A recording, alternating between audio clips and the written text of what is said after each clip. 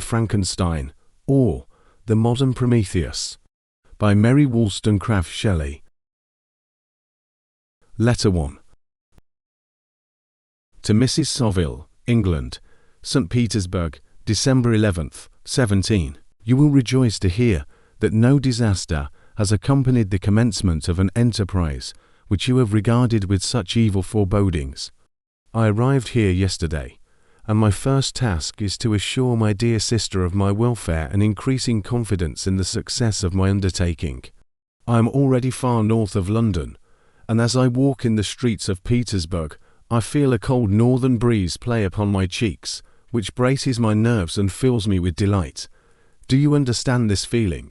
This breeze, which has travelled from the regions towards which I am advancing, gives me a foretaste of those icy climes.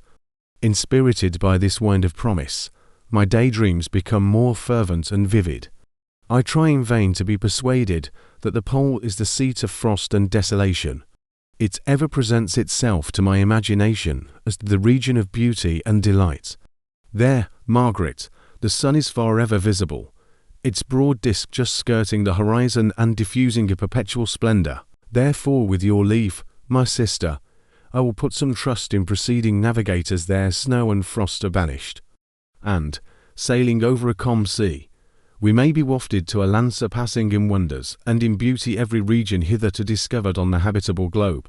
Its productions and features may be without example, as the phenomena of the heavenly bodies undoubtedly are in those undiscovered solitudes. What may not be expected in a country of eternal light, I may there discover the wondrous power which attracts the needle and may regulate 1,000 celestial observations that require only this voyage to render their seeming eccentricities consistent forever. I shall satiate my ardent curiosity with the sight of a part of the world never before visited, and may tread a land never before imprinted by the foot of man. These are my enticements, and they are sufficient to conquer all fear of danger or death, and to induce me to commence this laborious voyage with the joy a child feels when he embarks in a little boat, with his holiday mates, on an expedition of discovery up his native river.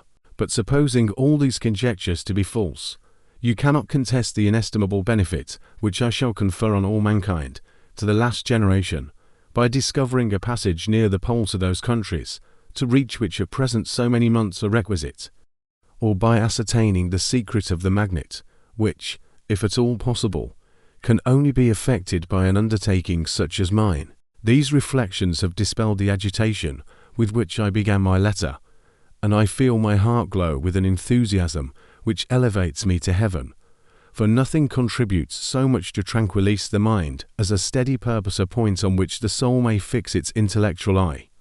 This expedition has been the favourite dream of my early years. I have read with ardour the accounts of the various voyages which have been made in the prospect of arriving at the North Pacific Ocean through the seas which surround the pole. You may remember that a history of all the voyages made for purposes of discovery composed the whole of our good Uncle Thomas' library. My education was neglected, yet I was passionately fond of reading. These volumes were my study day and night, and my familiarity with them increased that regret which I had felt, as a child, on learning that my father's dying injunction had forbidden my uncle to allow me to embark in a seafaring life. These visions faded when I perused, for the first time, those poets whose effusions entranced my soul and lifted it to heaven. I also became a poet, and for 1 year lived in a paradise of my own creation. I imagined that I also might obtain a niche in the temple where the names of Homer and Shakespeare are consecrated. You are well acquainted with my failure, and how heavily I bore the disappointment. But just at that time I inherited the fortune of my cousin, and my thoughts were turned into the channel of their early events. 6 years have passed since I resolved on my present undertaking. I can, even now, remember the hour from which I dedicated myself to this great enterprise. I commenced by inuring my body to hardship. I accompanied the whale fishers on several expeditions to the North Sea. I voluntarily endured cold, famine, thirst, and want of sleep. I often worked harder than the common sailors during the day and devoted my nights to the study of mathematics, the theory of medicine, and those branches of physical science from which a naval adventurer might derive the greatest practical advantage. Twice I actually hired myself as an undermate in a Greenland whaler, and acquitted myself to admiration. I must own, and I was a little proud when my captain offered me the second dignity in the vessel and entreated me to remain with the greatest earnestness, so valuable did he consider my services. And now, dear Margaret, do I not deserve to accomplish some great purpose? My life might have been passed in ease and luxury, but I preferred glory to every enticement that wealth placed in my path. Oh, that some encouraging voice would answer in the affirmative. My courage and my resolution is firm, but my hopes fluctuate, and my spirits are often depressed. I am about to proceed on a long and difficult voyage, the emergencies of which will demand all my fortitude. I am required not only to raise the spirits of others, but sometimes to sustain my own when theirs are failing. This is the most favorable period for traveling in Russia. They fly quickly over the snow in their sledges. The motion is pleasant, and, in my opinion, far more agreeable than that of an English stagecoach. The cold is not excessive, if you are wrapped in furs or dress, which I have already adopted, for there is a great difference between walking the deck and remaining seated motionless 4 hours, when no exercise prevents the blood from actually freezing in your veins. I have no ambition to lose my life on the post road between St. Petersburg and Archangel. I shall depart for the latter town in a fortnight or 3 weeks, and my intention is to hire a ship there, which can easily be done by paying the insurance for the owner, and to engage as many sailors as I think necessary among those who are accustomed to the whale fishing. I do not intend to sail until the month of June, and when shall I return? Oh, dear sister, how can I answer this question? If I succeed, many months, perhaps years, will pass before you and I may meet. If I fail, you will see me again soon, or never. Farewell, my dear, excellent Margaret. Heaven shower down blessings on you, and save me, that I may again and again testify my gratitude for all your love and kindness. Your affectionate brother, R. Walton. Letter 2. To Mrs. Sovill, England. Archangel, the 28th of March 17. How slowly the time passes here, encompassed as I am by frost and snow. Yet a second step is taken towards my enterprise.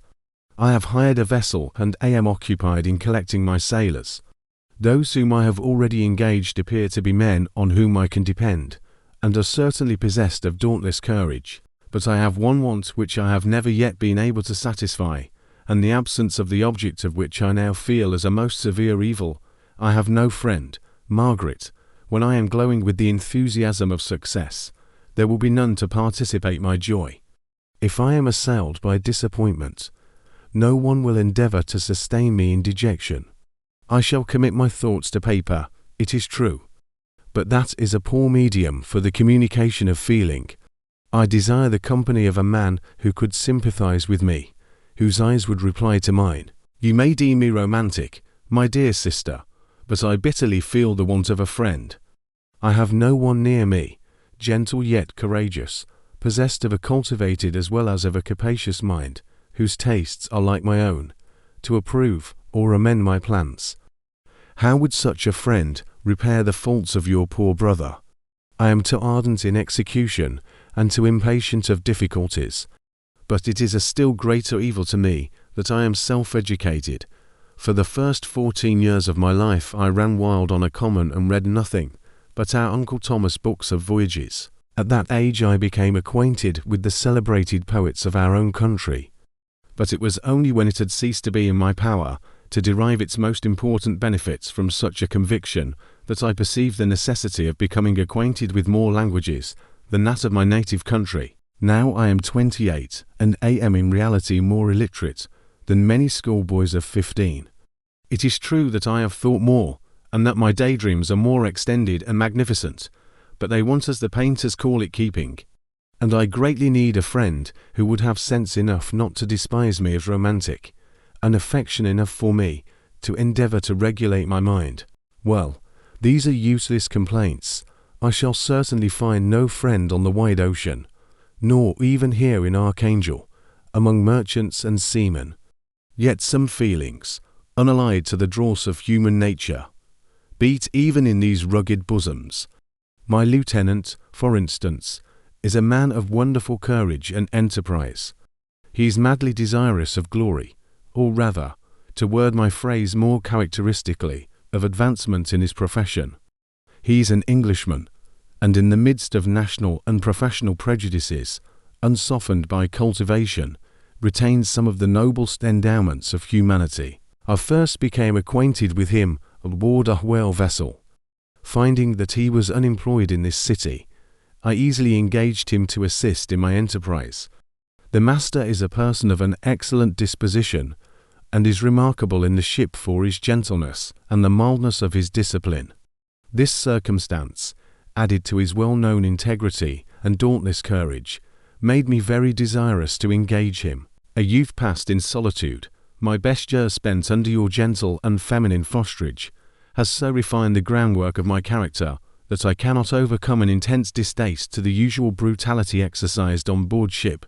I have never believed it to be necessary, and when I heard of a mariner equally noted for his kindliness of heart and the respect and obedience paid to him by his crew, I felt myself peculiarly fortunate in being able to secure his services. I heard of him first in rather a romantic manner, from a lady who owes to him the happiness of her life. This, briefly, is his story. Some years ago he loved a young Russian lady of moderate fortune, and having amassed a considerable sum in prize money, the father of the girl consented to the match. He saw his mistress once before the destined ceremony, but she was bathed in tears, and throwing herself at his feet, entreated him to spare her, confessing at the same time that she loved another, but that he was poor, and that her father would never consent to the union.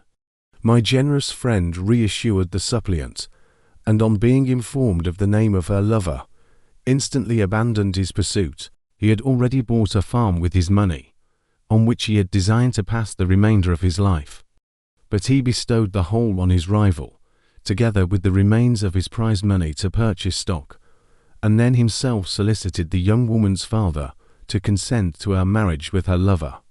But the old man decidedly refused, thinking himself bound in honor to my friend, who, when he found the father inexorable, quitted his country, nor returned until he heard that his former mistress was married according to her inclinations. What a noble fellow, you will exclaim. He is so, but then he is wholly uneducated. He is as silent as a Turk, and a kind of ignorant carelessness attends him, which, while it renders his conduct the more astonishing, detracts from the interest and sympathy which otherwise he would command. Yet do not suppose, because I complain a little, or because I can conceive a consolation for my toils, which I may never know, that I am wavering in my resolutions. Those are as fixed as fate, and my voyage is only now delayed until the weather shall permit my embarkation. The winter has been dreadfully severe, but the spring promises well, and it is considered as a remarkably early season, so that perhaps I may sail sooner than I expected. I shall do nothing rashly. You know me sufficiently to confide in my prudence and considerateness whenever the safety of others is committed to my care. I cannot describe to you my sensations on the near prospect of my undertaking. It is impossible to communicate to you a conception of the trembling sensation, half pleasurable and half fearful, with which I am preparing to depart. I am going to unexplored regions, to the land of mist and snow, but I shall kill no albatross. Therefore do not be alarmed for my safety, or if I should come back to you as worn and woeful as the ancient mariner, you will smile at my illusion, but I will disclose a secret. I have often attributed my attachment to, my passionate enthusiasm for, the dangerous mysteries of ocean to that production of the most imaginative of modern poets. There is something at work in my soul which I do not understand. I am practically industrious, painstaking, a workman to execute with perseverance and labor, but besides this, there is a love for the marvelous, a belief in the marvelous, intertwined in all my projects, which hurries me out of the common pathways of men, even to the wild sea and unvisited regions I am about to explore. But to return to dearer considerations, shall I meet you again, after having traversed immense seas, and returned by the most southern cape of Africa or America. I dare not expect such success, yet I cannot bear to look on the reverse of the picture. Continue for the present to write to me by every opportunity. I may receive your letters on some occasions when I need them most to support my spirits. I love you very tenderly. Remember me with affection, should you never hear from me again.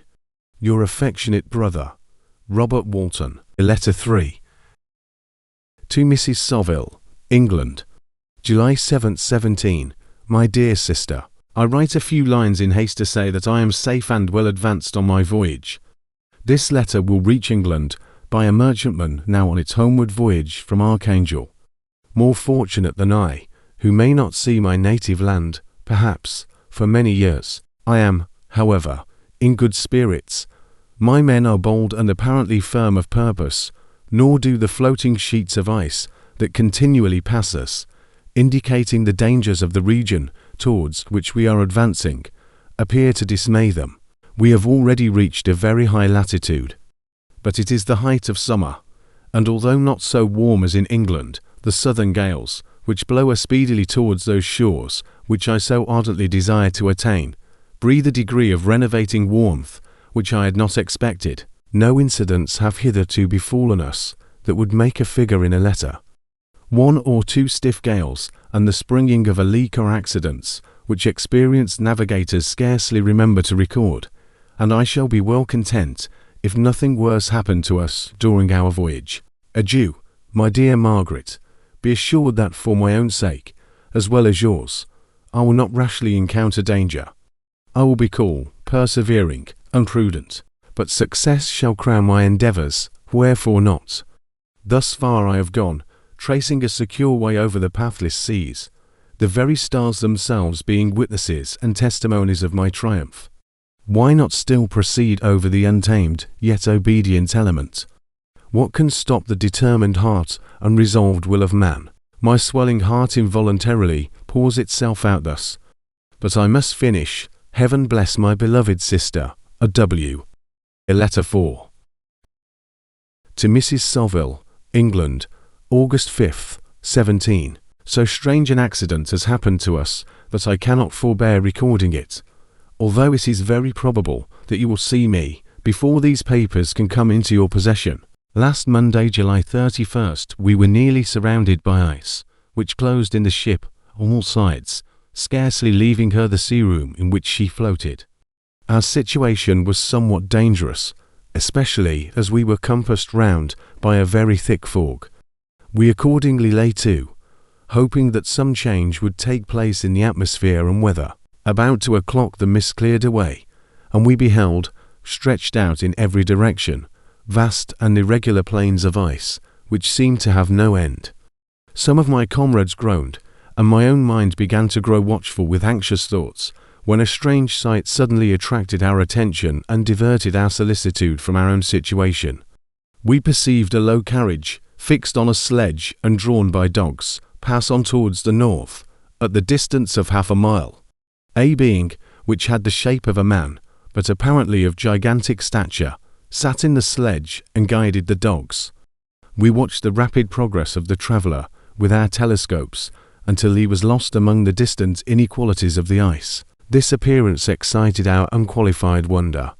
We were, as we believed, many hundred miles from any land, but this apparition seemed to denote that it was not, in reality, so distant as we had supposed. Shut in, however, by ice, it was impossible to follow his track, which we had observed with the greatest attention. About 2 hours after this occurrence we heard the ground sea, and before night the ice broke and freed our ship. We, however, lay to until the morning, fearing to encounter in the dark those large loose masses which float about after the breaking up of the ice. I profited of this time to rest for a few hours. In the morning, however, as soon as it was light, I went upon deck and found all the sailors busy on one side of the vessel, apparently talking to someone in the sea. It was, in fact, a sledge, like that we had seen before, which had drifted towards us in the night on a large fragment of ice. Only one dog remained alive, but there was a human being within it whom the sailors were persuading to enter the vessel. He was not, as the other traveller seemed to be, a savage inhabitant of some undiscovered island, but a European. When I appeared on deck, the master said, "Here is our captain, and he will not allow you to perish on the open sea." On perceiving me, the stranger addressed me in English, although with a foreign accent. "Before I come on board your vessel," said he, "will you have the kindness to inform me whither you are bound?" You may conceive my astonishment on hearing such a question addressed to me from a man on the brink of destruction, and to whom I should have supposed that my vessel would have been a resource which he would not have exchanged for the most precious wealth the earth can afford. I replied, however, that we were on a voyage of discovery towards the northern pole. Upon hearing this, he appeared satisfied and consented to come on board. Good God, Margaret, if you had seen the man who thus capitulated for his safety, your surprise would have been boundless. His limbs were nearly frozen, and his body dreadfully emaciated by fatigue and suffering. I never saw a man in so wretched a condition. We attempted to carry him into the cabin, but as soon as he had quitted the fresh air he fainted. We accordingly brought him back to the deck and restored him to animation by rubbing him with brandy and forcing him to swallow a small quantity. As soon as he showed signs of life, we wrapped him up in blankets and placed him near the chimney of the kitchen stove. By slow degrees he recovered and ate a little soup, which restored him wonderfully. 2 days passed in this manner before he was able to speak, and I often feared that his sufferings had deprived him of understanding. When he had in some measure recovered, I removed him to my own cabin and attended on him as much as my duty would permit. I never saw a more interesting creature. His eyes have generally an expression of wildness and even madness, but there are moments when, if anyone performs an act of kindness towards him or does him any the most trifling service, his whole countenance is lighted up, as it were, with a beam of benevolence and sweetness that I never saw equalled. But he is generally melancholy and despairing, and sometimes he gnashes his teeth, as if impatient of the weight of woes that oppresses him. When my guest was a little recovered, I had great trouble to keep off the men, who wished to ask him 1,000 questions. But I would not allow him to be tormented by their idle curiosity, in a state of body and mind whose restoration evidently depended upon entire repose. Once, however, the lieutenant asked why he had come so far upon the ice in so strange a vehicle. His countenance instantly assumed an aspect of the deepest gloom, and he replied, "To seek one who fled from me." "And did the man whom you pursued travel in the same fashion?" "Yes." "Then I fancy we have seen him, for the day before we picked you up we saw some dogs drawing a sledge, with a man in it, across the ice." This aroused the stranger's attention, and he asked a multitude of questions concerning the route which the Diegeman, as he called him, had pursued. Soon after, when he was alone with me, he said, "I have, doubtless, excited your curiosity, as well as that of these good people. But you are to consider it to make inquiries." "Certainly. It would indeed be very impertinent and inhuman in me to trouble you with any inquisitiveness of mine, and yet you rescued me from a strange and perilous situation. You have benevolently restored me to life." Soon after this he inquired if I thought that the breaking up of the ice had destroyed the other sledge.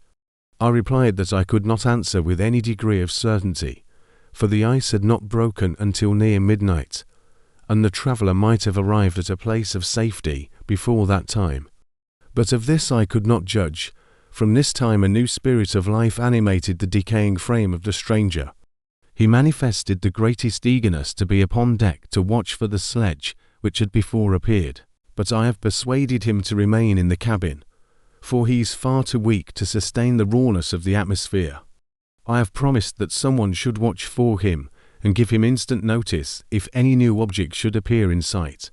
Such is my journal of what relates to this strange occurrence up to the present day. The stranger has gradually improved in health, but is very silent and appears uneasy when anyone except myself enters his cabin. Yet his manners are so conciliating and gentle that the sailors are all interested in him, although they have had very little communication with him, For my own part, I begin to love him as a brother, and his constant and deep grief fills me with sympathy and compassion. He must have been a noble creature in his better days, being even now in wreck so attractive and amiable. I said in one of my letters, my dear Margaret, that I should find no friend on the wide ocean. Yet I have found a man who, before his spirit had been broken by misery, I should have been happy to have possessed as the brother of my heart. I shall continue my journal concerning the stranger at intervals, should I have any fresh incidents to record. August 13, 17. My affection for my guest increases every day. He excites at once my admiration and my pity to an astonishing degree. How can I see so noble a creature destroyed by misery without feeling the most poignant grief? He is so gentle, yet so wise. His mind is so cultivated, and when he speaks, although his words are cold with the choicest art, yet they flow with rapidity and unparalleled eloquence. He is now much recovered from his illness, and is continually on the deck, apparently watching for the sledge that preceded his own. Yet, although unhappy, he is not so utterly occupied by his own misery, but that he interests himself deeply in the projects of others.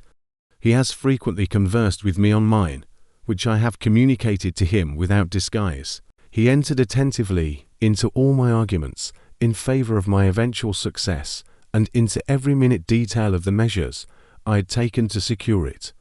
I was easily led by the sympathy which he evinced to use the language of my heart, to give utterance to the burning ardor of my soul, and to say, with all the fervor that warmed me, how gladly I would sacrifice my fortune, my existence, my every hope, to the furtherance of my enterprise. One man's life or death were but a small price to pay for the acquirement of the knowledge which I sought, for the dominion I should acquire and transmit over the elemental foes of our race. As I spoke, a dark gloom spread over my listener's countenance. At first I perceived that he tried to suppress his emotion. He placed his hands before his eyes, and my voice quivered and failed me as I beheld tears trickle fast from between his fingers. A groan burst from his heaving breast. I paused.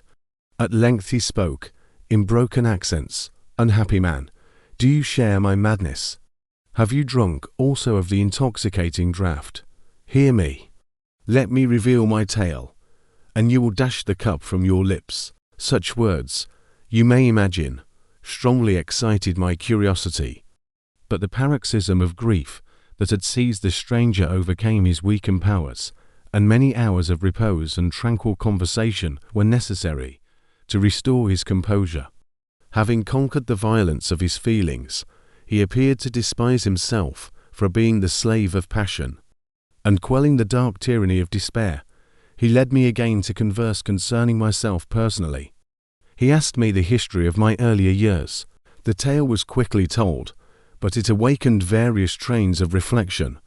I spoke of my desire of finding a friend, of my thirst for a more intimate sympathy with a fellow mind than had ever fallen to my lot, and expressed my conviction that a man could boast of little happiness who did not enjoy this blessing. I agree with you, replied the stranger. We are unfashioned creatures, but half made up. If one wiser, better, dearer than ourselves, such a friend ought to be, do not lend his aid to perfectionate our weak, unfaulty natures. I once had a friend, the most noble of human creatures, and am entitled, therefore, to judge respecting friendship. You have hope, and the world before you, and have no cause for despair. But I have lost everything, and cannot begin life anew. As he said this, his countenance became expressive of a calm, settled grief that touched me to the heart. But he was silent, and presently retired to his cabin. Even broken in spirit as he is, no one can feel more deeply than he does the beauties of nature. The starry sky, the sea, and every sight afforded by these wonderful regions seem still to have the power of elevating his soul from earth. Such a man has a double existence. He may suffer misery and be overwhelmed by disappointments, yet, when he has retired into himself, he will be like a celestial spirit that has a halo around him, within whose circle no grief or folly ventures. Will you smile at the enthusiasm I express concerning this divine wanderer, You would not if you saw him. You have been tutored and refined by books and retirement from the world, and you are therefore somewhat fastidious. But this only renders you the more fit to appreciate the extraordinary merits of this wonderful man. Sometimes I have endeavored to discover what quality it is which he possesses that elevates him so immeasurably above any other person I ever knew. I believe it to be an intuitive discernment, a quick but never failing power of judgment, a penetration into the causes of things, unequalled for clearness and precision. Add to this a facility of expression and a voice whose varied intonations are soul-subduing music. August 1917. Yesterday the stranger said to me, "You may easily perceive, Captain Walton, that I have suffered great and unparalleled misfortunes. I had determined at one time that the memory of these evils should die with me, but you have won me to alter my determination. You seek for knowledge and wisdom, as I once did, and I ardently hope that the gratification of your wishes may not be a serpent to sting you, as mine has been. I do not know that the relation of my disasters will be useful to you, yet, when I reflect that you are pursuing the same course, exposing yourself to the same dangers which have rendered me what I am, I imagine that you may deduce an apt moral from my tale, one that may direct you, if you succeed in your undertaking, and console you in case of failure. Prepare to hear of occurrences which are usually deemed marvellous. Were we among the tamer scenes of nature, I might fear to encounter your unbelief, perhaps your ridicule. But many things will appear possible in these wild and mysterious regions, which would provoke the laughter of those unacquainted with the ever-varied powers of nature. Nor can I doubt but that my tale conveys in its series internal evidence of the truth of the events of which it is composed. You may easily imagine that I was much gratified by the offered communication, yet I could not endure that he should renew his grief by a recital of his misfortunes. I felt the greatest eagerness to hear the promised narrative, partly from curiosity and partly from a strong desire to ameliorate his fate if it were in my power. I expressed these feelings in my answer. "I thank you," he replied, "for your sympathy, but it is useless. My fate is nearly fulfilled. I wait but for one event, and then I shall repose in peace. I understand your feeling," continued he, perceiving that I wished to interrupt him. "But you are mistaken, my friend. If thus you will allow me to name you, nothing can alter my destiny. Listen to my history, and you will perceive how irrevocably it is determined." He then told me that he would commence his narrative the next day, when I should be at leisure.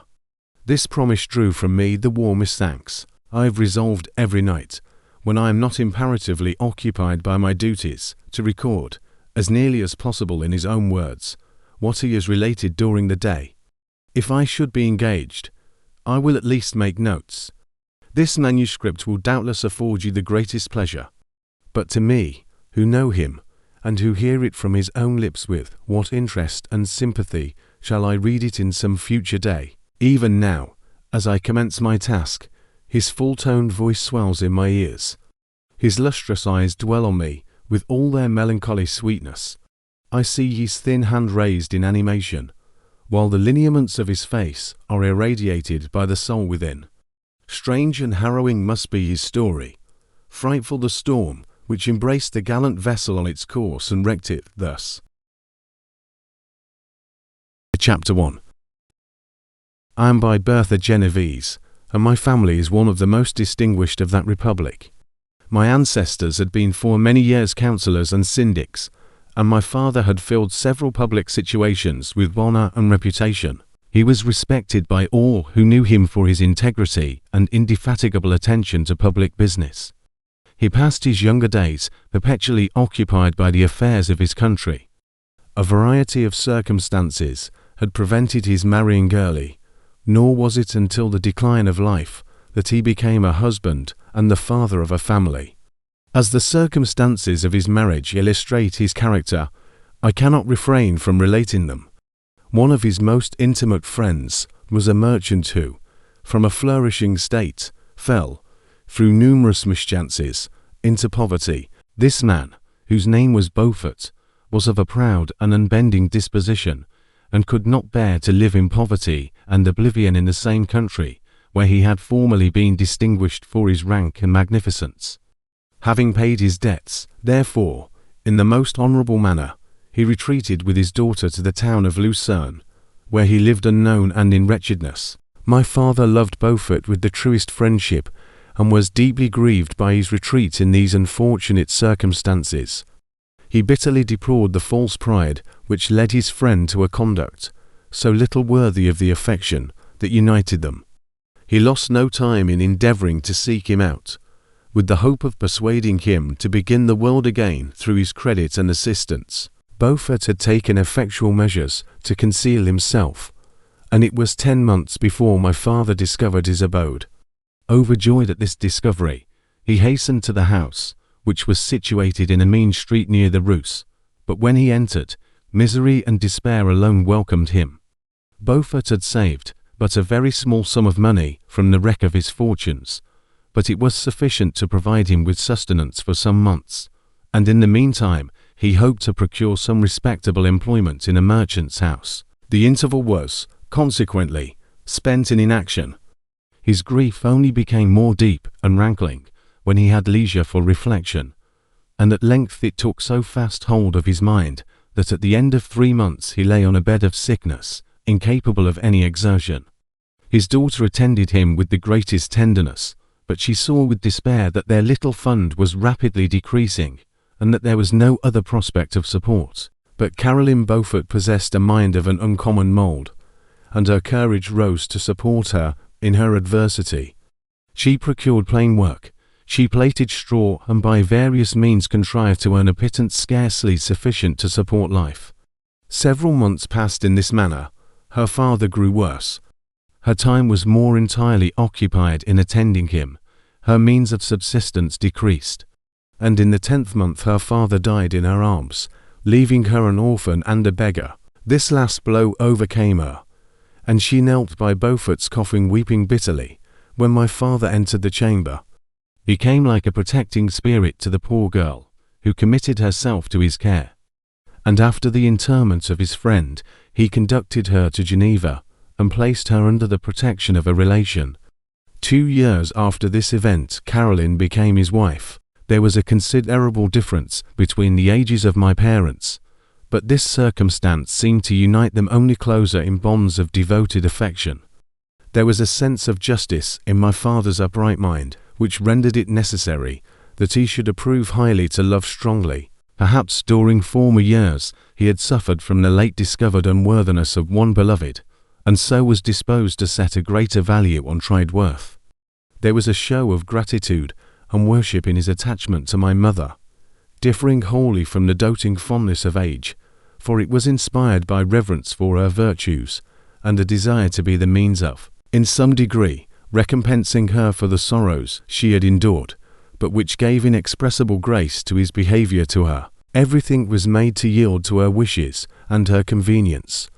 He strove to shelter her, as a fair exotic is sheltered by the gardener, from every rougher wind, and to surround her with all that could tend to excite pleasurable emotion in her soft and benevolent mind. Her health, and even the tranquillity of her hitherto constant spirit, had been shaken by what she had gone through. During the 2 years that had elapsed previous to their marriage, my father had gradually relinquished all his public functions, and immediately after their union they sought the pleasant climate of Italy, and the change of scene and interest attendant on a tour through that land of wonders, as a restorative for her weakened frame. From Italy they visited Germany and France. I, their eldest child, was born at Naples, and as an infant accompanied them in their rambles. I remained for several years their only child. Much as they were attached to each other, they seemed to draw inexhaustible stores of affection from a very mine of love to bestow them upon me. My mother's tender caresses and my father's smile of benevolent pleasure, while regarding me, my first recollections. I was their plaything and their idol, and something better their child, the innocent and helpless creature bestowed on them by heaven, whom to bring up to good, and whose future lot it was in their hands to direct to happiness or misery, according as they fulfilled their duties towards me. With this deep consciousness of what they owed towards the being to which they had given life, added to the active spirit of tenderness that animated both, it may be imagined that while during every hour of my infant life I received a lesson of patience, of charity, and of self-control, I was so guided by a silken cord that all seemed but one train of enjoyment to me. For a long time I was their only care. My mother had much desired to have a daughter, but I continued their single offspring. When I was about 5 years old, while making an excursion beyond the frontiers of Italy, they passed a week on the shores of the Lake of Como. Their benevolent disposition often made them enter the cottages of the poor. This, to my mother, was more than a duty.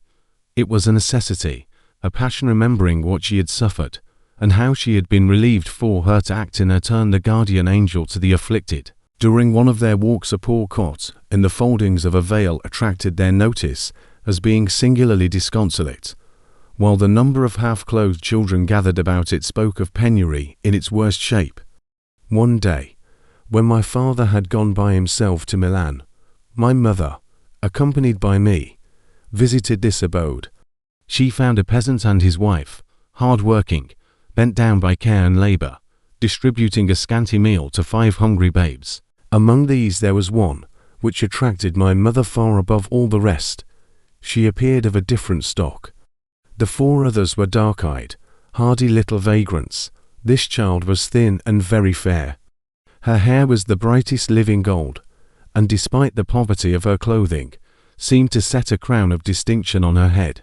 Her brow was clear and ample, her blue eyes cloudless, and her lips and the moulding of her face so expressive of sensibility and sweetness that none could behold her without looking on her as of a distinct species, a being heaven-sent, and bearing a celestial stamp in all her features. The peasant woman, perceiving that my mother fixed eyes of wonder and admiration on this lovely girl, eagerly communicated her history. She was not her child, but the daughter of a Milanese nobleman. Her mother was a German and had died on giving her birth. The infant had been placed with these good people to nurse. They were better off then. They had not been long married, and their eldest child was but just born. The father of their charge was one of those Italians nursed in the memory of the antique glory of Italy, one among the Schiavi Agraframenti, who exerted himself to obtain the liberty of his country. He became the victim of its weakness. Whether he had died or still lingered in the dungeons of Austria was not known. His property was confiscated. His child became an orphan and a beggar. She continued with her foster parents and bloomed in their rude abode, fairer than a garden rose among dark-leaved brambles. When my father returned from Milan, he found playing with me in the hall of our villa a child fairer than pictured cherub, a creature who seemed to shed radiance from her looks, and whose form and motions were lighter than the chamois of the hills. The apparition was soon explained. With his permission, my mother prevailed on her rustic guardians to yield their charge to her. They were fond of the sweet orphan. Her presence had seemed a blessing to them, but it would be unfair to her to keep her in poverty and want when Providence afforded her such powerful protection. They consulted their village priest, and the result was that Elizabeth Lavenza became the inmate of my parents' house, my more than sister, the beautiful and adored companion of all my occupations and my pleasures. Everyone loved Elizabeth. The passionate and almost reverential attachment with which all regarded her became, while I shared it, my pride and my delight. On the evening previous to her being brought to my home, my mother had said playfully, "I have a pretty present for my Victor tomorrow, he shall have it." And when, on the morrow, she presented Elizabeth to me as her promised gift, I, with childish seriousness, interpreted her words literally and looked upon Elizabeth as mine to protect, love, and cherish. All praises bestowed on her I received as made to a possession of my own. We called each other familiarly by the name of cousin. No word, no expression could body forth the kind of relation in which she stood to me, my more than sister, since till death she was to be mine only. Chapter 2. We were brought up together. There was not quite a year difference in our ages. I need not say that we were strangers to any species of disunion or dispute. Harmony was the soul of our companionship, and the diversity and contrast that subsisted in our characters drew us nearer together. Elizabeth was of a calmer and more concentrated disposition. But, with all my ardour, I was capable of a more intense application, and was more deeply smitten with the thirst for knowledge. She busied herself with following the aerial creations of the poets, and in the majestic and wondrous scenes which surrounded our Swiss home, the sublime shapes of the mountains, the changes of the seasons, tempest and calm, the silence of winter, and the life and turbulence of our alpine summers, she found ample scope for admiration and delight. While my companion contemplated with a serious and satisfied spirit the magnificent appearances of things, I delighted in investigating their causes. The world was to me a secret which I desired to divine. Curiosity, earnest research to learn the hidden laws of nature, gladness akin to rapture, as they were unfolded to me, are among the earliest sensations I can remember. On the birth of a second son, my junior by 7 years, my parents gave up entirely their wandering life and fixed themselves in their native country. We possessed a house in Geneva, and a campage on Belrive, the eastern shore of the lake, at the distance of rather more than a league from the city. We resided principally in the latter, and the lives of my parents were passed in considerable seclusion. It was my temper to avoid a crowd, and to attach myself fervently to a few. I was indifferent, therefore, to my schoolfellows in general, but I united myself in the bonds of the closest friendship to one among them. Henry Clerval was the son of a merchant of Geneva. He was a boy of singular talent and fancy. He loved enterprise, hardship, and even danger for its own sake. He was deeply read in books of chivalry and romance. He composed heroic songs, and began to write many a tale of enchantment and knightly adventure. He tried to make us act plays, and to enter into masquerades, in which the characters were drawn from the heroes of Roncesvalles, of the Round Table of King Arthur, and the chivalrous train who shed their blood to redeem the Holy Sepulchre from the hands of the infidels. No human being could have passed a happier childhood than myself. My parents were possessed by the very spirit of kindness and indulgence. We felt that they were not the tyrants to rule our lot according to their caprice, but the agents and creators of all the many delights which we enjoyed. When I mingled with other families, I distinctly discerned how peculiarly fortunate my lot was, and gratitude assisted the development of filial love. My temper was sometimes violent, and my passions vehement, but by some law in my temperature, they were turned not towards childish pursuits, but to an eager desire to learn, and not to learn all things indiscriminately. I confess that neither the structure of languages, nor the code of governments, nor the politics of various states possessed attractions for me. It was the secrets of heaven and earth that I desired to learn, and whether it was the outward substance of things, or the inner spirit of nature, and the mysterious soul of man that occupied me, still my inquiries were directed to the metaphysical, or in its highest sense, the physical secrets of the world. Meanwhile Clerval occupied himself, so to speak, with the moral relations of things. The busy stage of life, the virtues of heroes, and the actions of men were his theme, and his hope and his dream was to become one among those whose names are recorded in story as the gallant and adventurous benefactors of our species. The saintly soul of Elizabeth shone like a shrine-dedicated lamp in our peaceful home. Her sympathy was ours. Her smile, her soft voice, the sweet glance of her celestial eyes were ever there to bless and animate us. She was the living spirit of love to soften and attract. I might have become sullen in my study, rough through the ardour of my nature, but that she was there to subdue me to a semblance of her own gentleness, and Clerval could ill entrench on the noble spirit of Clerval. Yet he might not have been so perfectly humane, so thoughtful in his generosity, so full of kindness and tenderness amidst his passion for adventurous exploit, had she not unfolded to him the real loveliness of beneficence, and made the doing good the end and aim of his soaring ambition.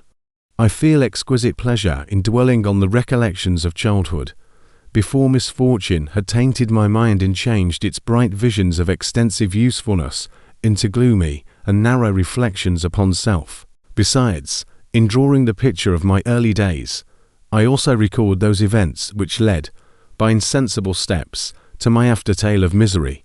For when I would account to myself for the birth of that passion which afterwards ruled my destiny, I find it arise, like a mountain river, from ignoble and almost forgotten sources.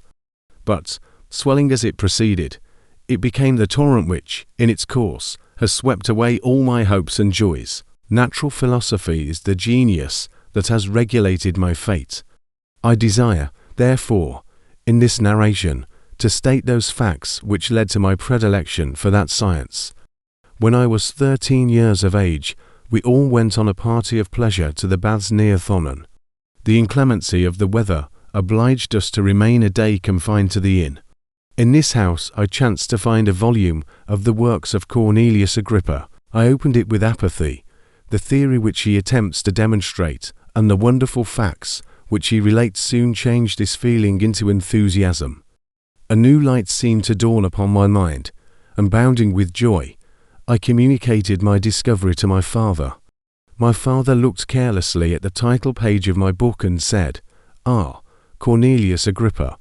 My dear Victor, do not waste your time upon this. It is sad trash." If, instead of this remark, my father had taken the pains to explain to me that the principles of Agrippa had been entirely exploded, and that a modern system of science had been introduced which possessed much greater powers than the ancient, because the powers of the latter were chimerical, while those of the former were real and practical. Under such circumstances, I should certainly have thrown Agrippa aside and have contented my imagination, warmed as it was, by returning with great ardour to my former studies. It is even possible that the train of my ideas would never have received the fatal impulse that led to my ruin. But the cursory glance my father had taken of my volume by no means assured me that he was acquainted with its contents, and I continued to read with the greatest avidity. When I returned home, my first care was to procure the whole works of this author, and afterwards of Paracelsus and Albertus Magnus. I read and studied the wild fancies of these writers with delight.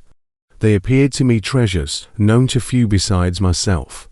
I have described myself as always having been imbued with a fervent longing to penetrate the secrets of nature. In spite of the intense labour and wonderful discoveries of modern philosophers, I always came from my studies discontented and unsatisfied. Sir Isaac Newton is said to have avowed that he felt like a child picking up shells beside the great and unexplored ocean of truth. Those of his successors in each branch of natural philosophy with whom I was acquainted appeared, even to my boy's apprehensions, as tyros engaged in the same pursuit. The untaught peasant beheld the elements around him and was acquainted with their practical uses. The most learned philosopher knew little more. He had partially unveiled the face of nature, but her immortal lineaments were still a wonder and a mystery. He might dissect, anatomize, and give names. But, not to speak of a final cause, causes in their secondary and tertiary grades were utterly unknown to him. I had gazed upon the fortifications and impediments that seemed to keep human beings from entering the citadel of nature, and rashly and ignorantly I had repined. But here were books, and here were men who had penetrated deeper and knew more. I took their word for all that they averred, and I became their disciple.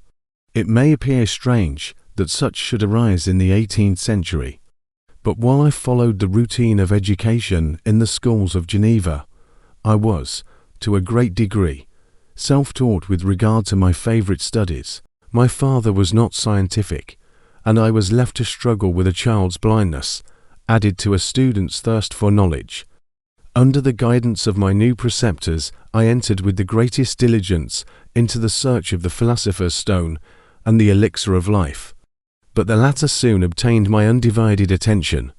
Wealth was an inferior object, but what glory would attend the discovery if I could banish disease from the human frame and render man invulnerable to any but a violent death? Nor were these my only visions. The raising of ghosts or devils was a promise liberally accorded by my favourite authors, the fulfilment of which I most eagerly sought. And if my incantations were always unsuccessful, I attributed the failure rather to my own inexperience and mistake than to a want of skill or fidelity in my instructors, and thus for a time was occupied by exploded systems, mingling, like an unadept, 1,000 contradictory theories and floundering desperately in a very slough of multifarious knowledge, guided by an ardent imagination and childish reasoning, till an accident again changed the current of my ideas. When I was about 15 years old, we had retired to our house near Belrive, when we witnessed a most violent and terrible thunderstorm. It advanced from behind the mountains of Jura, and the thunder burst at once with frightful loudness from various quarters of the heavens. I remained, while the storm lasted, watching its progress with curiosity and delight. As I stood at the door, on a sudden I beheld a stream of fire issue from an old and beautiful oak, which stood about 20 yards from our house. And so soon as the dazzling light vanished, the oak had disappeared, and nothing remained but a blasted stump. When we visited it the next morning, we found the tree shattered in a singular manner. It was not splintered by the shock, but entirely reduced to thin ribbons of wood. I never beheld anything so utterly destroyed. Before this I was not unacquainted with the more obvious laws of electricity. On this occasion a man of great research in natural philosophy was with us, and excited by this catastrophe, he entered on the explanation of a theory which he had formed on the subject of electricity and galvanism, which was at once new and astonishing to me. All that he said threw greatly into the shade Cornelius Agrippa, Albertus Magnus, and Paracelsus, the lords of my imagination. But by some fatality, the overthrow of these men disinclined me to pursue my accustomed studies. It seemed to me as if nothing would or could ever be known. All that had so long engaged my attention suddenly grew despicable. By one of those caprices of the mind which we are perhaps most subject to in early youth, I at once gave up my former occupations, set down natural history and all its progeny as a deformed and abortive creation, and entertained the greatest disdain for a would-be science which could never even step within the threshold of real knowledge. In this mood of mind I betook myself to the mathematics and the branches of study appertaining to that science as being built upon secure foundations, and so worthy of my consideration. Thus strangely are our souls constructed, and by such slight ligaments are we bound to prosperity or ruin. When I look back, it seems to me as if this almost miraculous change of inclination, and what was the immediate suggestion of the guardian angel of my life, the last effort made by the spirit of preservation to avert the storm that was even then hanging in the stars and ready to envelop me. Her victory was announced by an unusual tranquillity and gladness of soul which followed the relinquishing of my ancient and latterly tormenting studies. It was thus that I was to be taught to associate evil with their prosecution, happiness with their disregard. It was a strong effort of the spirit of good, but it was ineffectual. Destiny was too potent, and her immutable laws had decreed my utter and terrible destruction. Chapter 3. When I had attained the age of 17, my parents resolved that I should become a student at the University of Ingolstadt. I had hitherto attended the schools of Geneva, but my father thought it necessary for the completion of my education that I should be made acquainted with other customs than those of my native country. My departure was therefore fixed at an early date, but before the day resolved upon could arrive, the first misfortune of my life occurred, an omen, as it were, of my future misery. Elizabeth had caught the scarlet fever. Her illness was severe, and she was in the greatest danger. During her illness many arguments had been urged to persuade my mother to refrain from attending upon her. She had at first yielded to our entreaties, but when she heard that the life of her favourite was menaced, she could no longer control her anxiety. She attended her sick bed. Her watchful attentions triumphed over the malignity of the distemper. Elizabeth was saved, but the consequences of this imprudence were fatal to her preserver. On the third day my mother sickened. Her fever was accompanied by the most alarming symptoms, and the looks of her medical attendants prognosticated the worst event. On her deathbed, the fortitude and benignity of this best of women did not desert her. She joined the hands of Elizabeth and myself. "My children," she said, "my firmest hopes of future happiness were placed on the prospect of your union. This expectation will now be the consolation of your father. Elizabeth, my love, you must supply my place to my younger children. Alas, I regret that I am taken from you. And, happy and beloved as I have been, is it not hard to quit you all? But these are not thoughts befitting me. I will endeavour to resign myself cheerfully to death, and will indulge a hope of meeting you in another world." She died calmly, and her countenance expressed affection even in death. I need not describe the feelings of those whose dearest ties are rent by that most irreparable evil, the void that presents itself to the soul, and the despair that is exhibited on the countenance. It is so long before the mind can persuade itself that she whom we saw every day, and whose very existence appeared a part of our own, can have departed forever, that the brightness of a beloved eye can have been extinguished, and the sound of a voice so familiar and dear to the ear can be hushed, never more to be heard. These are the reflections of the first days. But when the lapse of time proves the reality of the evil, then the actual bitterness of grief commences. Yet from whom has not that rude hand rent away some dear connection? And why should I describe a sorrow which all have felt, and must feel? The time at length arrives when grief is rather an indulgence than a necessity, and the smile that plays upon the lips, although it may be deemed a sacrilege, is not banished. My mother was dead, but we had still duties which we ought to perform. We must continue a course with the rest and learn to think ourselves fortunate whilst one remains whom the spoiler has not seized. My departure for Ingolstadt, which had been deferred by these events, was now again determined upon. I obtained from my father a respite of some weeks. It appeared to me sacrilege so soon to leave the repose, akin to death, of the house of mourning and to rush into the thick of life. I was new to sorrow, but it did not the less alarm me. I was unwilling to quit the sight of those that remained to me, and above all, I desired to see my sweet Elizabeth in some degree consoled. She indeed veiled her grief and strove to act the comforter to us all. She looked steadily on life and assumed its duties with courage and zeal. She devoted herself to those whom she had been taught to call her uncle and cousins. Never was she so enchanting as at this time, when she recalled the sunshine of her smiles and spent them upon us. She forgot even her own regret in her endeavours to make us forget. The day of my departure at length arrived. Clerval spent the last evening with us. He had endeavoured to persuade his father to permit him to accompany me and to become my fellow student, but in vain. His father was a narrow-minded trader and saw idleness and ruin in the aspirations and ambition of his son. Henry deeply felt the misfortune of being debarred from a liberal education.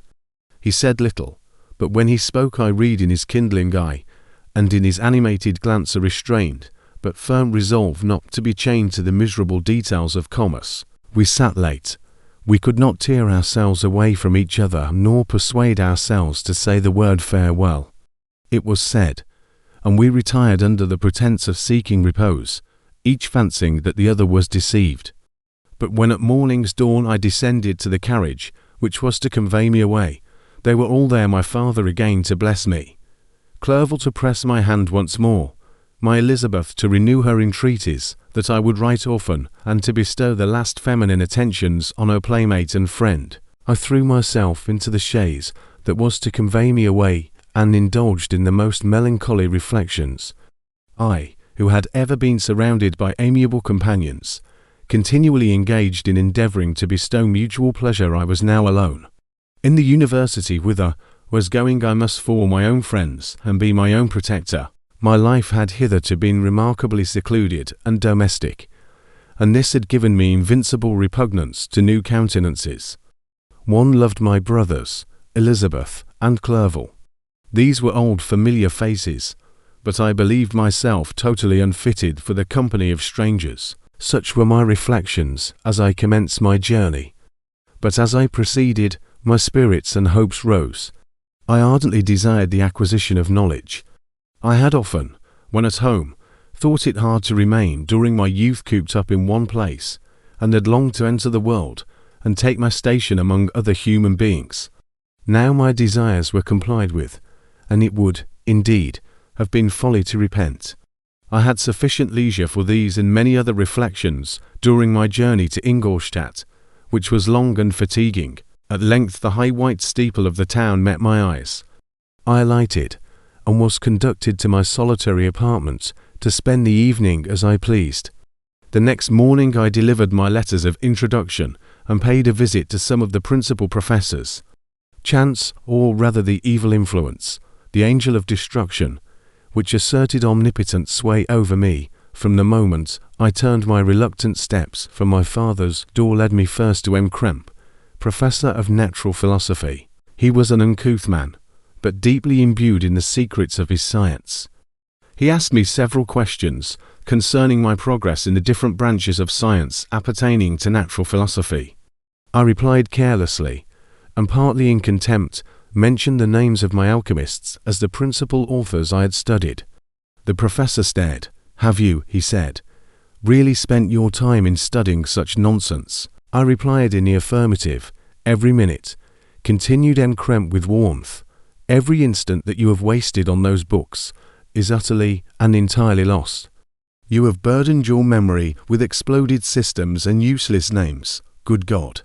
In what desert land have you lived, where no one was kind enough to inform you that these fancies, which you have so greedily imbibed, are 1,000 years old, and as musty as they are ancient? I little expected, in this enlightened and scientific age, to find a disciple of Albertus Magnus and Paracelsus. My dear sir, you must begin your studies entirely anew."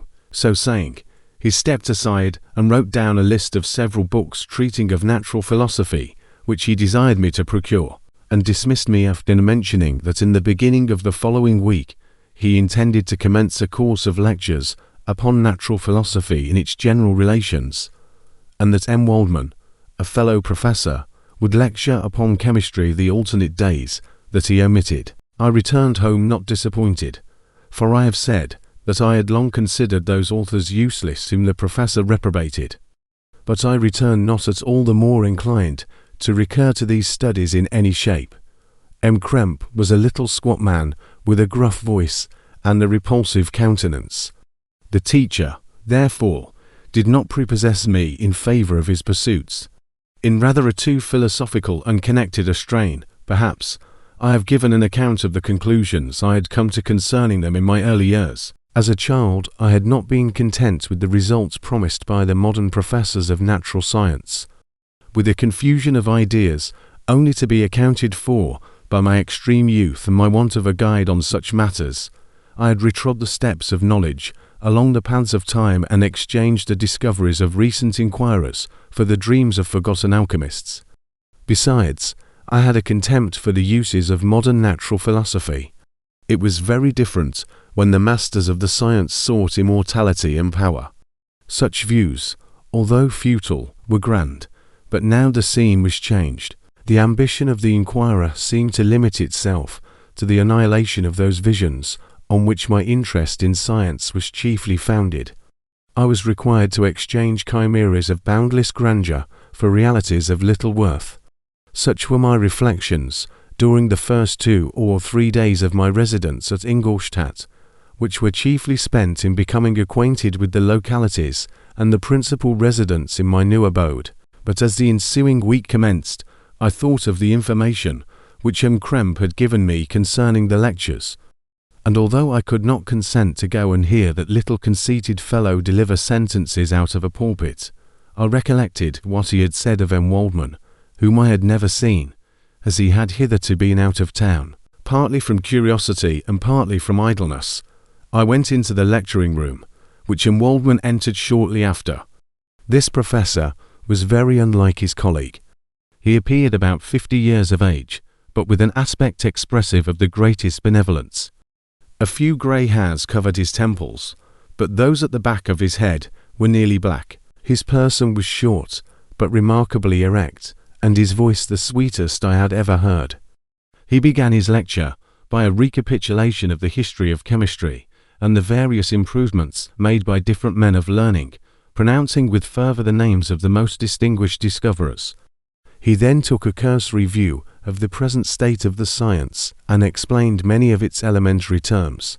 After having made a few preparatory experiments, he concluded with a panegyric upon modern chemistry, the terms of which I'll never forget. "The ancient teachers of this science," said he, "promised impossibilities and performed nothing. The modern masters promise very little. They know that metals cannot be transmuted, and that the elixir of life is a chimera, but these philosophers, whose hands seem only made to dabble in dirt, and their eyes to pore over the microscope or crucible, have indeed performed miracles. They penetrate into the recesses of nature and show how she works in her hiding places. They ascend into the heavens. They have discovered how the blood circulates, and the nature of the air we breathe. They have acquired new and almost unlimited powers. They can command the thunders of heaven, mimic the earthquake, and even mock the invisible world with its own shadows." Such were the professor's words, rather let me say such the words of the fate announced to destroy me. As he went on, I felt as if my soul were grappling with a palpable enemy. One by one the various keys were touched, which formed the mechanism of my being. Chord after chord was sounded, and soon my mind was filled with one thought, one conception, one purpose. "So much has been done," exclaimed the soul of Frankenstein. "More, far more, will I achieve.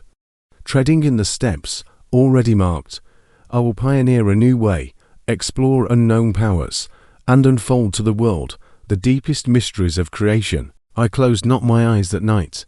My internal being was in a state of insurrection and turmoil. I felt that order would thence arise, but I had no power to produce it. By degrees, after the morning's dawn, sleep came. I awoke, and my yesternight's thoughts were as a dream. There only remained a resolution to return to my ancient studies and to devote myself to a science for which I believed myself to possess a natural talent. On the same day I paid M. Waldman a visit. His manners in private were even more mild and attractive than in public, for there was a certain dignity in his mien during his lecture, which in his own house was replaced by the greatest affability and kindness. I gave him pretty nearly the same account of my former pursuits as I had given to his fellow professor. He heard with attention the little narration concerning my studies and smiled at the names of Cornelius Agrippa and Paracelsus, but without the contempt that M. Krempe had exhibited. He said that these were men to whose indefatigable zeal and philosophers were indebted for most of the foundations of their knowledge. They had left to us, as an easier task, to give new names and arrange in connected classifications the facts which they in a great degree had been the instruments of bringing to light. The labours of men of genius, however erroneously directed, scarcely ever fail in ultimately turning to the solid advantage of mankind. I listened to his statement, which was delivered without any presumption or affectation, and then added that his lecture had removed my prejudices against modern chemists. I expressed myself in measured terms, with the modesty and deference due from a youth to his instructor, without letting escape inexperience in life would have made me ashamed any of the enthusiasm which stimulated my intended labours. I requested his advice concerning the books I ought to procure. "I am happy," said M. Waldman, "to have gained a disciple, and if your application equals your ability, I have no doubt of your success. Chemistry is that branch of natural philosophy in which the greatest improvements have been and may be made. It is on that account that I have made it my peculiar study, but at the same time I have not neglected the other branches of science. A man would make but a very sorry chemist if he attended to that department of human knowledge alone. If your wish is to become really a man of science, and not merely a petty experimentalist, I should advise you to apply to every branch of natural philosophy, including mathematics." He then took me into his laboratory and explained to me the uses of his various machines, instructing me as to what I ought to procure and promising me the use of his own, when I should have advanced far enough in the science not to derange their mechanism. He also gave me the list of books which I had requested, and I took my leave. Thus ended a day memorable to me. It decided my future destiny.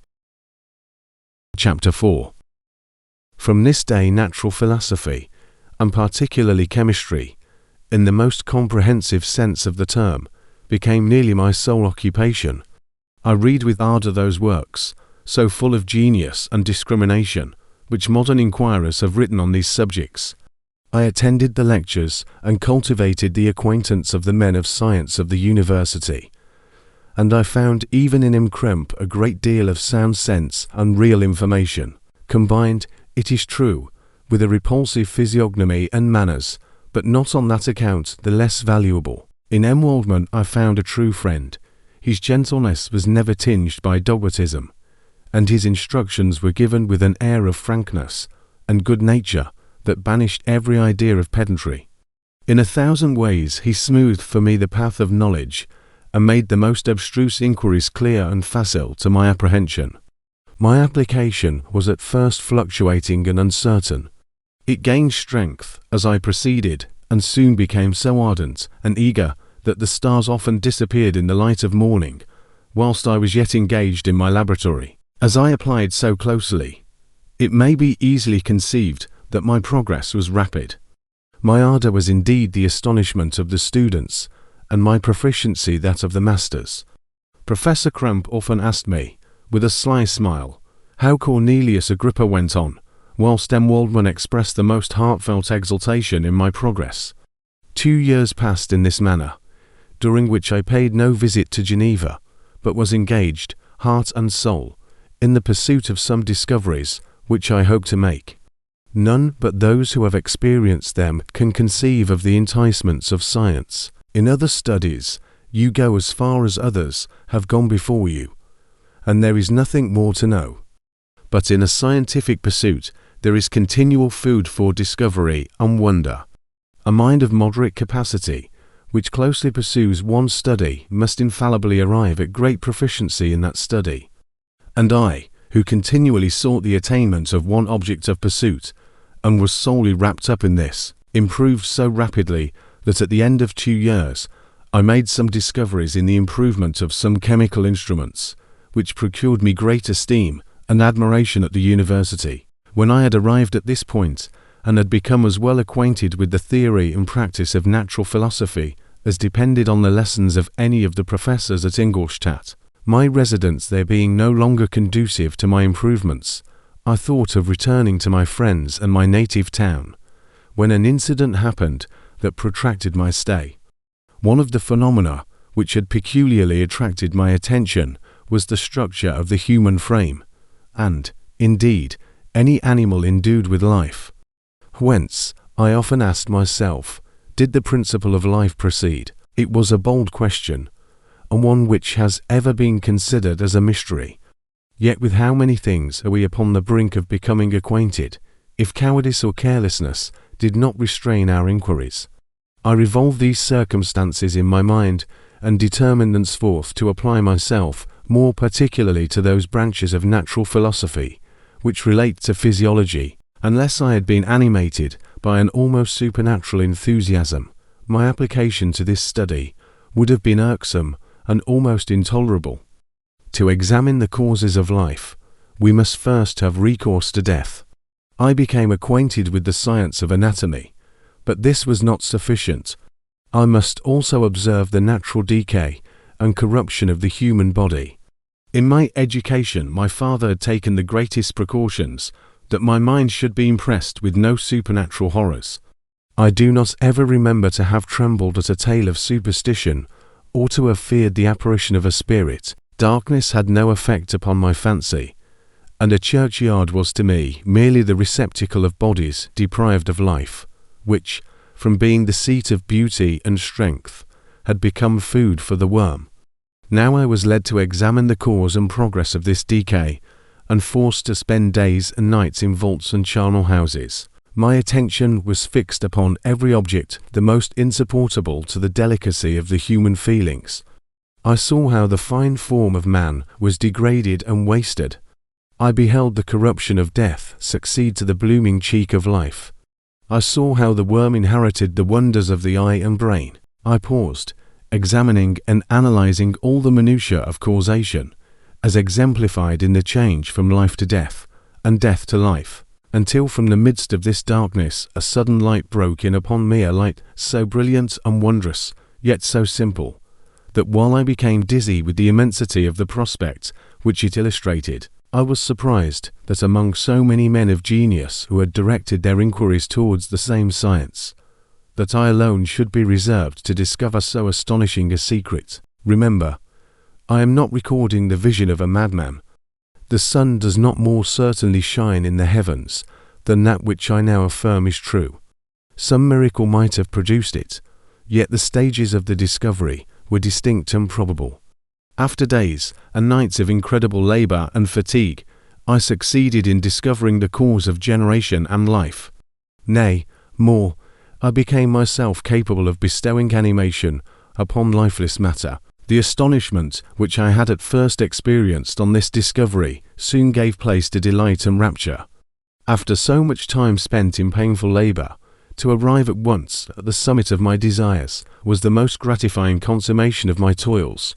But this discovery was so great and overwhelming that all the steps by which I had been progressively led to it were obliterated, and I beheld only the result. What had been the study and desire of the wisest men since the creation of the world was now within my grasp. Not that, like a magic scene, it all opened upon me at once. The information I had obtained was of a nature rather to direct my endeavors so soon as I should point them towards the object of my search than to exhibit that object already accomplished. I was like the Arabian who had been buried with the dead and found a passage to life, aided only by one glimmering and seemingly ineffectual light. I see by your eagerness and the wonder and hope which your eyes express, my friend, that you expect to be informed of the secret with which I am acquainted. That cannot be. Listen patiently until the end of my story, and you will easily perceive why I am reserved upon that subject. I will not lead you on, unguarded and ardent as I then was, to your destruction and infallible misery. Learn from me, if not by my precepts, at least by my example, how dangerous is the acquirement of knowledge, and how much happier that man is who believes his native town to be the world, than he who aspires to become greater than his nature will allow.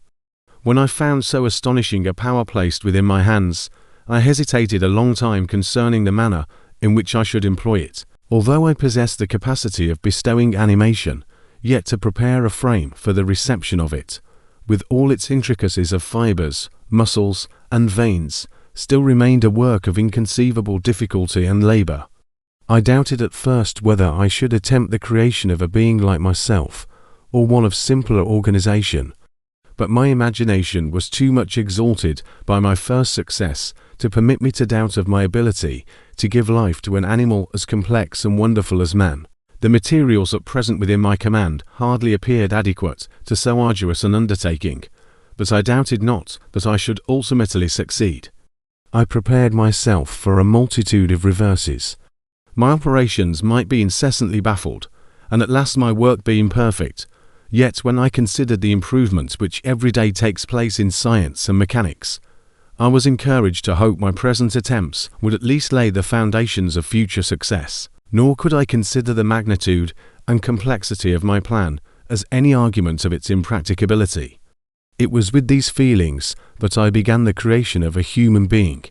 As the minuteness of the parts formed a great hindrance to my speed, I resolved, contrary to my first intention, to make the being of a gigantic stature, that is to say, about 8 feet in height, and proportionably large. After having formed this determination, and having spent some months in successfully collecting and arranging my materials, I began. No one can conceive the variety of feelings which bore me onwards, like a hurricane, in the first enthusiasm of success. Life and death appeared to me ideal bounds, which I should first break through, and pour a torrent of light into our dark world. A new species would bless me as its creator and source. Many happy and excellent natures would owe their being to me. No father could claim the gratitude of his child so completely as I should deserve theirs. Pursuing these reflections, I thought that if I could bestow animation upon lifeless matter, I might in process of time although I now found it impossible to renew life where death had apparently devoted the body to corruption. These thoughts supported my spirits, while I pursued my undertaking with unremitting ardor. My cheek had grown pale with study, and my person had become emaciated with confinement. Sometimes, on the very brink of certainty, I failed. Yet still I clung to the hope which the next day or the next hour might realize. One secret which I alone possessed was the hope to which I had dedicated myself. And the moon gazed on my midnight labors, while, with unrelaxed and breathless eagerness, I pursued nature to our hiding places. Who shall conceive the horrors of my secret toil, as I dabbled among the unhallowed damps of the grave or tortured the living animal to animate the lifeless clay? My limbs now tremble, and my eyes swim with the remembrance. But then a resistless and almost frantic impulse urged me forward. I seemed to have lost all soul or sensation but for this one pursuit. It was indeed but a passing trance, that only made me feel with renewed acuteness so soon as, the unnatural stimulus ceasing to operate, I had returned to my old habits. I collected bones from charnel houses and disturbed, with profane fingers, the tremendous secrets of the human frame. In a solitary chamber, or rather cell, at the top of the house, and separated from all the other apartments by a gallery and staircase, I kept my workshop of filthy creation. My eyeballs were starting from their sockets in attending to the details of my employment. The dissecting room and the slaughter-house furnished many of my materials, and often did my human nature turn with loathing from my occupation, whilst, still urged on by an eagerness which perpetually increased, I brought my work near to a conclusion.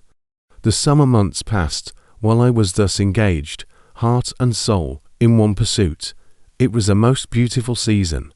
Never did the fields bestow a more plentiful harvest or the vines yield a more luxuriant vintage, but my eyes were insensible to the charms of nature, and the same feelings which made me neglect the scenes around me caused me also to forget those friends who were so many miles absent, and whom I had not seen for so long a time. I knew my silence disquieted them, and I well remembered the words of my father. I know that while you are pleased with yourself, you will think of us with affection, and we shall hear regularly from you. You must pardon me if I regard any interruption in your correspondence as a proof that your other duties are equally neglected. I knew well, therefore, what would be my father's feelings, but I could not tear my thoughts from my employment, loathsome in itself, but which had taken an irresistible hold of my imagination. I wished, as it were, to procrastinate all that related to my feelings of affection until the great object, which swallowed up every habit of my nature, should be completed.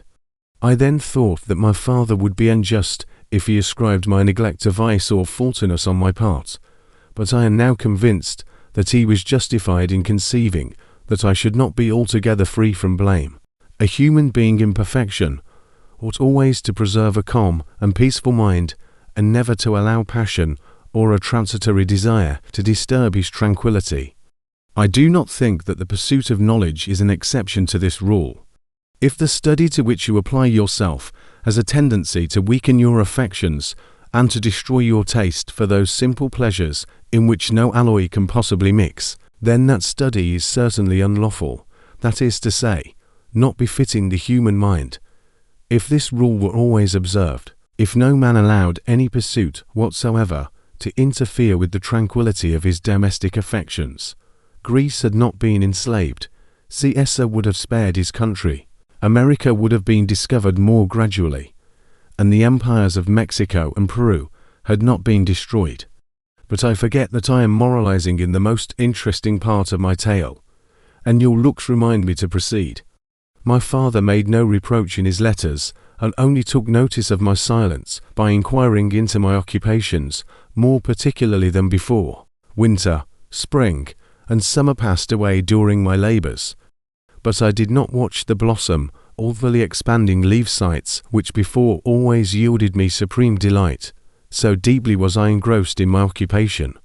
The leaves of that year had withered before my work drew near to a close, and now every day showed me more plainly how well I had succeeded.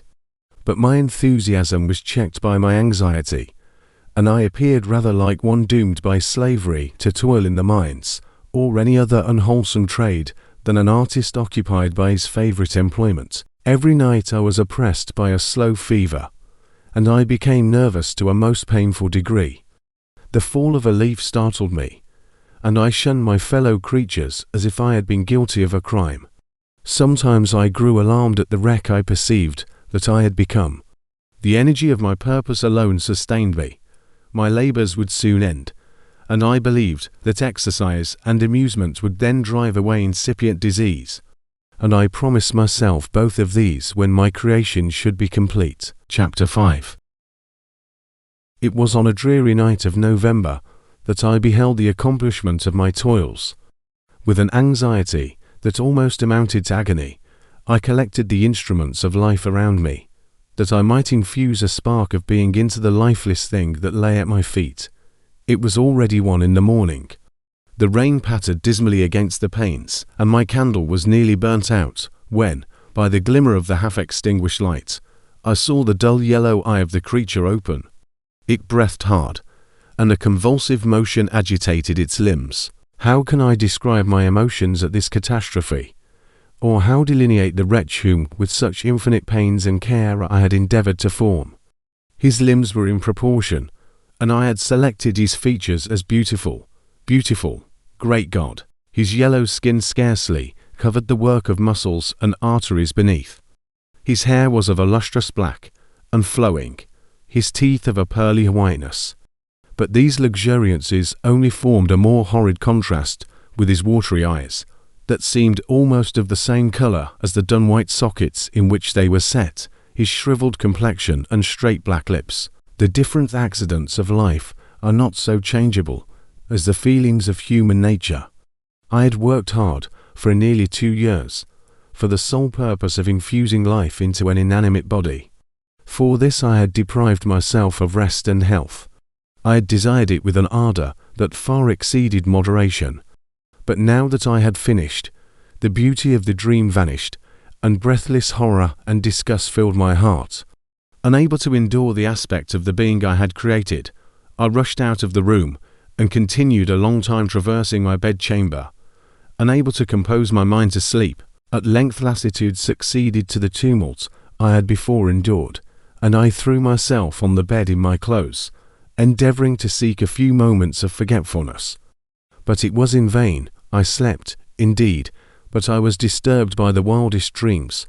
I thought I saw Elizabeth, in the bloom of health, walking in the streets of Ingolstadt. Delighted and surprised, I embraced her, but as I imprinted the first kiss on her lips, they became livid with the hue of death.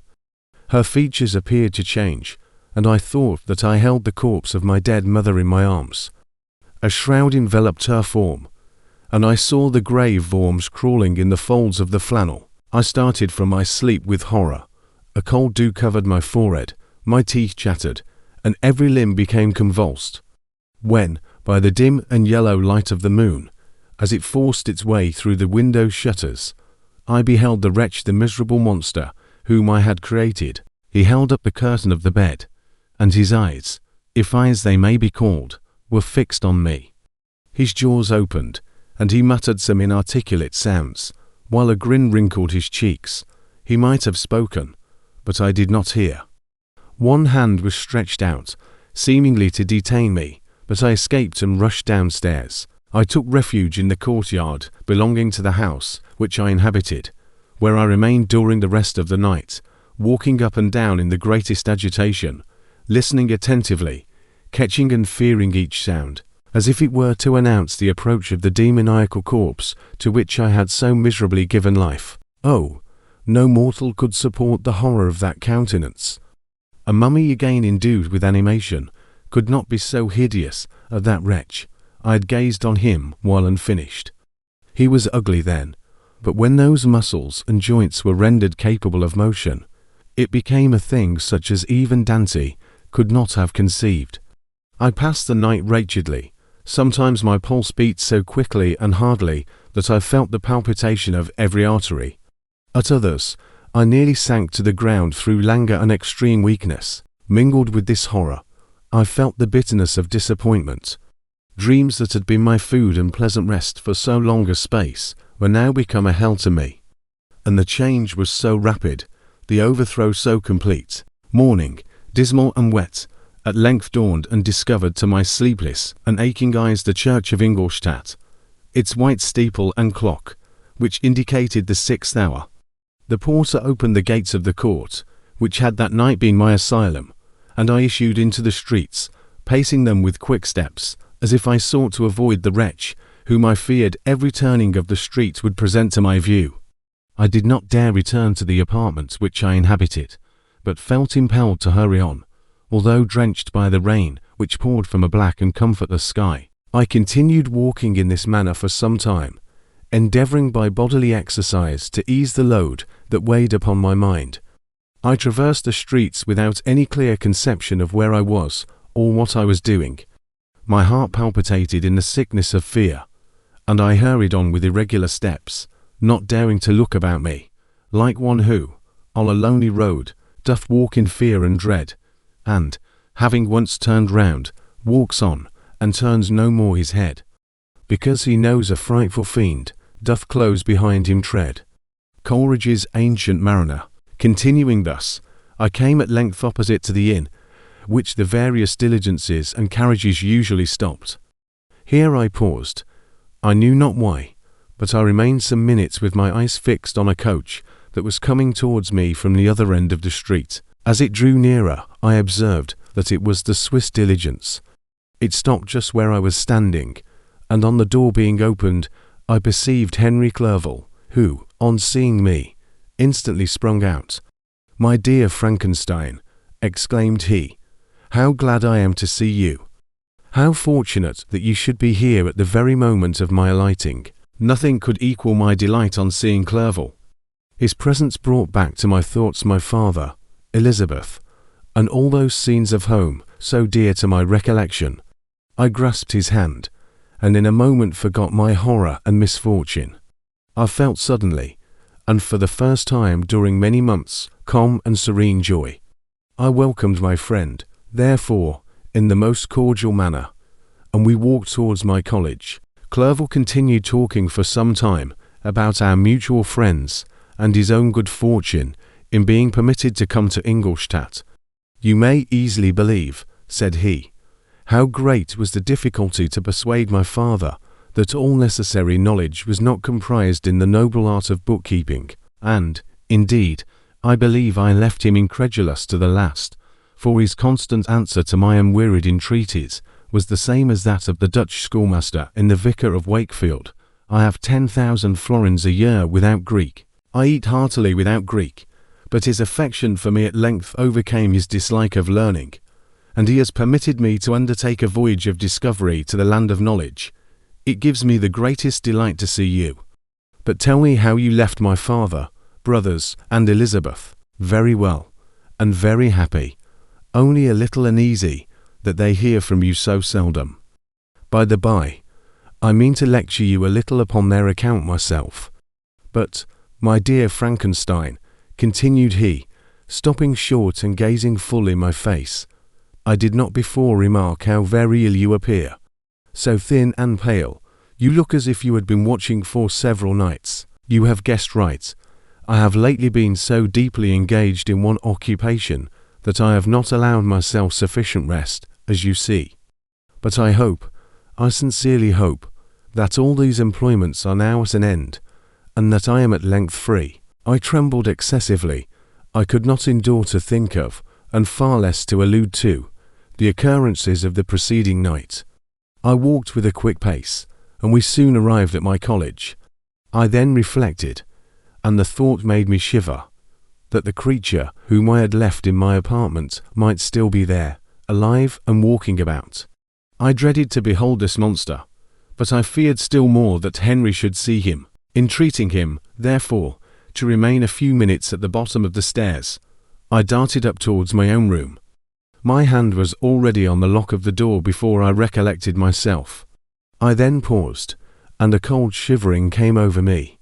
I threw the door forcibly open, as children are accustomed to do when they expect a spectre to stand in waiting for them on the other side. But nothing appeared, I stepped fearfully in. The apartment was empty, and my bedroom was also freed from its hideous guest. I could hardly believe that so great a good fortune could have befallen me, but when I became assured that my enemy had indeed fled, I clapped my hands for joy and ran down to Clerval. We ascended into my room, and the servant presently brought breakfast, but I was unable to contain myself. It was not joy only that possessed me. I felt my flesh tingle with excess of sensitiveness, and my pulse beat rapidly. I was unable to remain for a single instant in the same place. I jumped over the chairs, clapped my hands, and laughed aloud. Clerval at first attributed my unusual spirits to joy at his arrival, but when he observed me more attentively, he saw a wildness in my eyes for which he could not account, and my loud, unrestrained, heartless laughter frightened and astonished him. "My dear Victor," cried he, "what, for God's sake, is the matter? Do not laugh in that manner. How ill you are! What is the cause of all this?" "Do not ask me," cried I, putting my hands before my eyes, for I thought I saw the dreaded spectre glide into the room. "He can tell. Oh, save me, save me!" I imagined that the monster seized me. I struggled furiously and fell down in a fit. Poor Clerval, what must have been his feelings?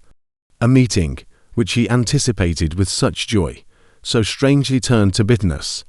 But I was not the witness of his grief, for I was lifeless and did not recover my senses for a long, long time. This was the commencement of a nervous fever, which confined me for several months. During all that time Henry was my only nurse. I afterwards learned that, knowing my father's advanced age and unfitness for so long a journey, and how wretched my sickness would make Elizabeth, he spared them this grief by concealing the extent of my disorder.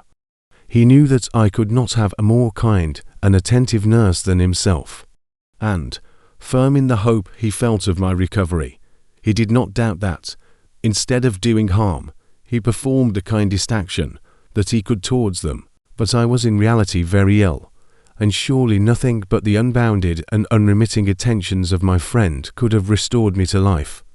The form of the monster on whom I had bestowed existence was forever before my eyes, and I raved incessantly concerning him. Doubtless my words surprised Henry. He at first believed them to be the wanderings of my disturbed imagination, but the pertinacity with which I continually recurred to the same subject persuaded him that my disorder indeed owed its origin to some uncommon and terrible event. By very slow degrees, and with frequent relapses that alarmed and grieved my friend, I recovered. I remember the first time I became capable of observing outward objects with any kind of pleasure. I perceived that the fallen leaves had disappeared, and that the young buds were shooting forth from the trees that shaded my window. It was a divine spring, and the season contributed greatly to my convalescence. I felt also sentiments of joy and affection revive in my bosom. My gloom disappeared, and in a short time I became as cheerful as before I was attacked by the fatal passion. "Dearest Clerval," exclaimed I, "how kind, how very good you are to me. This whole winter, instead of being spent in study, as you promised yourself, has been consumed in my sick room. How shall I ever repay you? I feel the greatest remorse for the disappointment of which have been the occasion, but you will forgive me, you will repay me entirely if you do not discompose yourself, but get well as fast as you can. And since you appear in such good spirits, I may speak to you on one subject, may I not?" I trembled. One subject. What could it be? Could he allude to an object on whom I dared not even think? "Compose yourself," said Clerval, who observed my change of colour. "I will not mention it if it agitates you, but your father and cousin would be very happy if they received a letter from you in your own handwriting. They hardly know how ill you have been, and are uneasy at your long silence. Is that all, my dear Henry? How could you suppose that my first thought would not fly towards those dear, dear friends whom I love, and who are so deserving of my love? If this is your present temper, my friend, you will perhaps be glad to see a letter that has been lying here some days for you. It is from your cousin, I believe." Chapter 6. Clerval then put the following letter into my hands. It was from my own Elizabeth. My dearest cousin, you have been ill, very ill, and even the constant letters of dear kind Henry not sufficient to reassure me on your account. You are forbidden to write to hold a pen. Yet one word from you, dear Victor, is necessary to calm our apprehensions. For a long time I have thought that each post would bring this line, and my persuasions have restrained my uncle from undertaking a journey to Ingolstadt. I have prevented his encountering the inconveniences and perhaps dangers of so long a journey. Yet how often have I regretted not being able to perform it myself. I figure to myself that the task of attending on your sickbed has devolved on some mercenary old nurse, who could never guess your wishes, nor minister to them with the care and affection of your poor cousin. Yet that is over now. Clerval writes that indeed you are getting better. I eagerly hope that you will confirm this intelligence soon in your own handwriting. Get well and return to us. You will find a happy, cheerful home and friends who love you dearly.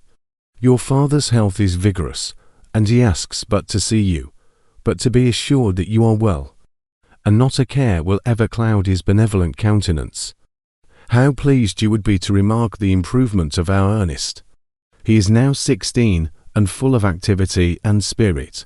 He is desirous to be a true Swiss, and to enter into foreign service, but we cannot part with him, at least until his elder brother returns to us. My uncle is not pleased with the idea of a military career in a distant country, but Ernest never had your powers of application. He looks upon study as an odious fetter. His time is spent in the open air, climbing the hills or rowing on the lake. I fear that he will become an idler, unless we yield the point and permit him to enter on the profession which he has selected. Little alteration, except the growth of our dear children, has taken place since you left us. The blue lake and snow-clad mountains, they never change, and I think our placid home and our contented hearts are regulated by the same immutable laws. My trifling occupations take up my time and amuse me, and I am rewarded for any exertions by seeing none but happy, kind faces around me. Since you left us, but one change has taken place in our little household. Do you remember on what occasion Justine Moritz entered our family? Probably you do not. I will relate her history, therefore, in a few words. Madame Moritz, her mother, was a widow with 4 children, of whom Justine was the third. This girl had always been the favourite of her father, but through a strange perversity, her mother could not endure her, and after the death of M. Moritz, treated her very ill. My aunt observed this, and when Justine was 12 years of age, prevailed on her mother to allow her to live at our house. The republican institutions of our country have produced simpler and happier manners than those which prevail in the great monarchies that surround it. Hence there is less distinction between the several classes of its inhabitants, and the lower orders, being neither so poor nor so despised, their manners are more refined and moral. A servant in Geneva does not mean the same thing as a servant in France and England. Justine, thus received in our family, learned the duties of a servant, a condition which, in our fortunate country, does not include the idea of ignorance and the sacrifice of the dignity of a human being. Justine, you may remember, was a great favourite of yours, and I recollect you once remarked that if you were in an ill humour, one glance from Justine could dissipate it, for the same reason that Ariosto gives concerning the beauty of Angelica, she so frank-hearted and happy. My aunt conceived a great attachment for her, by which she was induced to give her an education superior to that which she had at first intended. This benefit was fully repaid. Justine was the most grateful little creature in the world. I do not mean that she made any professions. I never heard one pass her lips, but you could see by her eyes that she almost adored her protectress. Although her disposition was gay and in many respects inconsiderate, yet she paid the greatest attention to every gesture of my aunt. She thought her the model of all excellence and endeavoured to imitate her phraseology and manners, so that even now she often reminds me of her. When my dearest aunt died, everyone was too much occupied in their own grief to notice poor Justine, who had attended her during her illness with the most anxious affection.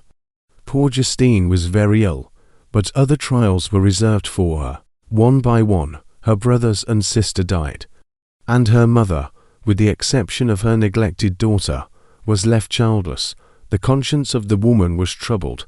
She began to think that the deaths of her favorites was a judgment from heaven to chastise her partiality. She was a Roman Catholic, and I believe her confessor confirmed the idea which she had conceived.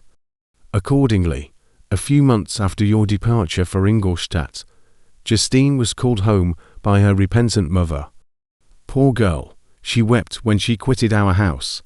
She was much altered since the death of my aunt.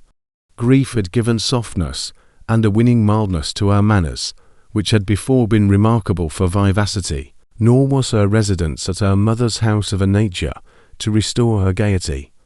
The poor woman was very vacillating in her repentance. She sometimes begged Justine to forgive her unkindness, but much oftener accused her of having caused the deaths of her brothers and sister. Perpetual fretting at length threw Madame Moritz into a decline, which at first increased her irritability, but she is now at peace forever. She died on the first approach of cold weather, at the beginning of this last winter. Justine has just returned to us, and I assure you I love her tenderly. She is very clever and gentle, and extremely pretty. As I mentioned before, her mien and her expression continually remind me of my dear aunt. I must say also a few words to you, my dear cousin, of little darling William. I wish you could see him. He is very tall of his age, with sweet laughing blue eyes, dark eyelashes, and curling hair. When he smiles, 2 little dimples appear on each cheek, which are rosy with health. He has already had 1 or 2 little wives, but Louisa Byron is his favourite, a pretty little girl of 5 years of age. Now, dear Victor, I dare say you wish to be indulged in a little gossip concerning the good people of Geneva. The pretty Miss Mansfield has already received the congratulatory visits on her approaching marriage with a young Englishman, John Melbourne, Esq. Her ugly sister, Monorne, married M. Juvelard, the rich banker, last autumn. Your favourite schoolfellow, Louis Monnoir, has suffered several misfortunes since the departure of Clerval from Geneva, but he has already recovered his spirits, and is reported to be on the point of marrying a lively pretty French woman, Madame Tavernier. She is a widow, and much older than Monnoir, but she is very much admired, and a favourite with everybody. I have written myself into better spirits, dear cousin, but my anxiety returns upon me as I conclude. Write, dearest Victor. 1 line 1 word will be a blessing to us. 10,000 thanks to Henry for his kindness, his affection, and his many letters. We are sincerely grateful. Adieu, my cousin. Take care of yourself. And, I entreat you, write, Elizabeth Lavenza. Geneva, March 18th, 17. Dear Elizabeth, I exclaimed, when I had read her letter, I will write instantly and relieve them from the anxiety they must feel. I wrote, and this exertion greatly fatigued me. But my convalescence had commenced, and proceeded regularly. In another fortnight I was able to leave my chamber. One of my first duties on my recovery was to introduce Clerval to the several professors of the university. In doing this, I underwent a kind of rough usage, ill befitting the wounds that my mind had sustained. Ever since the fatal night, the end of my labours, and the beginning of my misfortunes, I had conceived a violent antipathy even to the name of natural philosophy. When I was otherwise quite restored to health, the sight of a chemical instrument would renew all the agony of my nervous symptoms. Henry saw this, and had removed all my apparatus from my view. He had also changed my apartment, for he perceived that I had acquired a dislike for the room which had previously been my laboratory. But these cares of Clerval were made of no avail when I visited the professors. Waldman inflicted torture when he praised, with kindness and warmth, the astonishing progress I had made in the sciences. He soon perceived that I disliked the subject, but not guessing the real cause, he attributed my feelings to modesty, and changed the subject from my improvement to the science itself, with a desire, as I evidently saw, of drawing me out. What could I do? He meant to please, and he tormented me. I felt as if he had placed carefully, one by one, in my view those instruments, which were to be afterwards used in putting me to a slow and cruel death. I writhed under his words, yet dared not exhibit the pain I felt. Clerval, whose eyes and feelings were always quick in discerning the sensations of others, declined the subject, alleging, in excuse, his total ignorance, and the conversation took a more general turn. I thanked my friend from my heart, but I did not speak. I saw plainly that he was surprised, but he never attempted to draw my secret from me. And although I loved him with a mixture of affection and reverence that knew no bounds, yet I could never persuade myself to confide in him that event which was so often present to my recollection, but which I feared the detail to another would only impress more deeply. Kremp was not equally docile, and in my condition at that time, of almost insupportable sensitiveness, his harsh blunt encomiums gave me even more pain than the benevolent approbation of M. Waldman. "Dear the fellow," cried he. "Why, M. Clerval, I assure you he has outstripped us all. Stare, if you please, but it is nevertheless true. A youngster who, but a few years ago, believed in Cornelius Agrippa as firmly as in the Gospel, has now set himself at the head of the university. And if he is not soon pulled down, we shall all be out of countenance. I, continued he, observing my face expressive of suffering. Frankenstein is modest, an excellent quality in a young man. Young men should be diffident of themselves. You know, M. Clerval, I was myself when young, but that wears out in a very short time." M. Kremp had now commenced an eulogy on himself, which happily turned the conversation from a subject that was so annoying to me. Clerval had never sympathized in my tastes for natural science, and his literary pursuits differed wholly from those which had occupied me.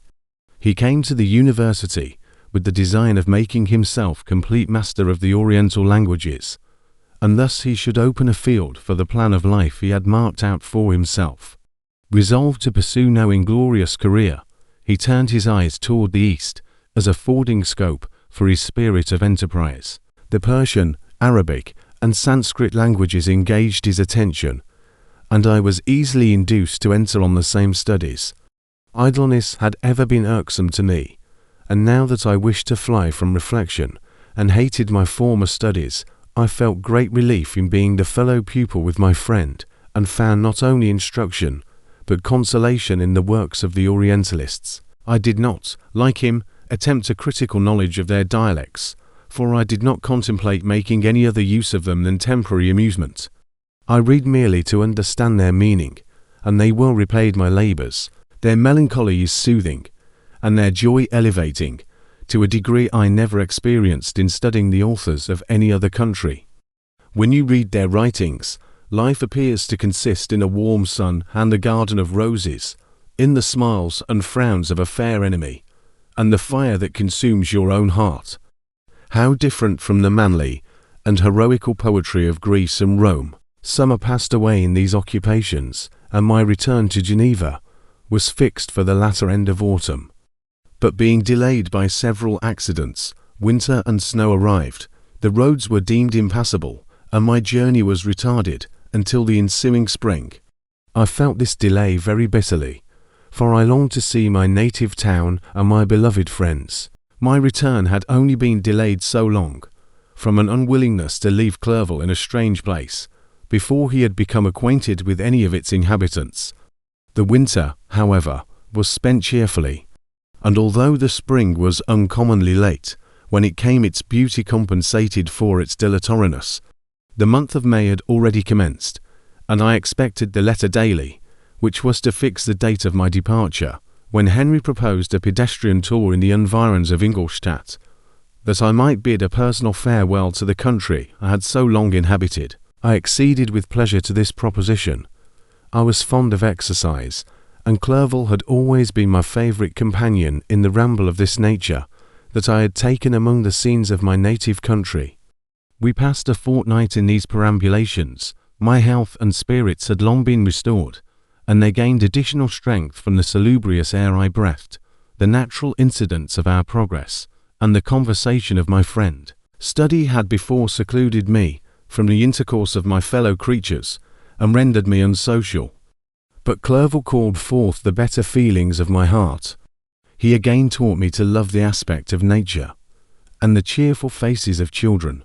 Excellent friend, how sincerely you did love me, and endeavour to elevate my mind until it was on a level with your own.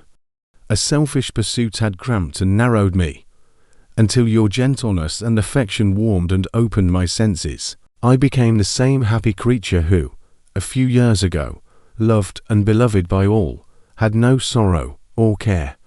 When happy, inanimate nature had the power of bestowing on me the most delightful sensations. A serene sky and verdant fields filled me with ecstasy. The present season was indeed divine. The flowers of spring bloomed in the hedges, while those of summer were already in bud. I was undisturbed by thoughts which during the preceding year had pressed upon me, notwithstanding my endeavours to throw them off, with an invincible burden. Henry rejoiced in my gaiety, and sincerely sympathized in my feelings. He exerted himself to amuse me, while he expressed the sensations that filled his soul. The resources of his mind on this occasion were truly astonishing. His conversation was full of imagination, and very often, in imitation of the Persian and Arabic writers, he invented tales of wonderful fancy and passion. At other times he repeated my favourite poems, or drew me out into arguments, which he supported with great ingenuity. We returned to our college on a Sunday afternoon. The peasants were dancing, and everyone we met appeared gay and happy. My own spirits were high, and I bounded along with feelings of unbridled joy and hilarity. Chapter 7. On my return, I found the following letter from my father. My dear Victor, you have probably waited impatiently for a letter to fix the date of your return to us, and I was at first tempted to write only a few lines, merely mentioning the day on which I should expect you. But that would be a cruel kindness, and I dare not do it. What would be your surprise, my son, when you expected a happy and glad welcome, to behold, on the contrary, tears and wretchedness? And how, Victor, can I relate our misfortune? Absence cannot have rendered you callous to our joys and griefs. And how shall I inflict pain on my long-absent son? I wish to prepare you for the woeful news, but I know it is impossible. Even now your eye skims over the page to seek the words which are to convey to you the horrible tidings.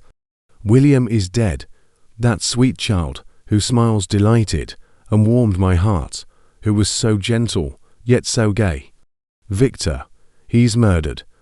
I will not attempt to console you, but will simply relate the circumstances of the transaction. Last Thursday, May 7th, I, my niece, and your two brothers went to walk in Plain Palais.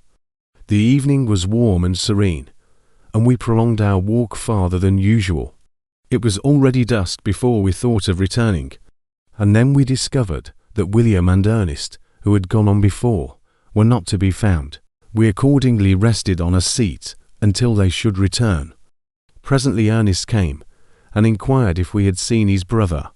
He said that he had been playing with him, that William had run away to hide himself, and that he vainly sought for him, and afterwards waited for a long time, but that he did not return. This account rather alarmed us, and we continued to search for him until night fell, when Elizabeth conjectured that he might have returned to the house. He was not there. We returned again, with torches, for I could not rest when I thought that my sweet boy had lost himself, and was exposed to all the damps and dews of night. Elizabeth also suffered extreme anguish. About 5 in the morning I discovered my lovely boy, whom the night before I had seen blooming and active in health, stretched on the grass livid and motionless. The print of the murderer's finger was on his neck. He was conveyed home, and the anguish that was visible in my countenance betrayed the secret to Elizabeth. She was very earnest to see the corpse. At first I attempted to prevent her, but she persisted, and entering the room where it lay, hastily examined the neck of the victim, and clasping her hands exclaimed, "O God, I have murdered my darling child." She fainted, and was restored with extreme difficulty. When she again lived, it was only to weep and sigh. She told me that same evening William had teased her to let him wear a very valuable miniature that she possessed of your mother. This picture is gone, and was doubtless the temptation which urged the murderer to the deed. We have no trace of him at present, although our exertions to discover him are unremitted. But they will not restore my beloved William. Come, dearest Victor, you alone can console Elizabeth. She weeps continually, and accuses herself unjustly as the cause of his death. Her words pierce my heart. We are all unhappy. But will not that be an additional motive for you, my son, to return and be our comforter, your dear mother? Alas, Victor, I now say, thank God, she did not live to witness the cruel, miserable death of her youngest darling. Come, Victor, not brooding thoughts of vengeance against the assassin, but with feelings of peace and gentleness that will heal, instead of festering, the wounds of our minds. Enter the house of mourning, my friend, but with kindness and affection for those who love you, and not with hatred for your enemies. Your affectionate and afflicted father, Alphonse Frankenstein. Geneva, May 12, 17. Clerval, who had watched my countenance as I read this letter, was surprised to observe the despair that succeeded the joy I at first expressed on receiving news from my friends. I threw the letter on the table, and covered my face with my hands. "My dear Frankenstein," exclaimed Henry, when he perceived me weep with bitterness, "are you always to be unhappy?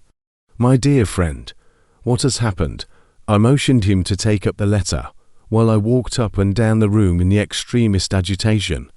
Tears also gushed from the eyes of Clerval, as he read the account of my misfortune. "I can offer you no consolation, my friend," said he.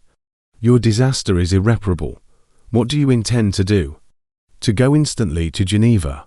Come with me, Henry, to order the horses." During our walk, Clerval endeavoured to say a few words of consolation. He could only express his heartfelt sympathy.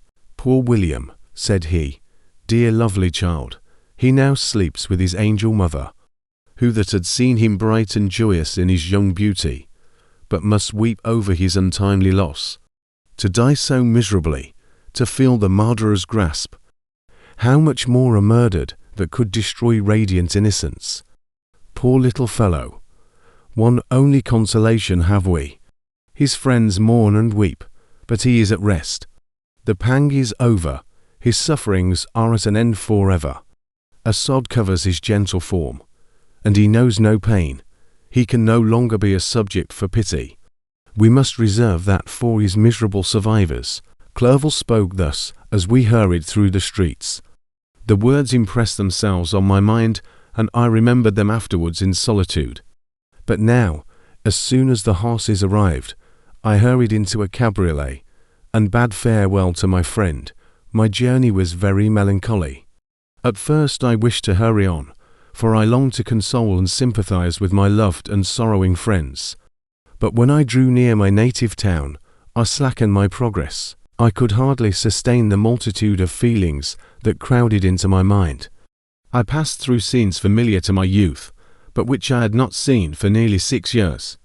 How altered everything might be during that time. One sudden and desolating change had taken place, but 1,000 little circumstances might have by degrees worked other alterations, which, although they were done more tranquilly, might not be the less decisive. Fear overcame me. I dared no advance, dreading 1,000 nameless evils that made me tremble, although I was unable to define them. I remained 2 days at Lausanne, in this painful state of mind. I contemplated the lake. The waters were placid, all around was calm, and the snowy mountains, the palaces of nature, were not changed. By degrees the calm and heavenly scene restored me, and I continued my journey towards Geneva. The road ran by the side of the lake, which became narrower as I approached my native town. I discovered more distinctly the black sides of Jura, and the bright summit of Mont Blanc I wept like a child. Dear mountains, my own beautiful lake, how do you welcome your wanderer? Your summits are clear. The sky and lake are blue and placid. Is this to prognosticate peace, or to mock at my unhappiness? I fear, my friend, that I shall render myself tedious by dwelling on these preliminary circumstances.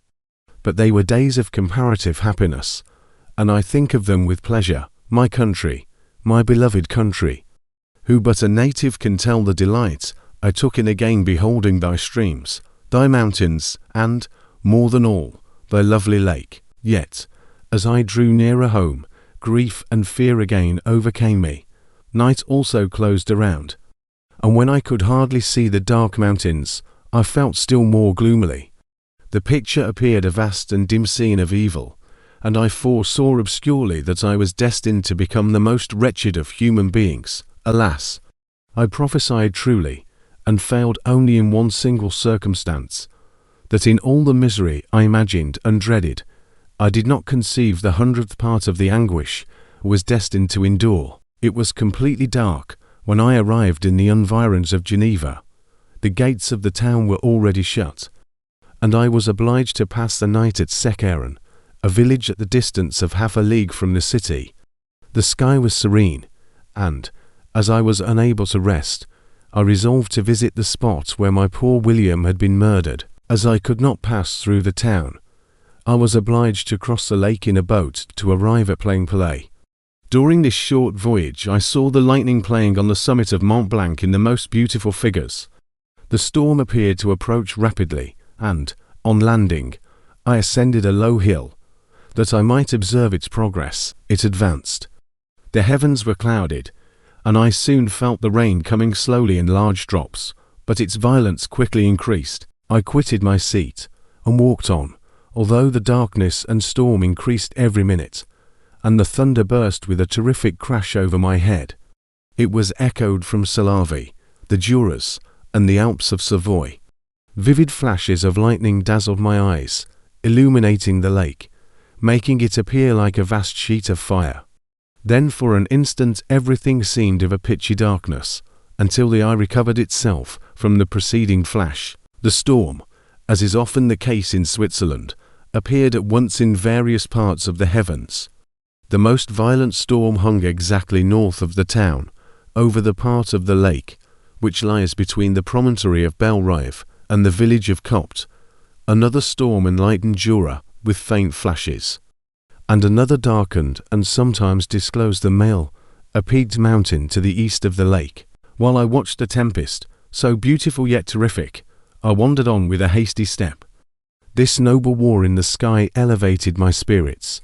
I clasped my hands and exclaimed aloud, "William, dear angel, this is thy funeral, this thy dirge." As I said these words, I perceived in the gloom a figure which stole from behind a clump of trees near me. I stood fixed, gazing intently. I could not be mistaken. A flash of lightning illuminated the object, and discovered its shape plainly to me. Its gigantic stature, and the deformity of its aspect more hideous than belongs to humanity, instantly informed me that it was the wretch, the filthy degeman, to whom I had given life. What did he there? Could he be, I shuddered at the conception, the murderer of my brother? No sooner did that idea cross my imagination, than I became convinced of its truth. My teeth chattered, and I was forced to lean against a tree for support. The figure passed me quickly, and I lost it in the gloom. Nothing in human shape could have destroyed the fair child. He was the murderer. I could not doubt it.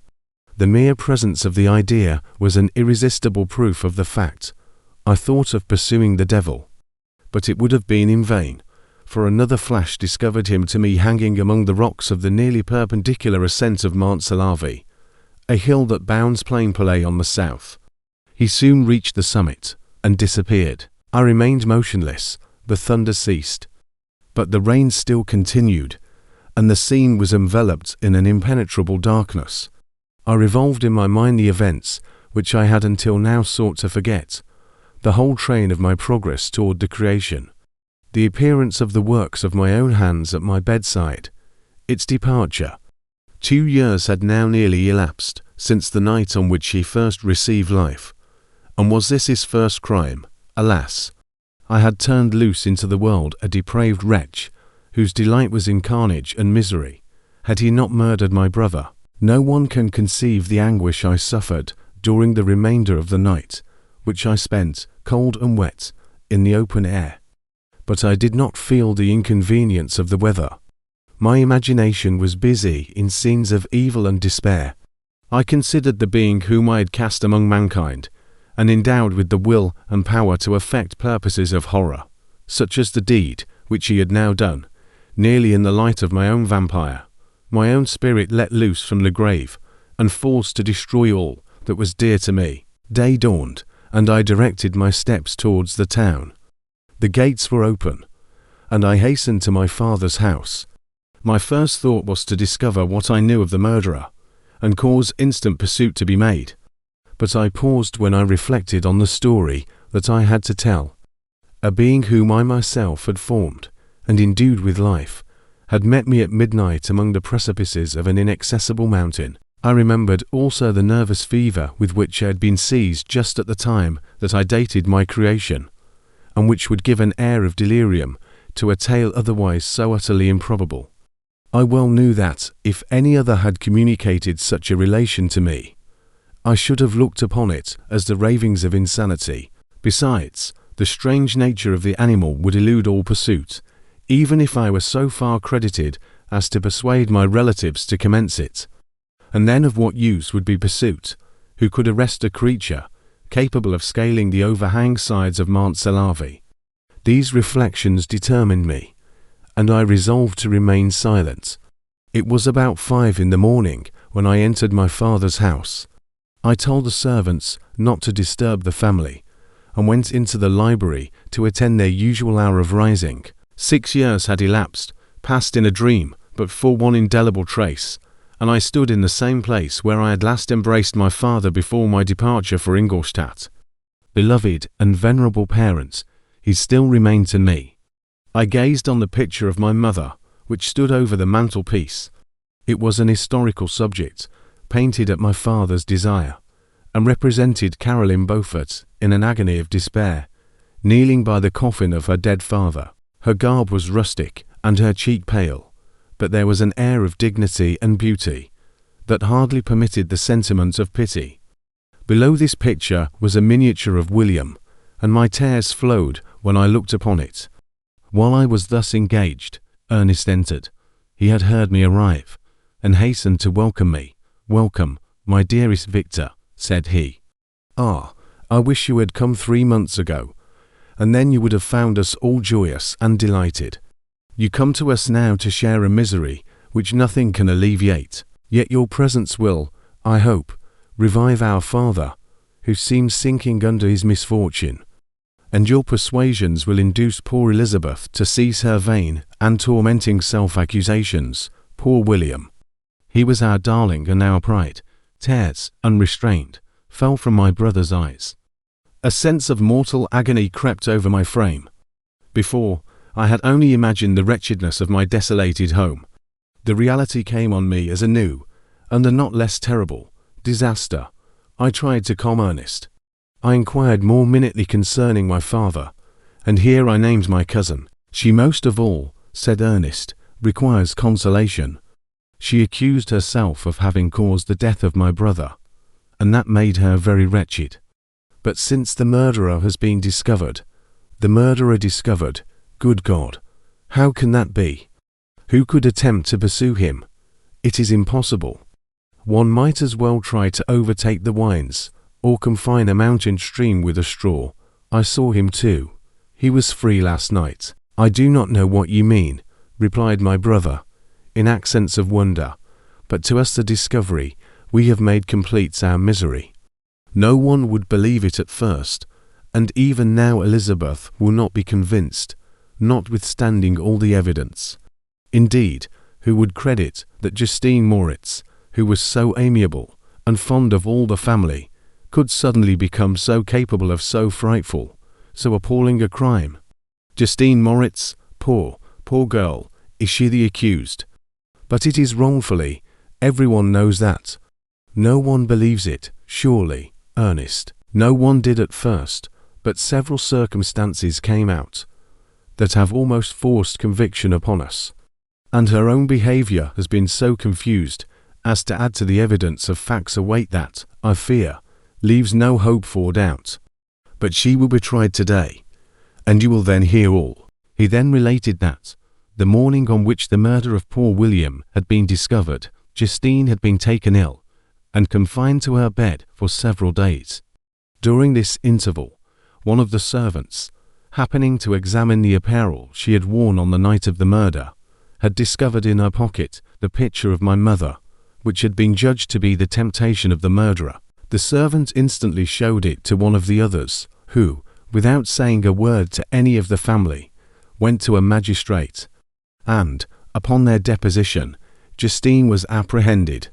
On being charged with the fact, the poor girl confirmed the suspicion in a great measure by her extreme confusion of manner. This was a strange tale, but it did not shake my faith. And I replied earnestly, "You are all mistaken. I know the murderer. Justine, poor, good Justine, is innocent." At that instant my father entered. I saw unhappiness deeply impressed on his countenance, but he endeavoured to welcome me cheerfully, and, after we had exchanged our mournful greeting, would have introduced some other topic than that of our disaster, had not Ernest exclaimed, "Good God, Papa! Victor says that he knows who was the murderer of poor William." "We do also, unfortunately," replied my father, "for indeed I had rather have been forever ignorant than have discovered so much depravity and ingratitude in one I valued so highly." "My dear father, you were mistaken. Justine is innocent. If she is, God forbid that she should suffer as guilty. She is to be tried today, and I sincerely hope, that she will be acquitted." This speech calmed me. I was firmly convinced in my own mind that Justine, and indeed every human being, was guiltless of this murder. I had no fear, therefore, that any circumstantial evidence could be brought forward strong enough to convict her. My tale was not one to announce publicly. Its astounding horror would be looked upon as madness by the vulgar. Did anyone indeed exist, except I, the Creator, who would believe, unless his senses convinced him, in the existence of the living monument of presumption and rash ignorance, which I had let loose upon the world? We were soon joined by Elizabeth. Time had altered her since I last beheld her.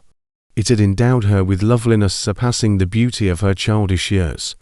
There was the same candour, the same vivacity, but it was allied to an expression more full of sensibility and intellect. She welcomed me with the greatest affection. "Your arrival, my dear cousin," said she, "fills me with hope. You perhaps will find some means to justify my poor guiltless Justine.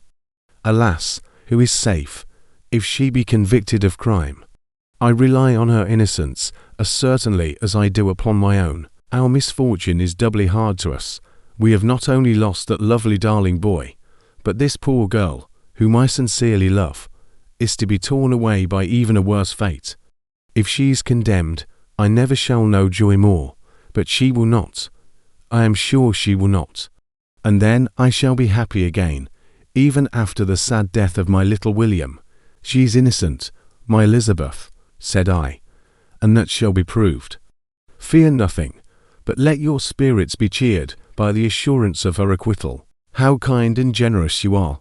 Everyone else believes in her guilt, and that made me wretched, for I knew that it was impossible, and to see everyone else prejudiced in so deadly a manner rendered me hopeless and despairing." She wept. "Dearest niece," said my father, "dry your tears. If she is, as you believe, innocent, rely on the justice of our laws, and the activity with which I shall prevent the slightest shadow of partiality." Chapter 8. We passed a few sad hours until 11 o'clock, when the trial was to commence. My father and the rest of the family being obliged to attend as witnesses, I accompanied them to the court. During the whole of this wretched mockery of justice, I suffered living torture. It was to be decided whether the result of my curiosity and lawless devices would cause the death of two of my fellow beings, one a smiling babe full of innocence and joy, the other far more dreadfully murdered, with every aggravation of infamy that could make the murder memorable in horror. Justine also was a girl of merit and possessed qualities which promised to render her life happy. Now all was to be obliterated in an ignominious grave, and I the cause. 1,000 times rather would I have confessed myself guilty of the crime ascribed to Justine, but I was absent when it was committed, and such a declaration would have been considered as the ravings of a madman, and would not have exculpated her who suffered through me. The appearance of Justine was calm. She was dressed in mourning, and her countenance, always engaging, was rendered, by the solemnity of her feelings, exquisitely beautiful. Yet she appeared confident in innocence, and did not tremble, although gazed on and execrated by thousands, for all the kindness which her beauty might otherwise have excited was obliterated in the minds of the spectators by the imagination of the enormity she was supposed to have committed. She was tranquil, yet her tranquillity was evidently constrained, and as her confusion had before been adduced as a proof of her guilt, she worked up her mind to an appearance of courage. When she entered the court, she threw her eyes round it and quickly discovered where we were seated. A tear seemed to dim her eye when she saw us, but she quickly recovered herself, and a look of sorrowful affection seemed to attest her utter guiltlessness. The trial began, and after the advocate against her had stated the charge, several witnesses were called. Several strange facts combined against her, which might have staggered anyone who had not such proof of her innocence as I had. She had been out the whole of the night on which the murder had been committed, and towards morning had been perceived by a market woman not far from the spot where the body of the murdered child had been afterwards found. The woman asked her what she did there, but she looked very strangely, and only returned a confused and unintelligible answer. She returned to the house about 8 o'clock, and when one inquired where she had passed the night, she replied that she had been looking for the child, and demanded earnestly if anything had been heard concerning him. When shown the body, she fell into violent hysterics and kept her bed for several days. The picture was then produced, which the servant had found in her pocket, and when Elizabeth, in a faltering voice, proved that it was the same which, an hour before the child had been missed, she had placed round his neck, a murmur of horror and indignation filled the court. Justine was called on for her defence. As the trial had proceeded, her countenance had altered. Surprise, horror, and misery were strongly expressed. Sometimes she struggled with her tears, but when she was desired to plead, she collected her powers and spoke in an audible, although variable voice. God knows, she said, how entirely I am innocent, but I do not pretend that my protestations should acquit me. I rest my innocence on a plain and simple explanation of the facts which have been adduced against me, and I hope the character I have always borne will incline my judges to a favourable interpretation where any circumstance appears doubtful or suspicious. She then related that, by the permission of Elizabeth, she had passed the evening of the night on which the murder had been committed at the house of an aunt at Chain, a village situated at about a league from Geneva. On her return, at about 9 o'clock, she met a man who asked her if she had seen anything of the child who was lost. She was alarmed by this account and passed several hours in looking for him, when the gates of Geneva were shut, and she was forced to remain several hours of the night in a barn belonging to a cottage, being unwilling to call up the inhabitants, to whom she was well known. Most of the night she spent here watching. Towards morning she believed that she slept for a few minutes. Some steps disturbed her, and she awoke. It was dawn, and she quitted her asylum, that she might again endeavour to find my brother. If she had gone near the spot where his body lay, it was without her knowledge. That she had been bewildered when questioned by the market woman was not surprising, since she had passed a sleepless night and the fate of poor William was yet uncertain.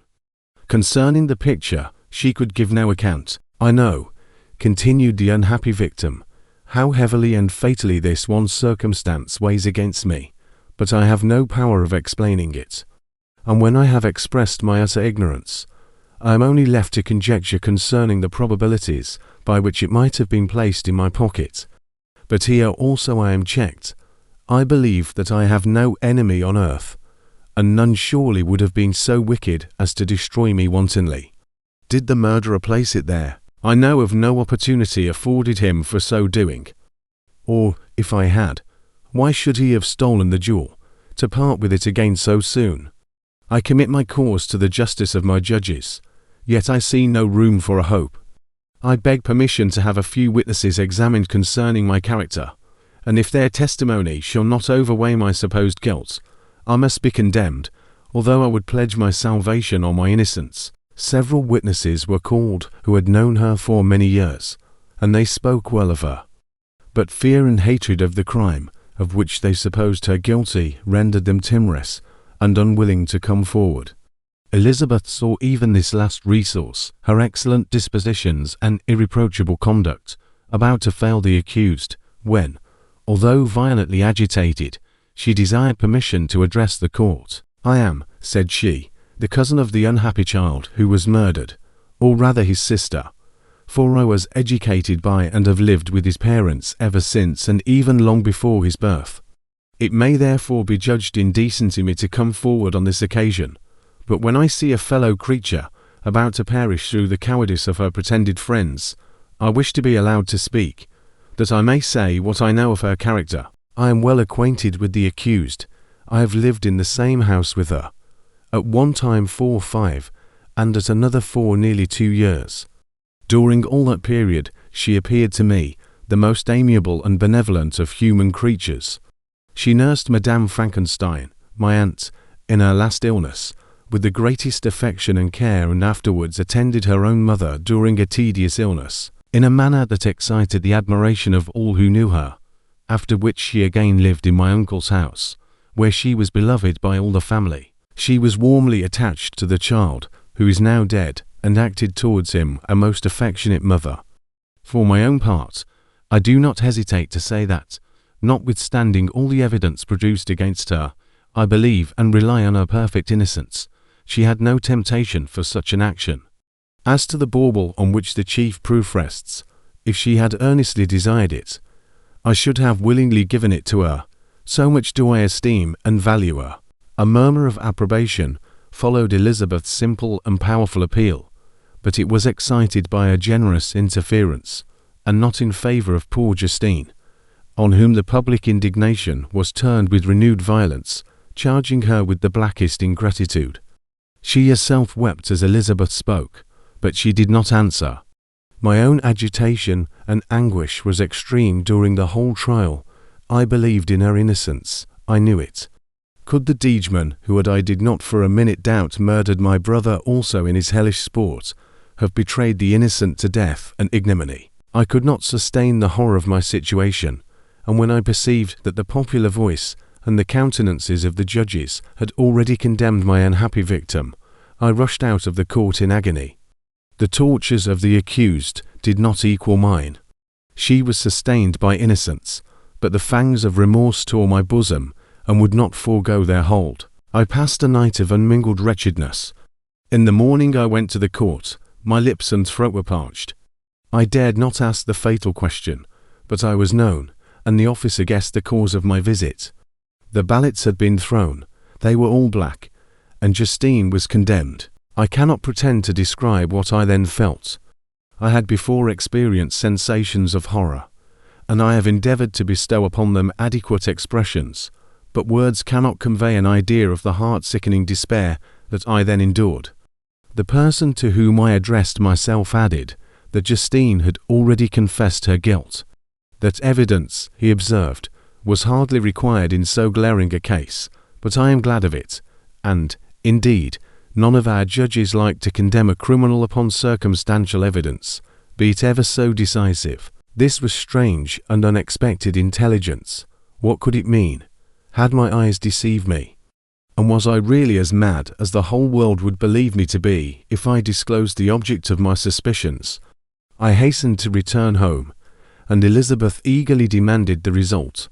"My cousin," replied I, "it is decided as you may have expected. All judges had rather that 10 innocent should suffer than that 1 guilty should escape, but she has confessed. This was a dire blow to poor Elizabeth, who had relied with firmness upon Justine's innocence. "Alas," said she, "how shall I ever again believe in human goodness?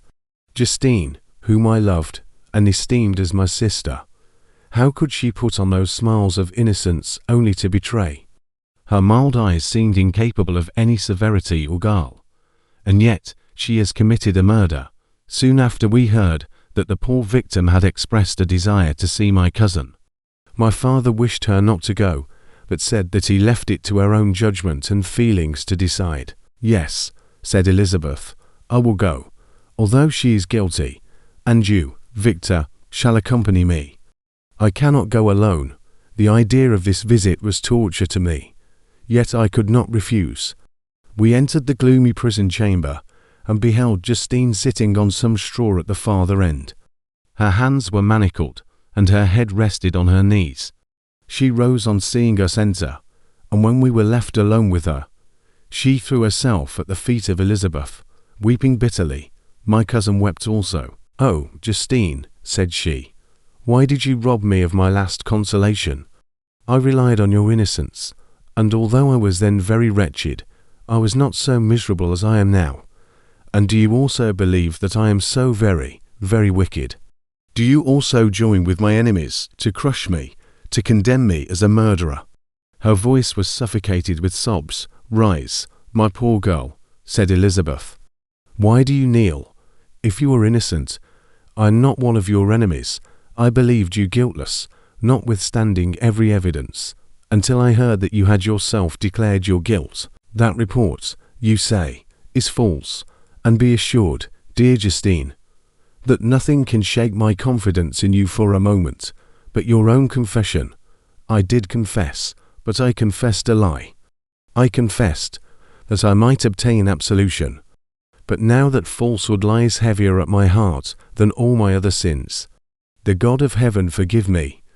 Ever since I was condemned, my confessor has besieged me.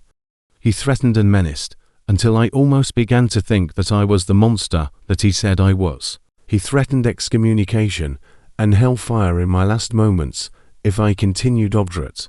Dear lady, I had none to support me. All looked on me as a wretch doomed to ignominy and perdition. What could I do? In an evil hour I subscribed to a lie. And now only am I truly miserable." She paused, weeping, and then continued, "I thought with horror, my sweet lady, that you should believe your Justine, whom your blessed aunt had so highly honoured, and whom you loved, was a creature capable of a crime which none but the devil himself could have perpetrated. Dear William, dearest blessed child, I soon shall see you again in heaven, where we shall all be happy, and that consoles me, going as I am to suffer ignominy and death. Oh, Justine, forgive me for having for one moment distrusted you. Why did you confess? But do not mourn, dear girl, do not fear. I will proclaim, I will prove your innocence. I will melt the stony hearts of your enemies by my tears and prayers. You shall not die. You, my playfellow, my companion, my sister, perish on the scaffold. No, no, I never could survive so horrible a misfortune." Justine shook her head mournfully. "I do not fear to die," she said. "That pang is past. God raises my weakness and gives me courage to endure the worst. I leave a sad and bitter world, and if you remember me and think of me as of one unjustly condemned, I am resigned to the fate awaiting me. Learn from me, dear lady, to submit in patience to the will of heaven." During this conversation, I had retired to a corner of the prison room, where I could conceal the horrid anguish that possessed me. Despair, who dared talk of that? The poor victim, who on the morrow was to pass the awful boundary between life and death, felt not, as I did, such deep and bitter agony. I gnashed my teeth and ground them together. Uttering a groan that came from my inmost soul, Justine started. When she saw who it was, she approached me and said, "Dear sir, you are very kind to visit me. You, I hope, do not believe that I am guilty." I could not answer. "No, Justine," said Elizabeth. "He is more convinced of your innocence than I was, for even when he heard that you had confessed, He did not credit it. I truly thank him. In these last moments, I feel the sincerest gratitude towards those who think of me with kindness. How sweet is the affection of others to such a wretch as I am. It removes more than half my misfortune, and I feel as if I could die in peace now that my innocence is acknowledged by you, dear lady, and your cousin. Thus the poor sufferer tried to comfort others and herself. She indeed gained the resignation she desired. But I, the true murderer, felt the never-dying worm alive in my bosom, which allowed of no hope or consolation. Elizabeth also wept and was unhappy, but hers also was the misery of innocence, which, like a cloud that passes over the fair moon, for a while hides, but cannot tarnish its brightness. Anguish and despair had penetrated into the core of my heart. I bore a helm within me which nothing could extinguish. We stayed several hours with Justine, and it was with great difficulty that Elizabeth could tear herself away. "I wish," cried she, "that I were to die with you. I cannot live in this world of misery." Justine assumed an air of cheerfulness, while she with difficulty repressed her bitter tears. She embraced Elizabeth and said in a voice of half-suppressed emotion, "Farewell, sweet lady, dearest Elizabeth, my beloved and only friend. May heaven, in its bounty, bless and preserve you. May this be the last misfortune that you will ever suffer. Live, and be happy, and make others so." And on the morrow Justine died.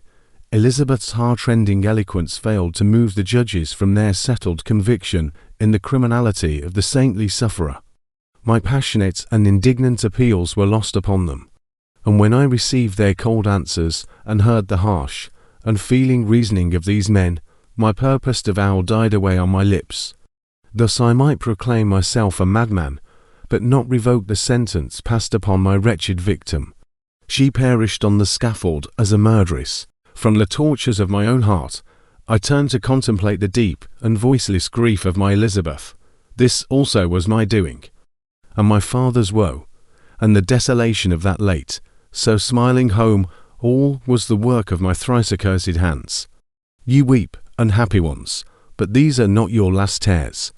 Again shall you raise the funeral wail, and the sound of your lamentations shall again and again be heard. Frankenstein, your son, your kinsman, your early, much-loved friend. He who would spend each vital drop of blood for your sakes, who has no thought nor sense of joy except, as it is mirrored also in your dear countenances, who would fill the air with blessings and spend his life in serving you, he bids you weep, to shed countless tears. Happy beyond his hopes, if thus inexorable fate be satisfied, and if the destruction pause before the peace of the grave have succeeded to your sad torments. Thus spoke my prophetic soul, as, torn by remorse, horror, and despair, I beheld those I love spend vain sorrow upon the graves of William and Justine, the first hapless victims to my unhallowed arts. Chapter 9. Nothing is more painful to the human mind than, after the feelings have been worked up by a quick succession of events, the dead calmness of inaction, and certainty which follows and deprives the soul both of hope and fear. Justine died, she rested, and I was alive.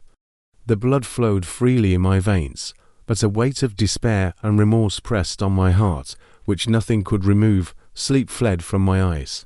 I wandered like an evil spirit, for I had committed deeds of mischief beyond description horrible, and more, much more I persuaded myself, was yet behind. Yet my heart overflowed with kindness and the love of virtue. I had begun life with benevolent intentions and thirsted for the moment when I should put them in practice and make myself useful to my fellow beings. Now all was blasted. Instead of that serenity of conscience which allowed me to look back upon the past with self-satisfaction, and from thence to gather promise of new hopes, I was seized by remorse and the sense of guilt, which hurried me away to a hell of intense tortures, such as no language can describe. This state of mind preyed upon my health, which had perhaps never entirely recovered from the first shock it had sustained. I shunned the face of man. All sound of joy or complacency was torture to me. Solitude was my only consolation, deep, dark, death-like solitude. My father observed with pain the alteration perceptible in my disposition and habits, and endeavoured by arguments deduced from the feelings of his serene conscience and guiltless life to inspire me with fortitude and awaken in me the courage to dispel the dark cloud which brooded over me. "Do you think, Victor," said he, "that I do not suffer also? No one could love a child more than I loved your brother." Tears came into his eyes as he spoke. "But is it not a duty to the survivors that we should refrain from augmenting their unhappiness by an appearance of immoderate grief? It is also a duty owed to yourself, for excessive sorrow prevents improvement or enjoyment, or even the discharge of daily usefulness, without which no man is fit for society." This advice, although good, was totally inapplicable to my case. I should have been the first to hide my grief and console my friends if remorse had not mingled its bitterness, and terror its alarm, with my other sensations. Now I could only answer my father with a look of despair and endeavour to hide myself from his view. About this time we retired to our house at Belrive. This change was particularly agreeable to me. The shutting of the gates regularly at 10 o'clock and the impossibility of remaining on the lake to that hour had rendered our residence within the walls of Geneva very irksome to me. I was now free. Often, after the rest of the family had retired for the night, I took the boat and passed many hours upon the water.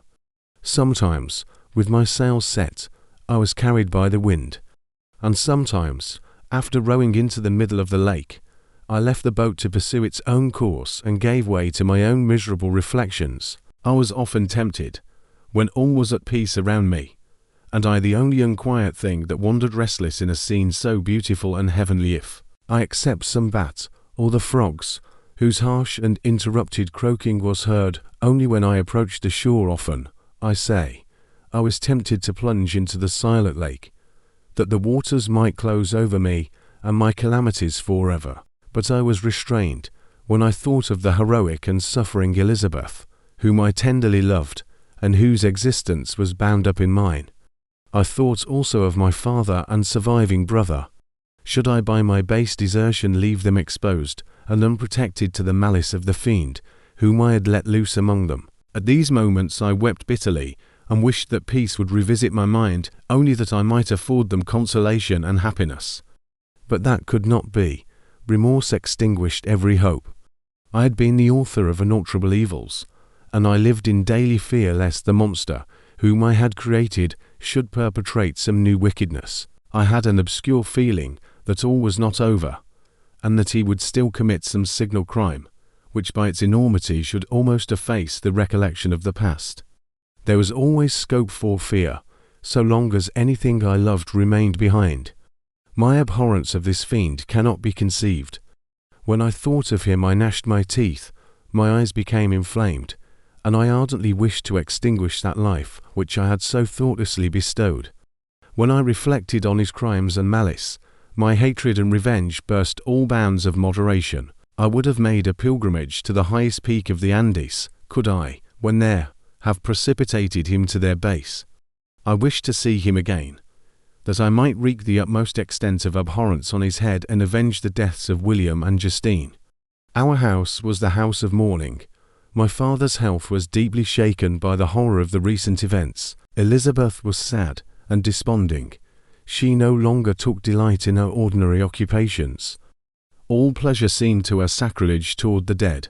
Eternal woe and tears, she then thought, was the just tribute she should pay to innocence so blasted and destroyed. She was no longer that happy creature who in earlier youth wandered with me on the banks of the lake and talked with ecstasy of our future prospects. The first of those sorrows which are sent to wean us from the earth had visited her, and its dimming influence quenched her dearest smiles. "When I reflect, my dear cousin," said she, "on the miserable death of Justine Moritz, I no longer see the world and its works as they before appeared to me. Before, I looked upon the accounts of vice and injustice that I read in books or heard from others as tales of ancient days or imaginary evils. At least they were remote and more familiar to reason than to the imagination.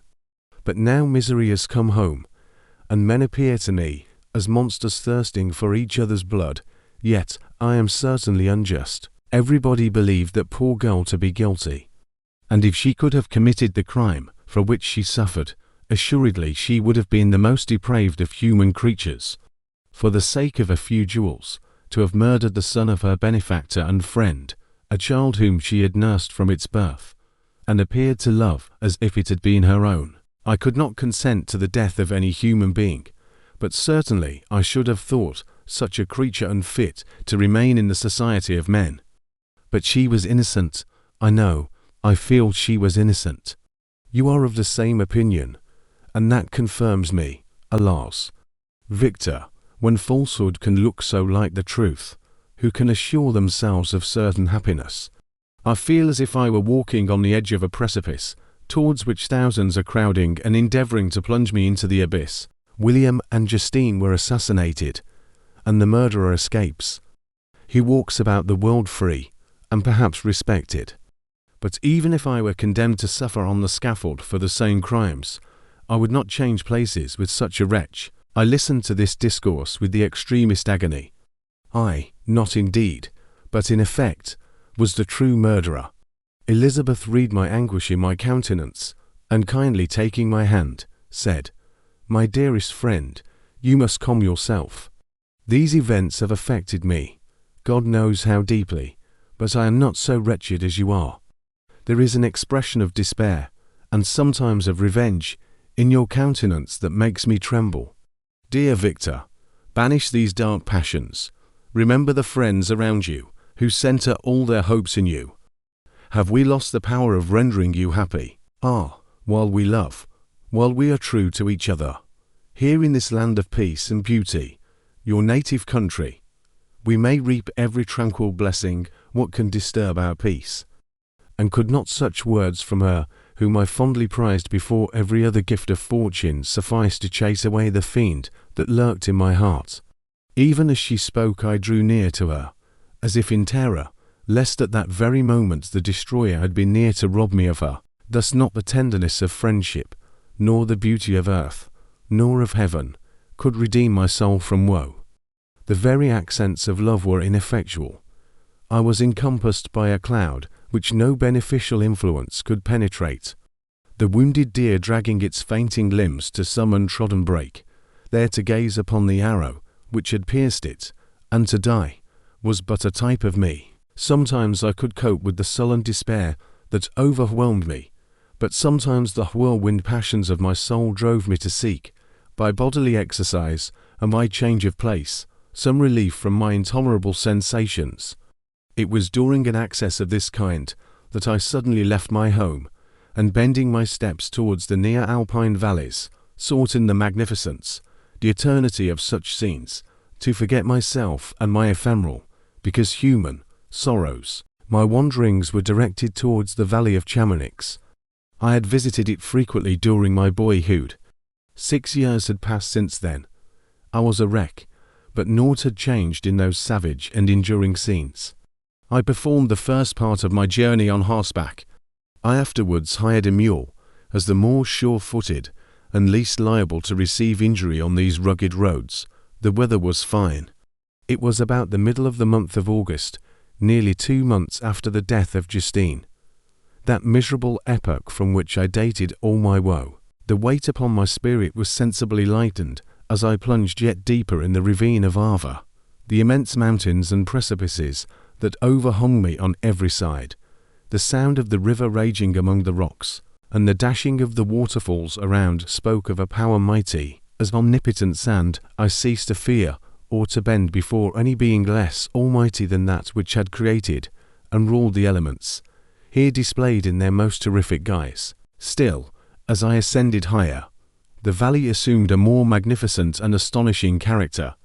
Ruined castles hanging on the precipices of piny mountains, the impetuous Ava, and cottages every here and there peeping forth from among the trees, formed a scene of singular beauty. But it was augmented and rendered sublime by the mighty Alps, whose white and shining pyramids and domes towered above all, as belonging to another earth, the habitations of another race of beings. I passed the bridge of Pelicia, where the ravine, which the river forms, opened before me, and I began to ascend the mountain that overhangs it. Soon after, I entered the valley of Chamonix. This valley is more wonderful and sublime, but not so beautiful and picturesque as that of Servox, through which I had just passed. The high and snowy mountains were its immediate boundaries, but I saw no more ruined castles and fertile fields. Immense glaciers approached the road. I heard the rumbling thunder of the falling avalanche and marked the smoke of its passage. Mont Blanc, the supreme and magnificent Mont Blanc, raised itself from the surrounding aiguilles, and its tremendous dome overlooked the valley. A tingling, long-lost sense of pleasure often came across me during this journey. Some turn in the road, some new object suddenly perceived and recognized, reminded me of days gone by, and were associated with the light-hearted gaiety of boyhood. The very winds whispered in soothing accents, and maternal nature bade me weep no more. Then again the kindly influence ceased to act. I found myself fettered again to grief, and indulging in all the misery of reflection. Then I spurred on my animal, striving so to forget the world, my fears, and more than all, myself, for, in a more desperate fashion, I alighted and threw myself on the grass, weighed down by horror and despair. At length I arrived at the village of Chamonix. Exhaustion succeeded to the extreme fatigue both of body and of mind which I had endured. For a short space of time I remained at the window, watching the pallid lightnings that played above Mont Blanc and listening to the rushing of the Arve, which pursued its noisy way beneath. The same lulling sounds acted as a lullaby to my too keen sensations. When I placed my head upon my pillow, sleep crept over me. I felt it as it came, and blessed the giver of oblivion. Chapter 10. I spent the following day roaming through the valley. I stood beside the sources of the Arve, which take their rise in a glacier that with slow pace is advancing down from the summit of the hills to barricade the valley. The abrupt sides of vast mountains were before me. The icy wall of the glacier overhung me. A few shattered pines were scattered around, and the solemn silence of this glorious presence chamber of imperial nature was broken only by the brawling waves or the fall of some vast fragment. The thunder sound of the avalanche or the cracking reverberated along the mountains of the accumulated ice, which, through the silent working of immutable laws, was ever and anon rent and torn, as if it had been but a plaything in their hands. These sublime and magnificent scenes afforded me the greatest consolation that I was capable of receiving. They elevated me from all littleness of feeling, and although they did not remove my grief, they subdued and tranquilized it. In some degree, also, they diverted my mind from the thoughts over which it had brooded for the last month. I retired to rest at night. My slumbers, as it were, waited on and ministered to by the assemblance of grand shapes which I had contemplated during the day. They congregated round me, the unstained snowy mountain top, the glittering pinnacle, the pine woods and ragged bare ravine, the eagle, soaring amidst the clouds. They all gathered round me and bade me be at peace. Where had they fled when the next morning I awoke? All of soul inspiriting fled with sleep, and dark melancholy clouded every thought. The rain was pouring in torrents, and thick mists hid the summits of the mountains, so that I even saw not the faces of those mighty friends. Still I would penetrate their misty veil, and seek them in their cloudy retreats. What were rain and storm to me? My mule was brought to the door, and I resolved to ascend to the summit of Montanvert. I remembered the effect that the view of the tremendous and ever-moving glacier had produced upon my mind when I first saw it. It had then filled me with a sublime ecstasy that gave wings to the soul and allowed it to soar from the obscure world to light and joy. The sight of the awful and majestic in nature had indeed always the effect of solemnizing my mind and causing me to forget the passing cares of life.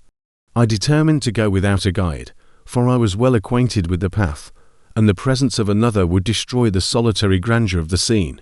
The ascent is precipitous, but the path is cut into continual and short windings, which enable you to surmount the perpendicularity of the mountain.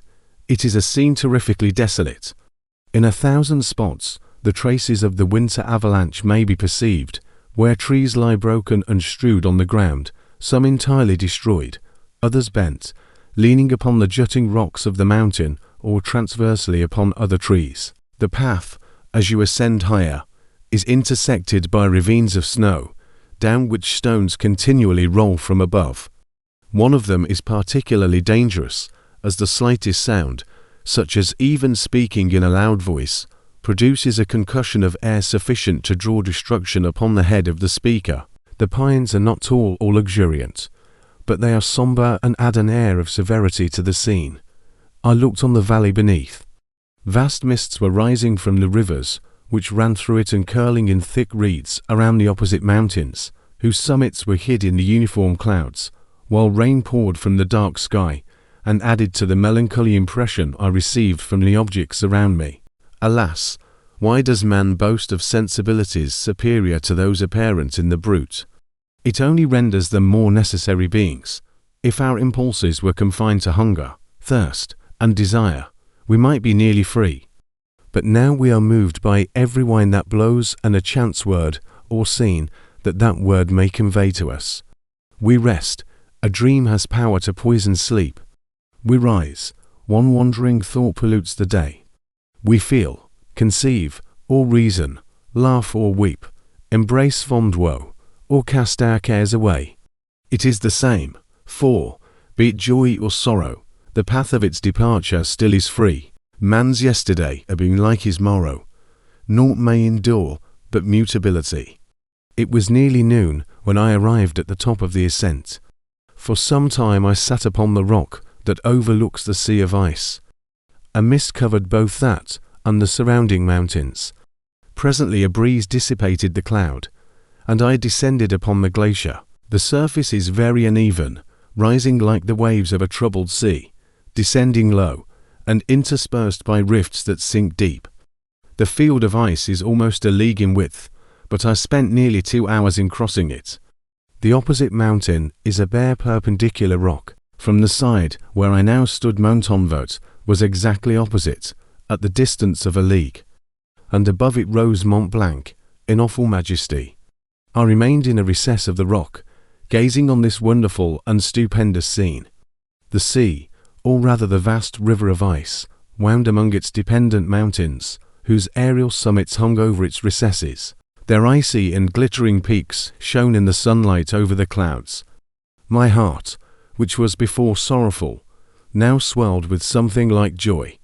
I exclaimed, "Wandering spirits, if indeed ye wander, and do not rest in your narrow beds, allow me this faint happiness, or take me, as your companion, away from the joys of life." As I said this, I suddenly beheld the figure of a man, at some distance, advancing towards me with superhuman speed. He bounded over the crevices in the ice, among which I had walked with caution. His stature, also, as he approached, seemed to exceed that of man. I was troubled, a mist came over my eyes, and I felt a faintness seize me, but I was quickly restored by the cold gale of the mountains. I perceived, as the shape came near a sight tremendous and abhorred, that it was the wretch whom I had created. I trembled with rage and horror, resolving to wait his approach, and then close with him in mortal combat. He approached. His countenance bespoke bitter anguish, combined with disdain and malignity, while its unearthly ugliness rendered it almost horrible for human eyes. But I scarcely observed this. Rage and hatred had at first deprived me of utterance, and I recovered only to overwhelm him with words expressive of furious detestation and contempt. "Devil," I exclaimed, "do you dare approach me? And do not you fear the fierce vengeance of my arm wreaked on your miserable head? Begone, vile insect, or rather, stay, that I may trample you to dust, and, oh, that I could, with the extinction of your miserable existence, restore those victims whom you have so diabolically murdered." "I expected this reception," said the Degeman. "All men hate the wretched. How, then, must I be hated, who am miserable beyond all living things? Yet you, my Creator, detest and spurn me, thy creature, to whom thou art bound by ties only dissoluble by the annihilation of one of us. You purpose to kill me. How dare you sport thus with life? Do your duty towards me, and I will do mine towards you and the rest of mankind. If you will comply with my conditions, I will leave them and you at peace.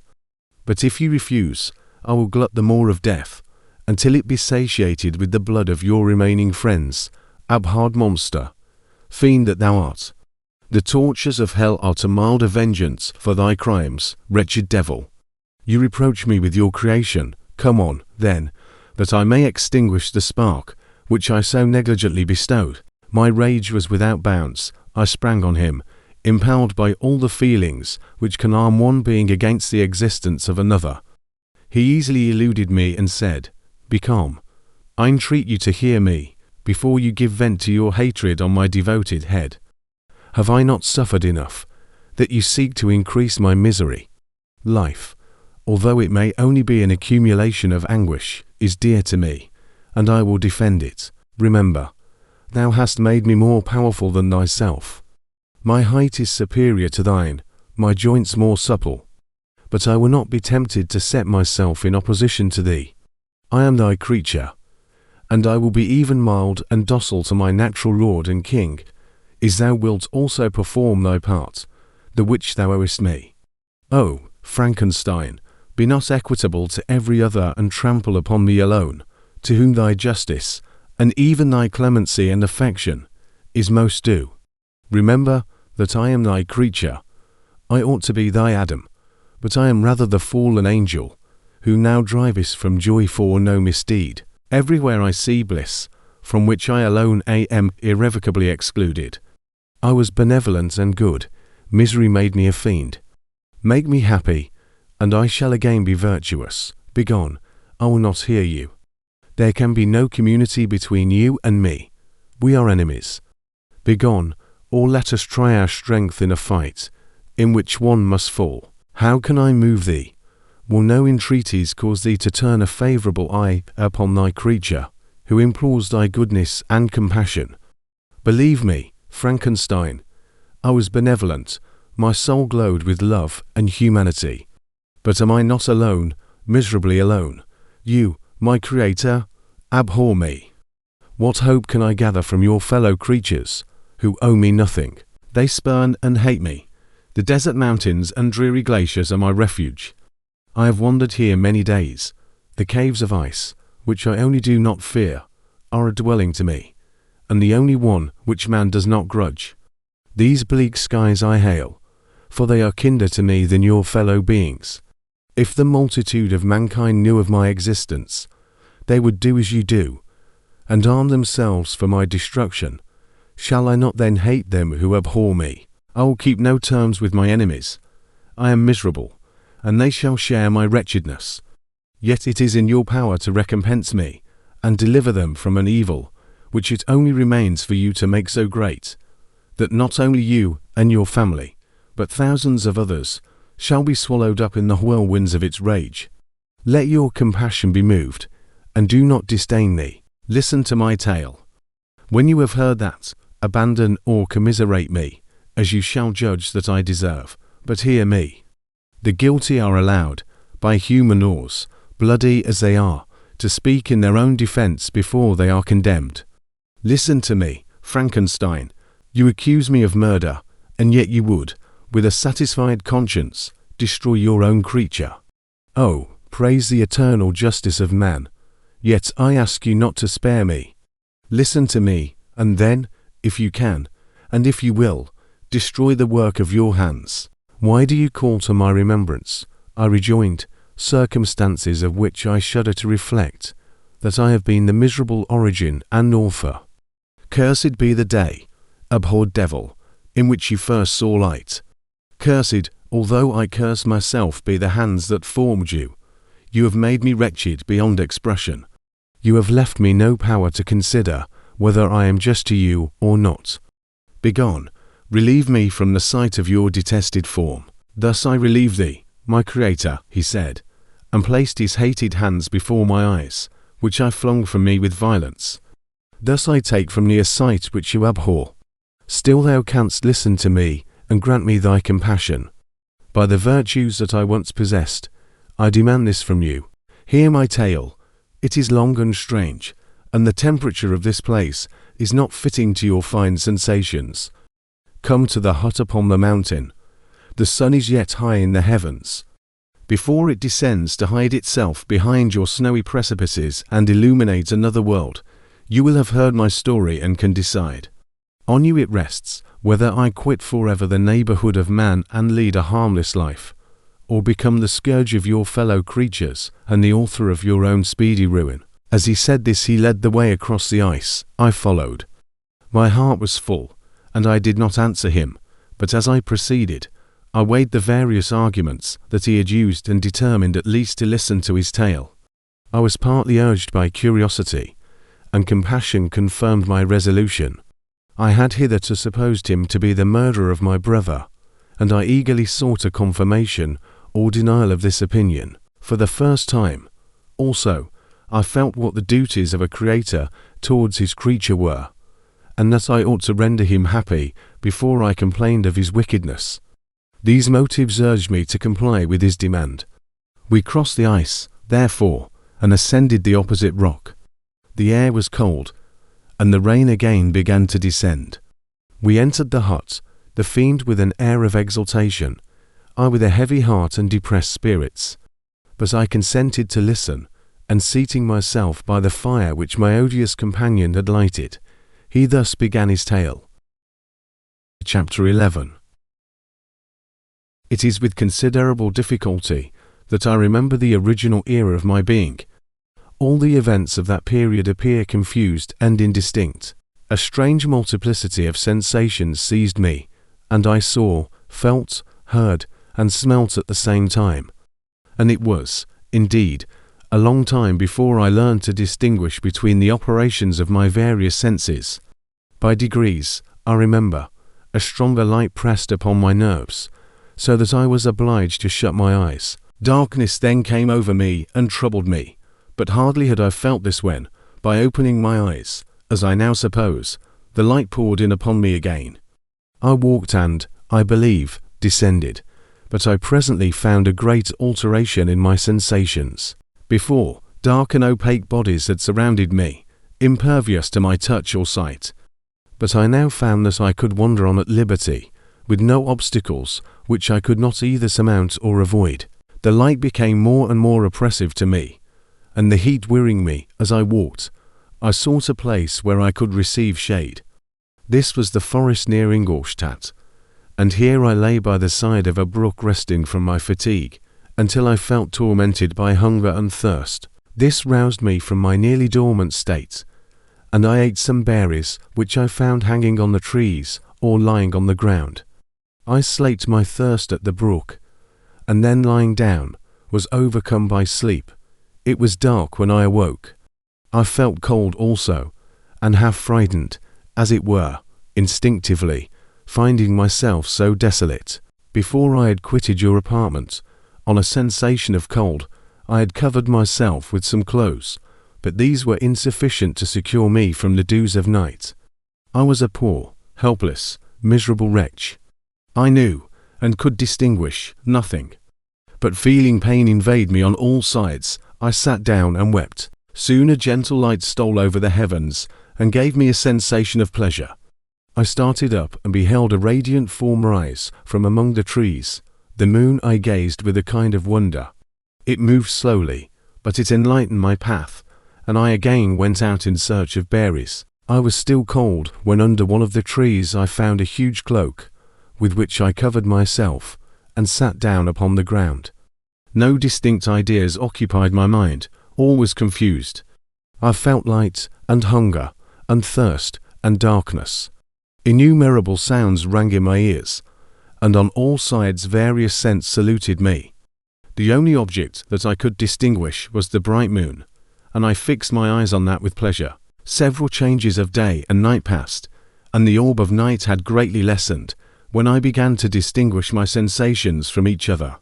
I gradually saw plainly the clear stream that supplied me with drink and the trees that shaded me with their foliage. I was delighted when I first discovered that a pleasant sound, which often saluted my ears, proceeded from the throats of the little winged animals who had often intercepted the light from my eyes.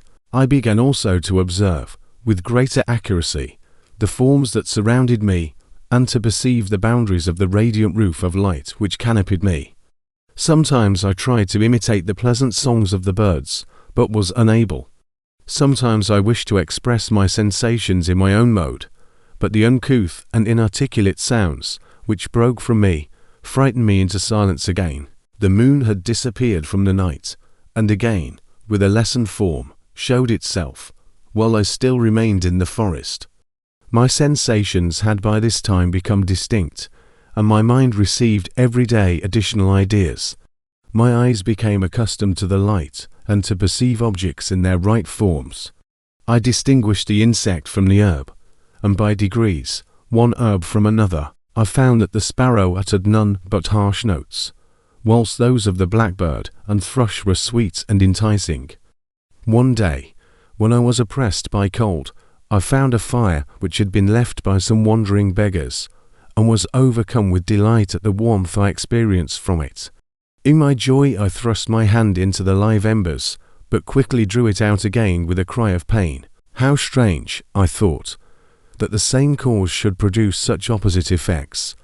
I examined the materials of the fire, and to my joy found it to be composed of wood. I quickly collected some branches, but they were wet and would not burn. I was pained at this and sat still watching the operation of the fire. The wet wood which I had placed near the heat dried, and itself became inflamed. I reflected on this, and by touching the various branches, I discovered the cause and busied myself in collecting a great quantity of wood, that I might dry it and have a plentiful supply of fire. When night came on and brought sleep with it, I was in the greatest fear lest my fire should be extinguished. I covered it carefully with dry wood and leaves and placed wet branches upon it, and then, spreading my cloak, I lay on the ground and sank into sleep. It was morning when I awoke, and my first care was to visit the fire. I uncovered it, and a gentle breeze quickly fanned it into a flame. I observed this also and contrived a fan of branches, which roused the embers when they were nearly extinguished. When night came again, I found, with pleasure, that the fire gave light as well as heat, and that the discovery of this element was useful to me in my food, for I found some of the offals that the travellers had left had been roasted, and tasted much more savoury than the berries I gathered from the trees. I tried, therefore, to dress my food in the same manner, placing it on the live embers. I found that the berries were spoiled by this operation, and the nuts and roots much improved. Food, however, became scarce, and I often spent the whole day searching in vain for a few acorns to assuage the pangs of hunger. When I found this, I resolved to quit the place that I had hitherto inhabited, to seek for one where the few wants I experienced would be more easily satisfied. In this emigration, I exceedingly lamented the loss of the fire which I had obtained through accident, and knew not how to reproduce it. I gave several hours to the serious consideration of this difficulty, but I was obliged to relinquish all attempt to supply it, and wrapping myself up in my cloak, I struck across the wood towards the setting sun.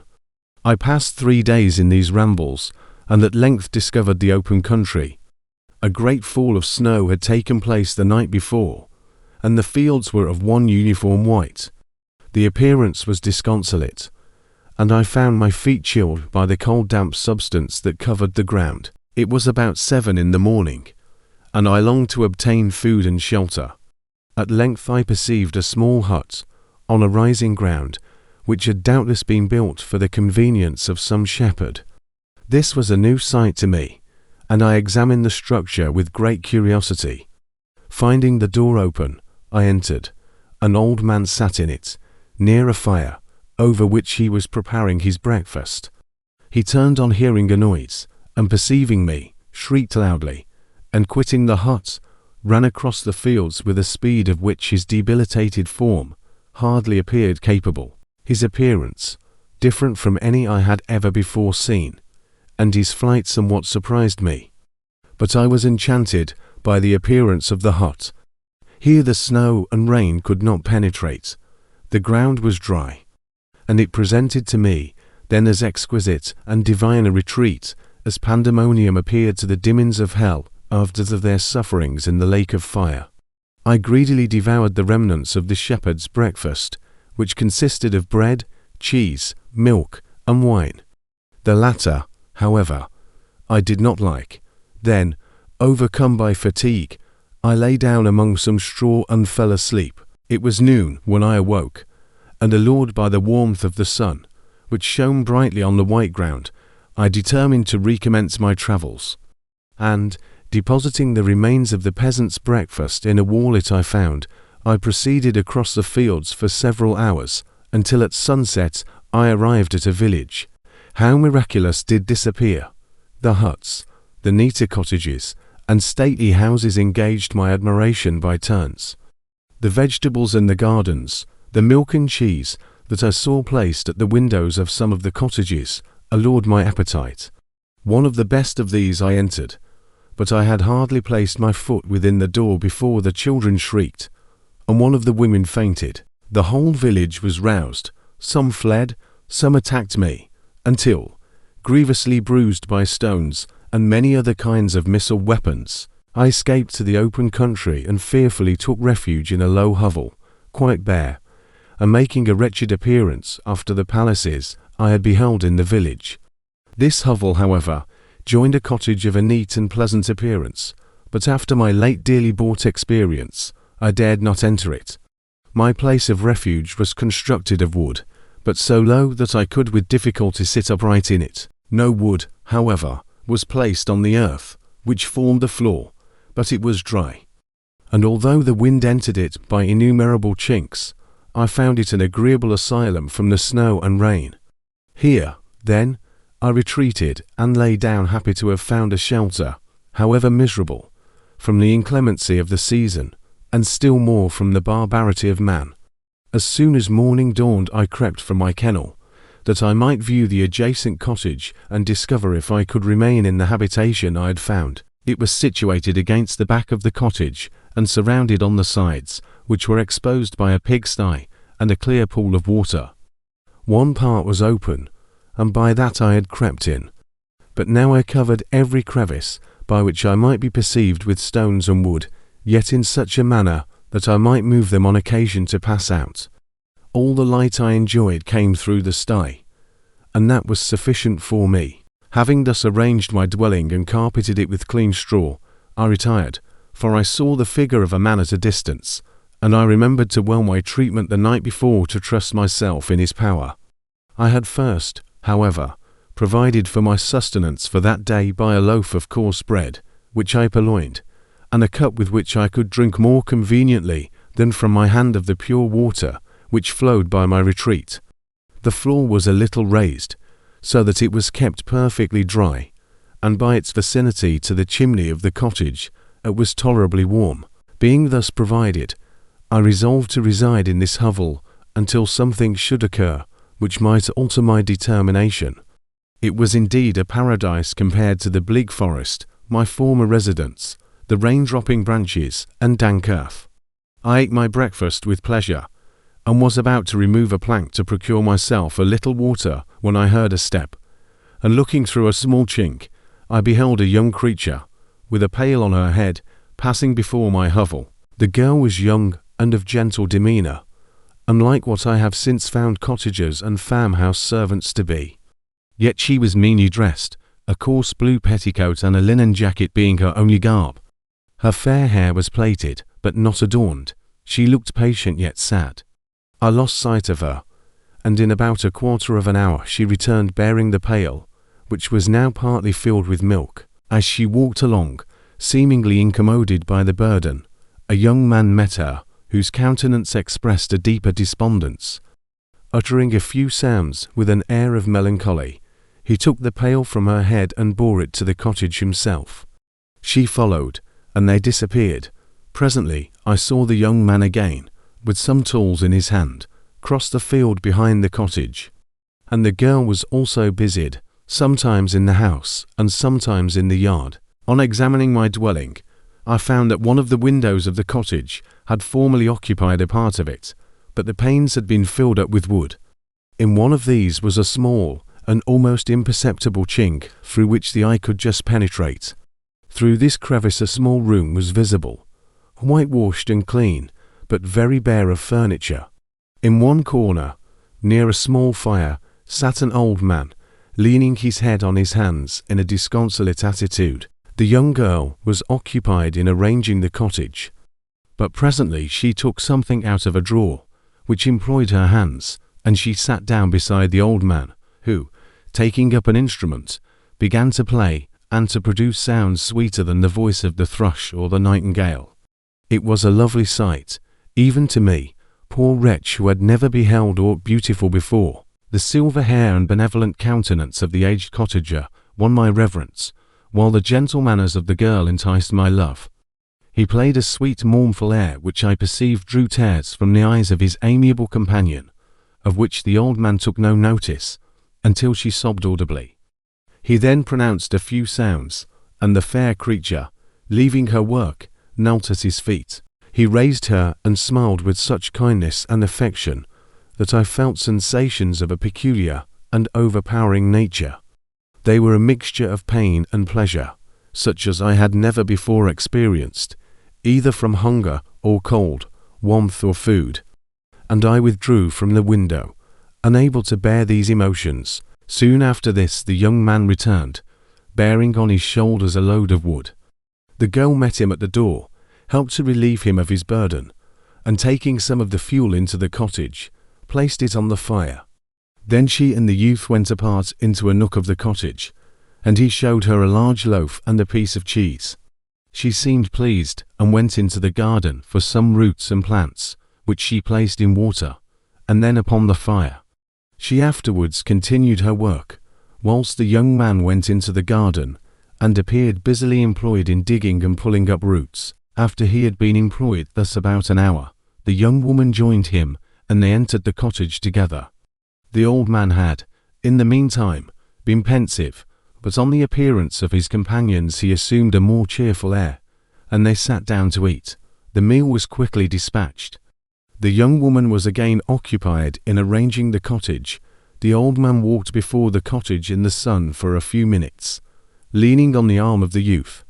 Nothing could exceed in beauty the contrast between these two excellent creatures. One was old, with silver hairs and the countenance beaming with benevolence and love. The younger was slight and graceful in his figure, and his features were moulded with the finest symmetry, yet his eyes and attitude expressed the utmost sadness and despondency. The old man returned to the cottage, and the youth, with tools different from those he had used in the morning, directed his steps across the fields. Night quickly shut in, but to my extreme wonder, I found that the cottagers had a means of prolonging light by the use of tapers, and was delighted to find that the setting of the sun did not put an end to the pleasure I experienced in watching my human neighbours. In the evening the young girl and her companion were employed in various occupations which I did not understand, and the old man again took up the instrument which produced the divine sounds that had enchanted me in the morning. So soon as he had finished, the youth began, not to play, but to utter sounds that were monotonous, and neither resembling the harmony of the old man's instrument nor the songs of the birds. I since found that he read aloud, but at that time I knew nothing of the science of words or letters. The family, after having been thus occupied for a short time, extinguished their lights and retired, as I conjectured, to rest. Chapter 12.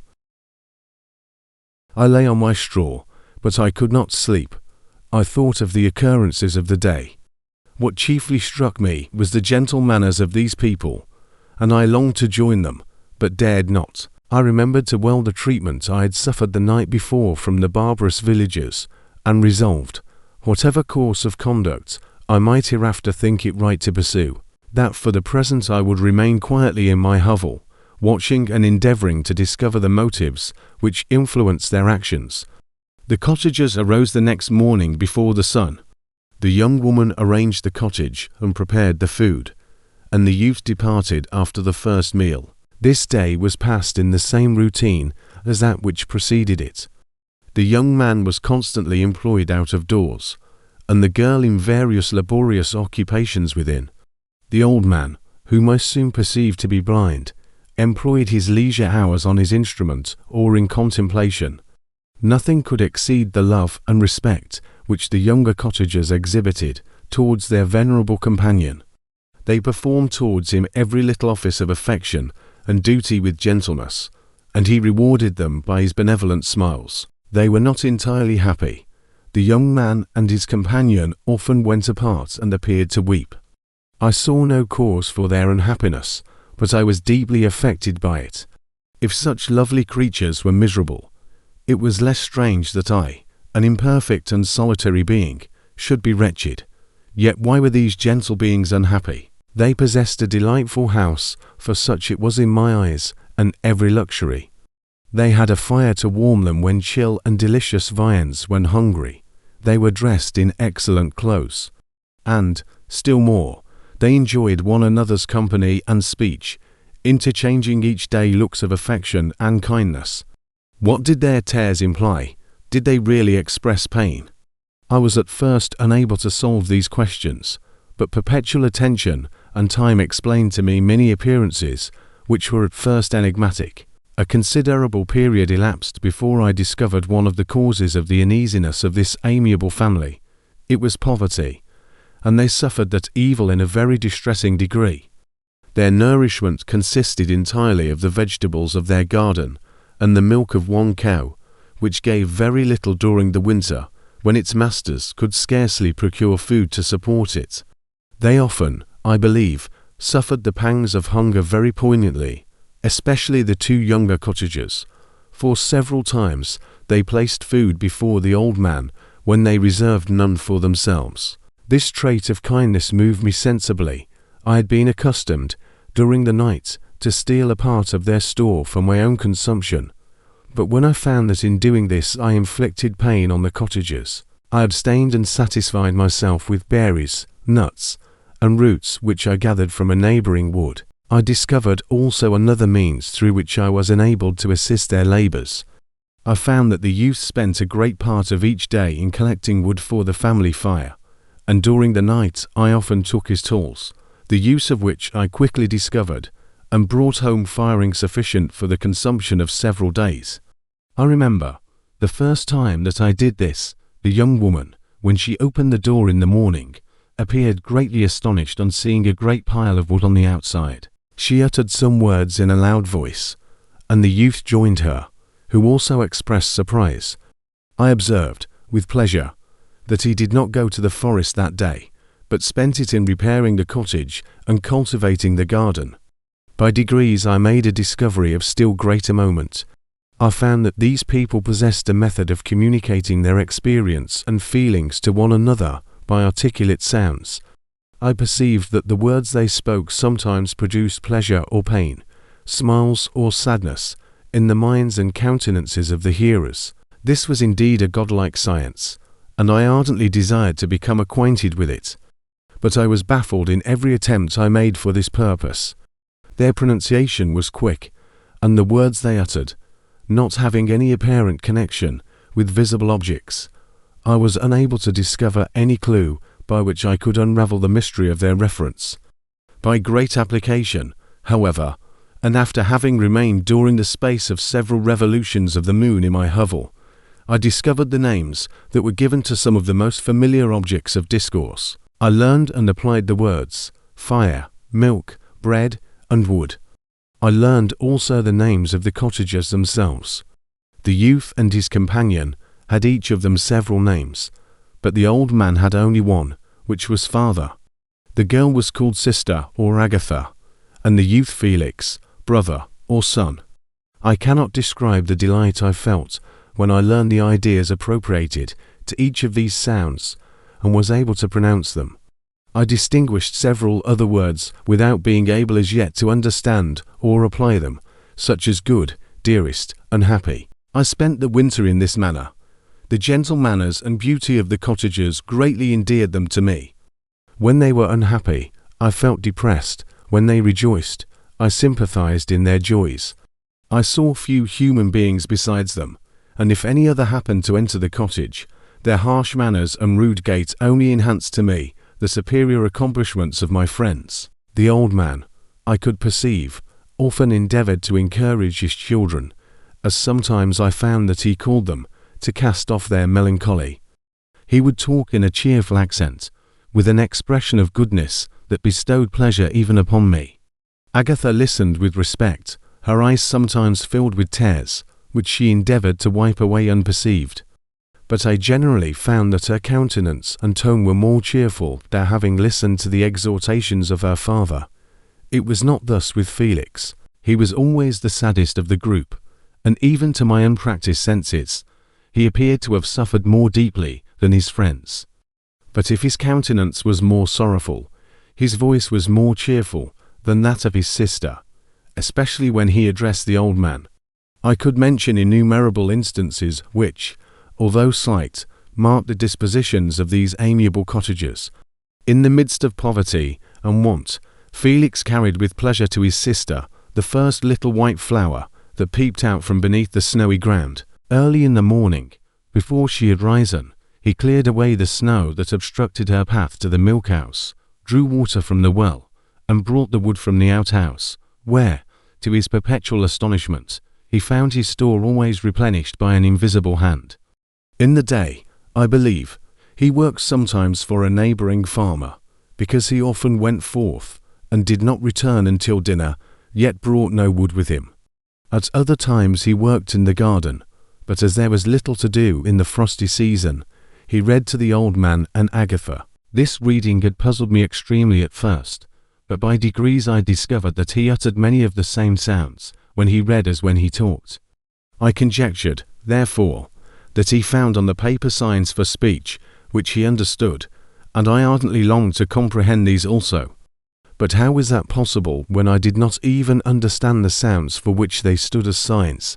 I improved, however, sensibly in this science, but not sufficiently to follow up any kind of conversation, although I applied my whole mind to the endeavour, for I easily perceived that, although I eagerly longed to discover myself to the cottagers, I ought not to make the attempt until I had first become master of their language, which knowledge might enable me to make them overlook the deformity of my figure. For with this also the contrast perpetually presented to my eyes had made me acquainted. I had admired the perfect forms of my cottagers, their grace, beauty, and delicate complexions. But how was I terrified when I viewed myself in a transparent pool? At first I started back, unable to believe that it was indeed I who was reflected in the mirror. And when I became fully convinced that I was in reality the monster that I am, I was filled with the bitterest sensations of despondence and mortification. Alas, I did not yet entirely know the fatal effects of this miserable deformity. As the sun became warmer and the light of day longer, the snow vanished, and I beheld the bare trees and the black earth. From this time Felix was more employed, and the heart-moving indications of impending famine disappeared.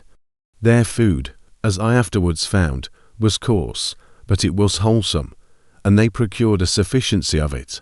Several new kinds of plants sprang up in the garden, which they dressed, and these signs of comfort increased daily as the season advanced. The old man, leaning on his son, walked each day at noon, when it did not rain, as I found it was called when the heavens poured forth its waters. This frequently took place, but a high wind quickly dried the earth, and the season became far more pleasant than it had been. My mode of life in my hovel was uniform. During the morning I attended the motions of the cottagers, and when they were dispersed in various occupations, I slept. The remainder of the day was spent in observing my friends. When they had retired to rest, if there was any moon or the night was starlight, I went into the woods and collected my own food and fuel for the cottage. When I returned, as often as it was necessary, I cleared their path from the snow and performed those offices that I had seen done by Felix. I afterwards found that these labours, performed by an invisible hand, greatly astonished them, and once or twice I heard them, on these occasions, utter the words good spirit, wonderful. But I did not then understand the signification of these terms. My thoughts now became more active, and I longed to discover the motives and feelings of these lovely creatures. I was inquisitive to know why Felix appeared so miserable and Agatha so sad. I thought, foolish wretch. that it might be in my power to restore happiness to these deserving people. When I slept or was absent, the forms of the venerable blind father, the gentle Agatha, and the excellent Felix flitted before me. I looked upon them as superior beings who would be the arbiters of my future destiny. I formed in my imagination 1,000 pictures of presenting myself to them, and their reception of me. I imagined that they would be disgusted, until, by my gentle demeanour and conciliating words, I should first win their favour and afterwards their love. These thoughts exhilarated me and led me to apply with fresh ardour to the acquiring the art of language. My organs were indeed harsh, but supple, and although my voice was very unlike the soft music of their tones, yet I pronounced such words as I understood with tolerable ease. It was as the ass and the lapdog. Yet surely the gentle ass, whose intentions were affectionate, although his manners were rude, deserved better treatment than blows and execration. The pleasant showers and genial warmth of spring greatly altered the aspect of the earth. Men, who before this change seemed to have been hid in caves, dispersed themselves, and were employed in various arts of cultivation. The birds sang in more cheerful notes, and the leaves began to bud forth on the trees. Happy, happy earth! Fit habitation for gods, which, so short a time before, was bleak, damp, and unwholesome. My spirits were elevated by the enchanting appearance of nature. The past was blotted from my memory, the present was tranquil, and the future gilded by bright rays of hope and anticipations of joy. Chapter 13. I now hasten to the more moving part of my story. I shall relate events that impress me with feelings which, from what I had been, have made me what I am. Spring advanced rapidly, the weather became fine and the skies cloudless. It surprised me that what before was desert and gloomy should now bloom with the most beautiful flowers and verdure. My senses were gratified and refreshed by 1,000 scents of delight and 1,000 sights of beauty. It was on one of these days, when my cottagers periodically rested from labour, the old man played on his guitar, and the children listened to him, that I observed the countenance of Felix was melancholy beyond expression. He sighed frequently, and once his father paused in his music, and I conjectured by his manner that he inquired the cause of his son's sorrow. Felix replied in a cheerful accent, and the old man was recommencing his music when someone tapped at the door. It was a lady on horseback, accompanied by a countryman as a guide. The lady was dressed in a dark suit and covered with a thick black veil. Agatha asked a question, to which the stranger only replied by pronouncing, in a sweet accent, the name of Felix.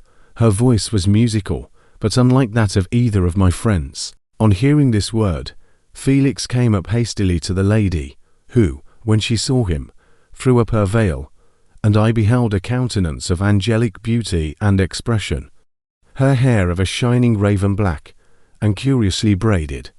Her eyes were dark, but gentle, although animated, her features of a regular proportion, and her complexion wondrously fair, each cheek tinged with a lovely pink. Felix seemed ravished with delight when he saw her.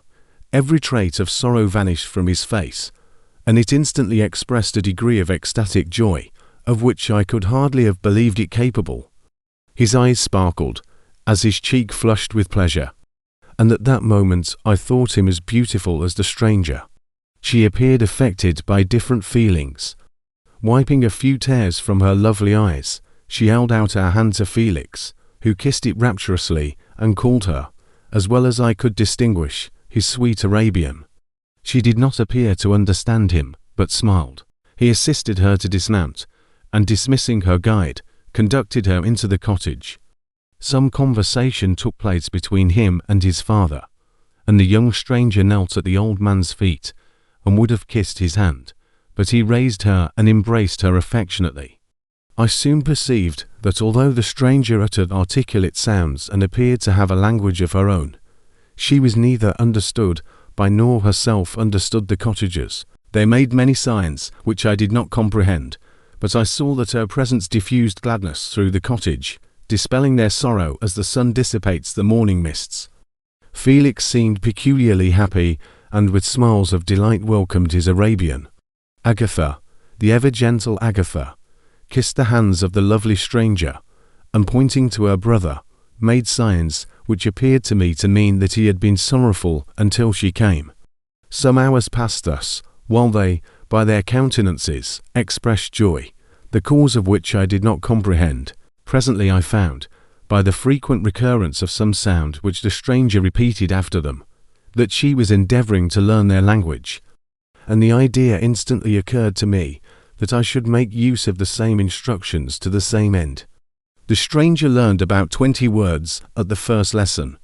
Most of them, indeed, were those which I had before understood, but I profited by the others. As night came on, Agatha and the Arabian retired early. When they separated, Felix kissed the hand of the stranger and said, "Good night, sweet Safie." He sat up much longer, conversing with his father, and by the frequent repetition of her name conjectured that their lovely guest was the subject of their conversation. I ardently desired to understand them, and bent every faculty towards that purpose, but found it utterly impossible. The next morning Felix went out to his work, and after the usual occupations of Agatha were finished, the Arabian sat at the feet of the old man, and taking his guitar, played some airs so entrancingly beautiful that they at once drew tears of sorrow and delight from my eyes. She sang, and her voice flowed in a rich cadence, swelling or dying away like a nightingale of the woods. When she had finished, she gave the guitar to Agatha, who at first declined it. She played a simple air, and her voice accompanied it in sweet accents, but unlike the wondrous strain of the stranger, the old man appeared enraptured, and said some words which Agatha endeavoured to explain to Safie, and by which he appeared to wish to express that she bestowed on him the greatest delight by her music. The days now passed as peaceably as before, with the sole alteration that joy had taken place of sadness in the countenances of my friends. Safie was always gay and happy.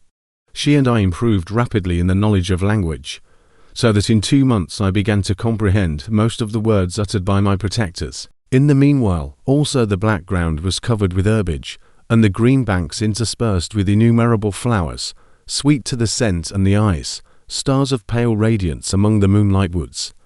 The sun became warmer, the nights clear and balmy, and my nocturnal rambles were an extreme pleasure to me, although they were considerably shortened by the late setting and early rising of the sun, for I never ventured abroad during daylight, fearful of meeting with the same treatment I had formerly endured in the first village which I entered. My days were spent in close attention, that I might more speedily master the language, and I may boast that I improved more rapidly than the Arabian, who understood very little and conversed in broken accents, whilst I comprehended and could imitate almost every word that was spoken.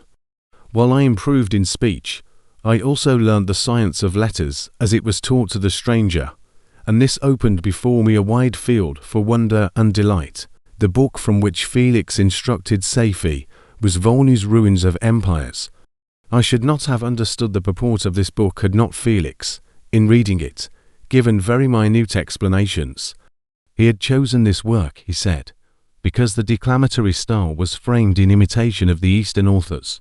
Through this work I obtained a cursory knowledge of history and a view of the several empires at present existing in the world. It gave me an insight into the manners, governments, and religions of the different nations of the earth. I heard of the slothful Asiatics, of the stupendous genius and mental activity of the Grecians, of the wars and wonderful virtue of the early Romans, of their subsequent degenerating, of the decline of that mighty empire, of chivalry, Christianity, and kings. I heard of the discovery of the American hemisphere, and wept with Safie over the hapless fate of its original inhabitants. These wonderful narrations inspired me with strange feelings. Was man, indeed, at once so powerful, so virtuous and magnificent, yet so vicious and base? He appeared at one time a mere scion of the evil principle, and at another as all that can be conceived of noble and godlike. To be a great and virtuous man appeared the highest honour that can befall a sensitive being.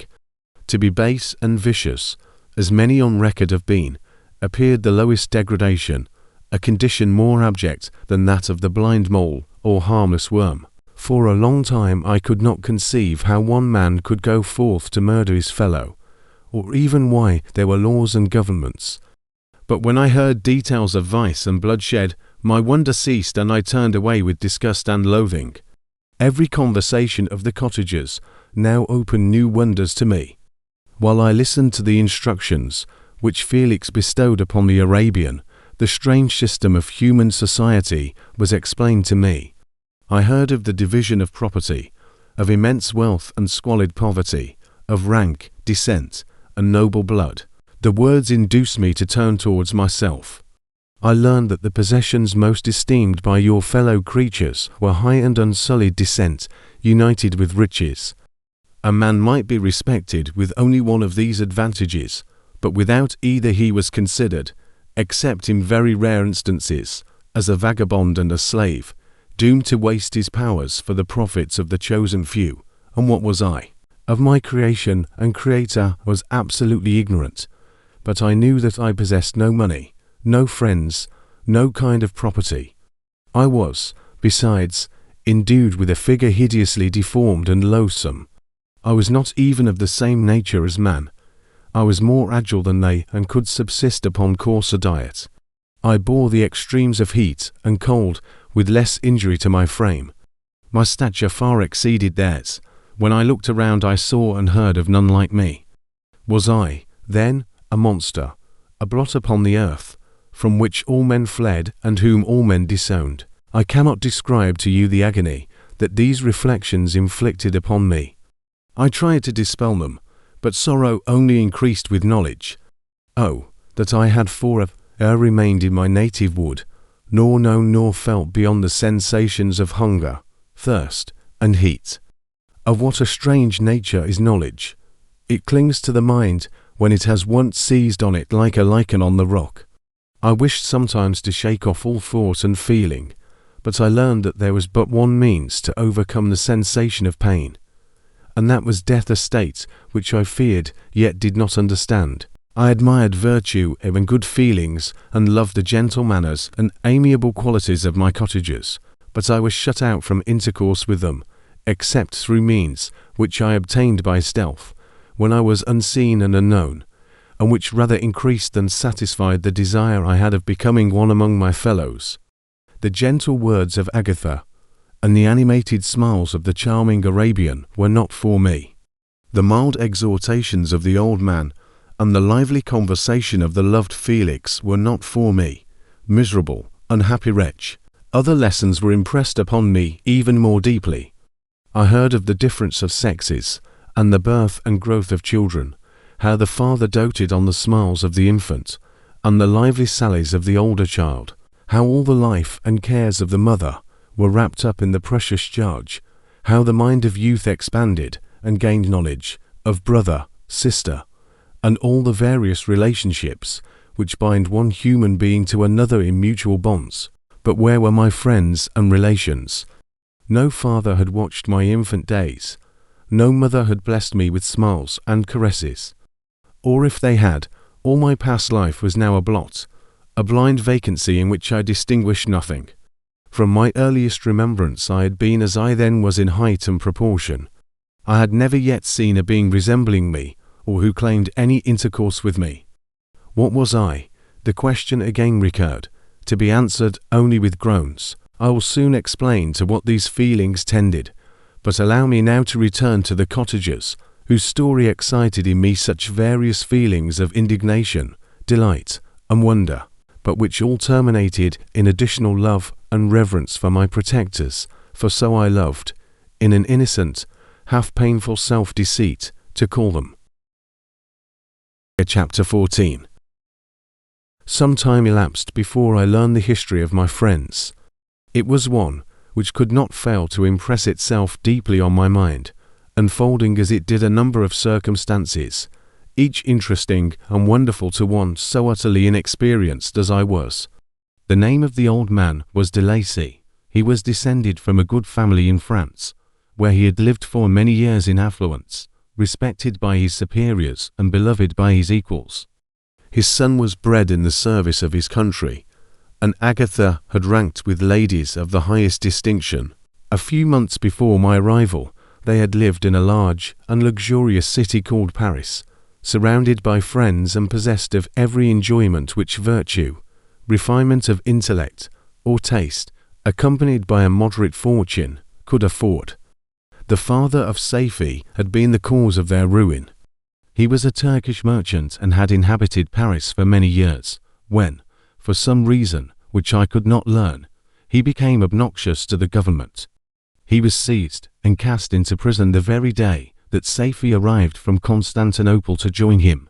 He was tried and condemned to death. The injustice of his sentence was very flagrant. All Paris was indignant, and it was judged that his religion and wealth, rather than the crime alleged against him, had been the cause of his condemnation. Felix had accidentally been present at the trial. His horror and indignation were uncontrollable when he heard the decision of the court. He made, at that moment, a solemn vow to deliver him, and then looked around for the means. After many fruitless attempts to gain admittance to the prison, he found a strongly grated window in an unguarded part of the building, which lighted the dungeon of the unfortunate Mohammedan, who, loaded with chains, waited in despair the execution of the barbarous sentence. Felix visited the grate at night and made known to the prisoner his intentions in his favor. The Turk, amazed and delighted, endeavored to kindle the zeal of his deliverer by promises of reward and wealth. Felix rejected his offers with contempt, yet when he saw the lovely Saifi, who was allowed to visit her father, and who by her gestures expressed her lively gratitude, the youth could not help owning to his own mind that the captive possessed a treasure, which would fully reward his toil and hazard.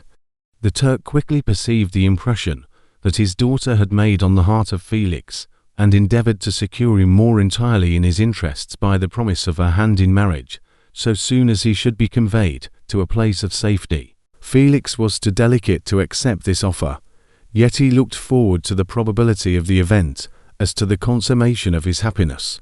During the ensuing days, while the preparations were going forward for the escape of the merchant, the zeal of Felix was warmed by several letters that he received from this lovely girl, who found means to express her thoughts in the language of her lover by the aid of an old man, a servant of her father, who understood French. She thanked him in the most ardent terms for his intended services towards her parent, and at the same time she gently deplored her own fate. I have copies of these letters, for I found means, during my residence in the hovel, to procure the implements of writing, and the letters were often in the hands of Felix or Agatha. Before I depart, I will give them to you. They will prove the truth of my tale. But at present, as the sun is already far declined, I shall only have time to repeat the substance of them to you. Saifi related that her mother was a Christian Arab, seized and made a slave by the Turks. Recommended by her beauty, she had won the heart of the father of Saifi, who married her. The young girl spoke in high and enthusiastic terms of her mother, who, born in freedom, spurned the bondage to which she was now reduced. She instructed her daughter in the tenets of her religion, and taught her to aspire to higher powers of intellect and an independence of spirit forbidden to the female followers of Muhammad. This lady died, but her lessons were indelibly impressed on the mind of Saifi, who sickened at the prospect of again returning to Asia, and being immured within the walls of a harem, allowed only to occupy herself with infantile amusements, ill-suited to the temper of her soul, now accustomed to grand ideas and a noble emulation for virtue. The prospect of marrying a Christian and remaining in a country where women were allowed to take a rank in society was enchanting to her. The day for the execution of the Turk was fixed, but on the night previous to it, he quitted his prison, and before morning was distant many leagues from Paris. Felix had procured passports in the name of his father, sister, and himself. He had previously communicated his plan to the former, who aided the deceit by quitting his house, under the pretense of a journey, and concealed himself, with his daughter, in an obscure part of Paris. Felix conducted the fugitives through France to Lyons and across Mont-Cenis to Leghorn, where the merchant had decided to wait a favourable opportunity of passing into some part of the Turkish dominions. Safie resolved to remain with her father until the moment of his departure, before which time the Turk renewed his promise that she should be united to his deliverer. And Felix remained with them in expectation of that event. And in the meantime, he enjoyed the society of the Arabian, who exhibited towards him the simplest and tenderest affection. They conversed with one another through the means of an interpreter, and sometimes with the interpretation of looks. And Safie sang to him the divine airs of her native country. The Turk allowed this intimacy to take place and encouraged the hopes of the youthful lovers, while in his heart he had formed far other plans. He loathed the idea that his daughter should be united to a Christian, but he feared the resentment of Felix if he should appear lukewarm, for he knew that he was still in the power of his deliverer if he should choose to betray him to the Italian state which they inhabited. He revolved 1,000 plans by which he should be enabled to prolong the deceit until it might be no longer necessary, and secretly to take his daughter with him when he departed. His plans were facilitated by the news which arrived from Paris. The government of France were greatly enraged at the escape of their victim and spared no pains to detect and punish his deliverer. The plot of Felix was quickly discovered, and de Lacy and Agatha were thrown into prison. The news reached Felix and roused him from his dream of pleasure. His blind and aged father and his gentle sister lay in a noisome dungeon, while he enjoyed the free air and the society of her whom he loved. This idea was torture to him. He quickly arranged with the Turk that if the latter should find a favorable opportunity for escape before Felix could return to Italy, Safie should remain as a boarder at a convent at Leghorn.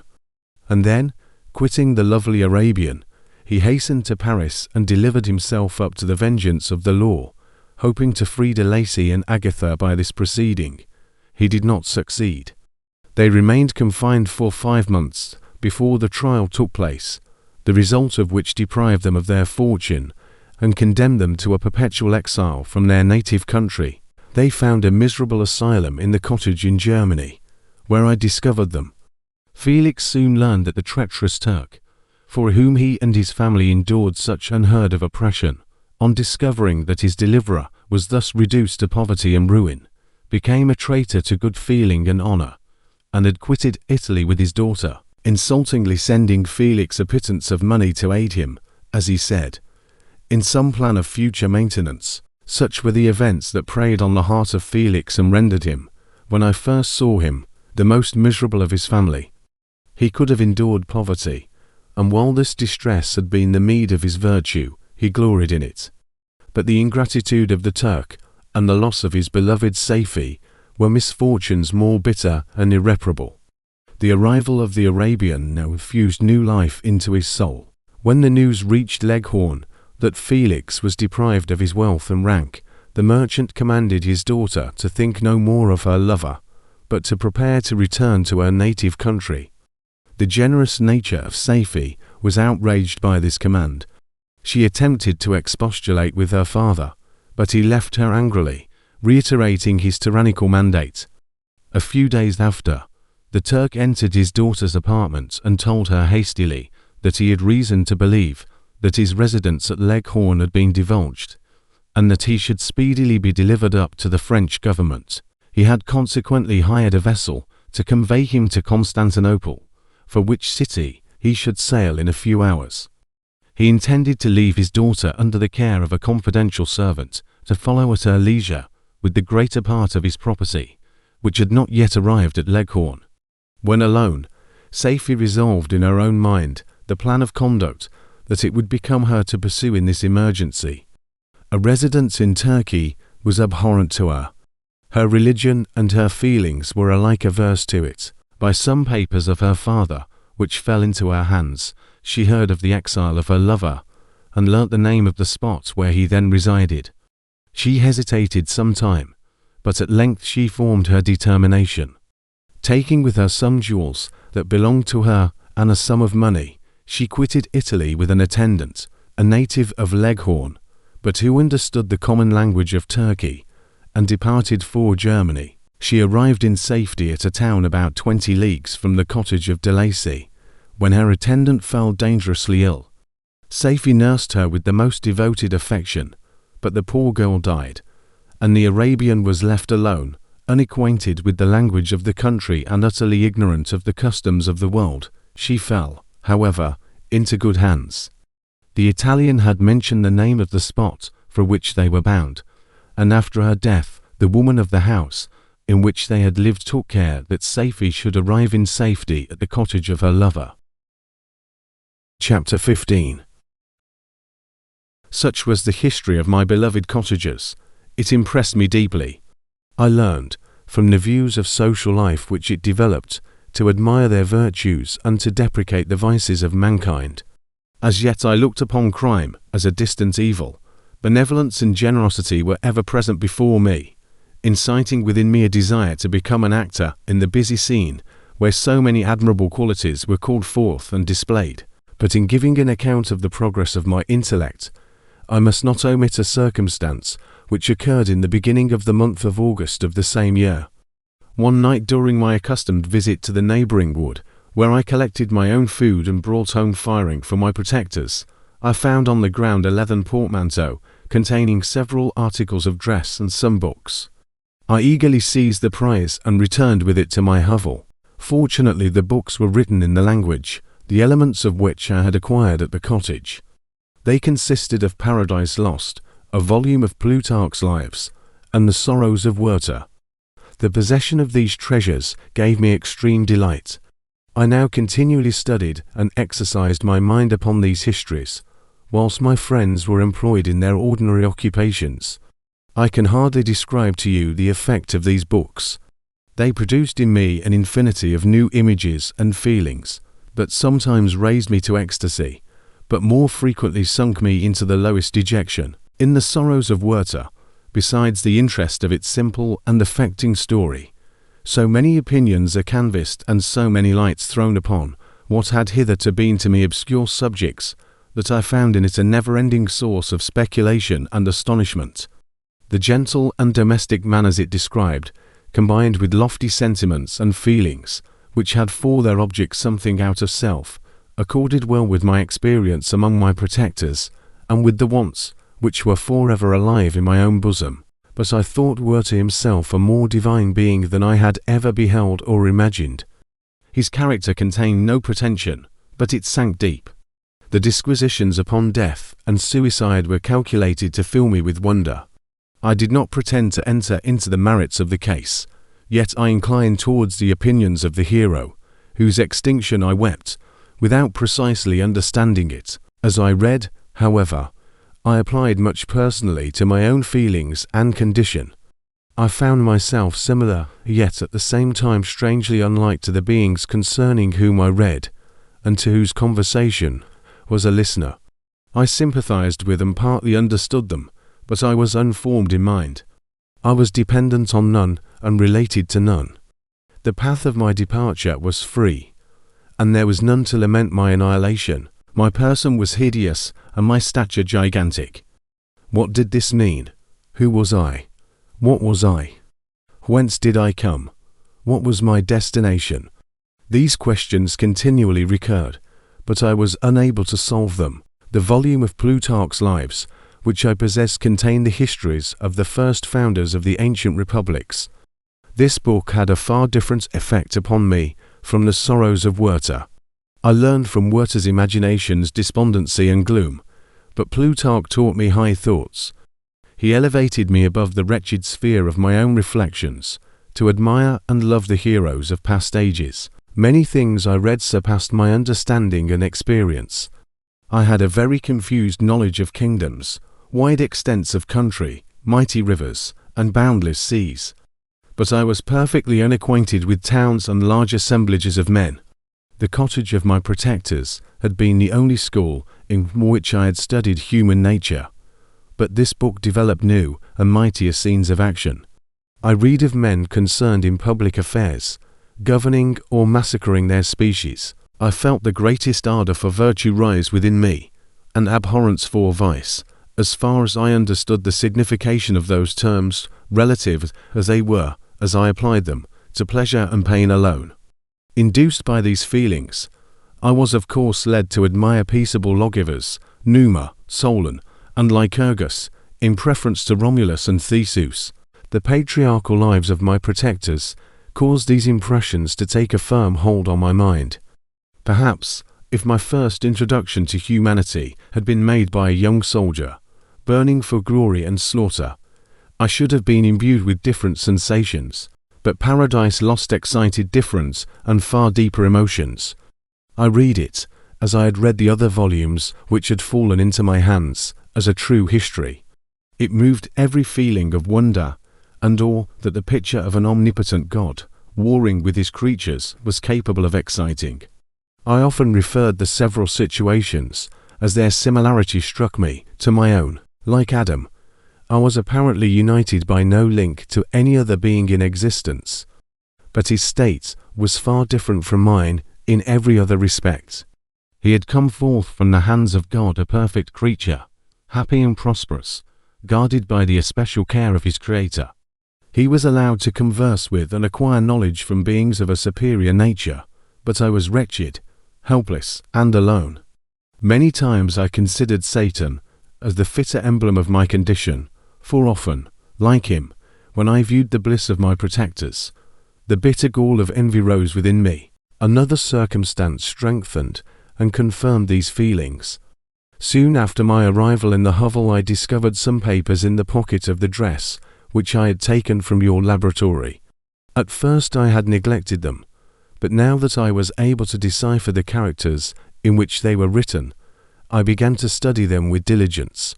It was your journal of the 4 months that preceded my creation. You minutely described in these papers every step you took in the progress of your work. This history was mingled with accounts of domestic occurrences. You doubtless recollect these papers. Here they are. Everything is related in them which bears reference to my accursed origin. The whole detail of that series of disgusting circumstances which produced it is set in view.